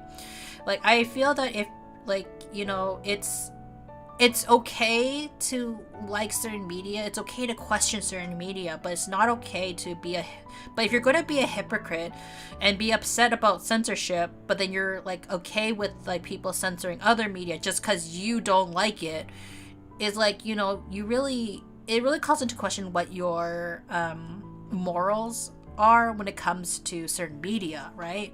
And I think that's a discussion that a lot of people need to have when it comes to media literacy, and when it comes to a lot of things when it comes to entertainment. And it's like, you know, it's not saying that you can't enjoy certain things, but, like, it's kind of like the whole idea of, like, oh, why is all this stuff shoved in my face? It's not, like, you know, if anything, heteronormative relationships are often shoved in our faces, but we don't say shit about it, you know what I mean? Like, it's because, I hate the idea of, like, the argument is like, oh, it's because it's normal. You know what's also normal? Gay people existing, lesbians existing, bi people existing, people of color existing, like, you know, people being not disintegrated. Not disintegrated. I hope not disintegrated. People being God, I don't know the word. Now all I think is disintegrated. That's not the word I'm looking for. People, like, people being overlooked because of who they are, their gender, or, like, their race, right? You know, like, these are all real things that like, children should be okay with. The daily we have, I can read. English is not hard. But yeah, I hope that everyone really appreciated all these random ramblings. I did not think I was gonna talk this much after Yakuza, talking about the storyline of that.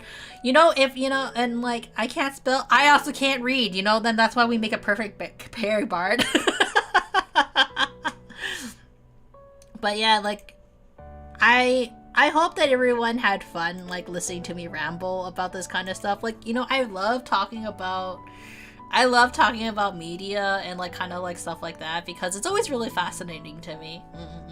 Speaking of positive portrayals, there's a sub-story I really love, Yakuza 3, centered on a trans girl who's based on a real trans icon of Japan. Oh, really? That's really cool. Like, yeah, I think like in the last game they had some like Yakuza is interesting in the sense of like they've been pretty progressive in certain areas, right? Like, the thing that's just like kind of interesting to think about. Yes, they have like the sexy girls and they have the pole dancers and they have some like other elements to it. But all things considered, like Yakuza has quite a few progressive perspectives on, or what's considered progressive, and like what a lot of people would consider too woke. So like, you know, and you have to consider like when this game came out at the time too, right? So like, I'm really glad that like, you know, certain IPs, when you really think about it, right, like maybe they didn't have the best depiction of like characters, right? Like you look at like Yakuza 2, right? There was a trans character who like granted, he like kind of like ran away from his biker group, right? Like what was his name? Like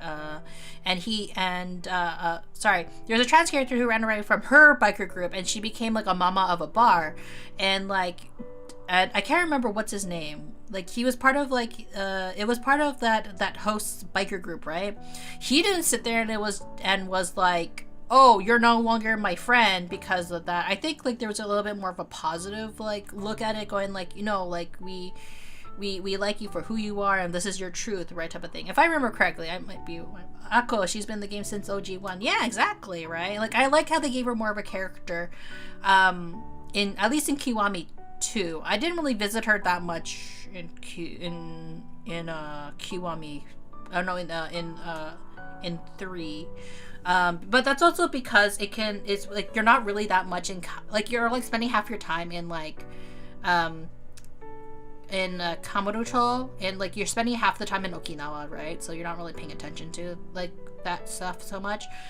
But yeah, like, you know, it's like I really like how Yakuza is not afraid to have all these like more progressive perspectives to things.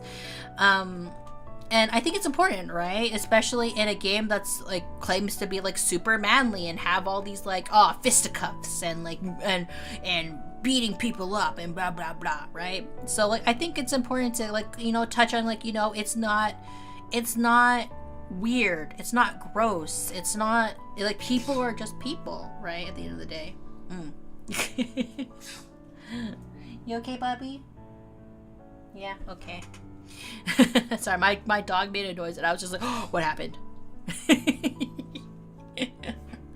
But yeah, like I hope you guys like all my ramblings about these kind of stuff. Like I know that like I feel like some people are just like, oh, Munii, like why are you talking about this stuff? I just want to watch stupid video games, or like, you know, I just want to like, you know, like stuff like that. But I think it is important to talk about once in a while, to kind of like dissect the game and talk about like things we like about stories and why we don't like stories.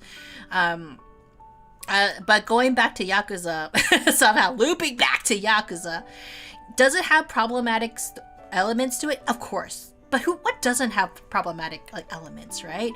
Like no story is going to be perfect. What is important is to kind of like have these kind of like discussions and breakdowns and like look at like kind of like what can we take away from certain things, and what are the positive aspects we want to continue seeing versus like versus what stuff that we love about the stories, or like things that we can appreciate. I think the most important thing when it comes to any story, however, is to actually just have that conversation at the end of the day, because, you know, a story isn't really truly a story without discussion. Because if you just sit there and you watch something and you don't have that discussion, it doesn't mean anything. You know what I mean? Like you need to like, even if it's with children, you have to have it, right?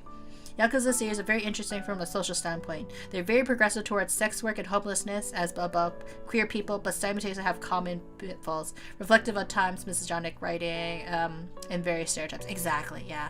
And you know, again, nothing's ever going to be perfect. What we can do is like celebrate the good elements of it, and like, but also be critical about the negative things. And that doesn't mean that the game is bad. It just means that, you know, there are some things to discuss. Why do we think it's problematic? Why do we think that it could be better, right? There's no utopian world where everyone accepts people for who they are or stuff like that, but it's good to have those conversations. Why do we feel that it's bad, right? Or why do we think that we need to move on from it? And it also reflects real life too, you know? It definitely feels like they're making an effort to bring positive perspective on things, though. On this topic, 7 is one of my favorite series in the franchise exactly because of how it explores these themes. Yeah. I like, you know, like, I like to like think of it like, you know, to a certain extent. Yes, are some of the things misogynistic? Are some of the things like problematic? Yes. But it doesn't mean that, but just because they're problematic, it doesn't mean that also doesn't exist in the real world. So it's also what gives people a perspective of like, hey, I think this is problematic, right? Why do you think this is problematic? Well, because X, Y, Z. And then like now we talk about it, right? It gives people an opening to have a discussion on why you think certain things are misogynistic, or why things are unrealistic and how it's presented. And it makes the world a little bit more interesting, especially if we can have these conversations and like have like perspectives on these like various different like nuances. But yeah. Sorry, I got extremely like what's the word I'm looking for? Off tangent about all my thoughts about regarding everything. But I hope everyone had fun, like, with me playing Yakuza 3. I will probably try to think of something else, alternatively, to play for Thursday, because since we cannot play Yakuza 3, probably Sushi Ben. Again, I'm going to keep saying we're going to play Sushi Ben, because I'm super excited to play that game. Tomorrow, we're going to be playing Metaphor, and then we're going to do some sticker drawing on Wednesday, and then on Friday we're going to be going back to Metaphor again.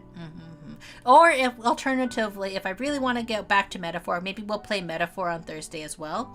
But we'll see how I progress in the story.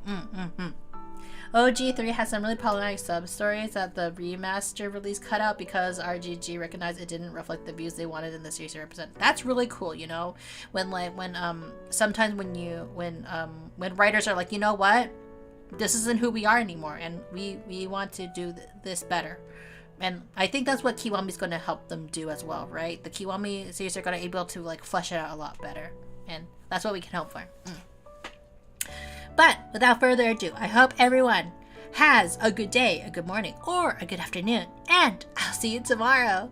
Goodbye, everybody! What?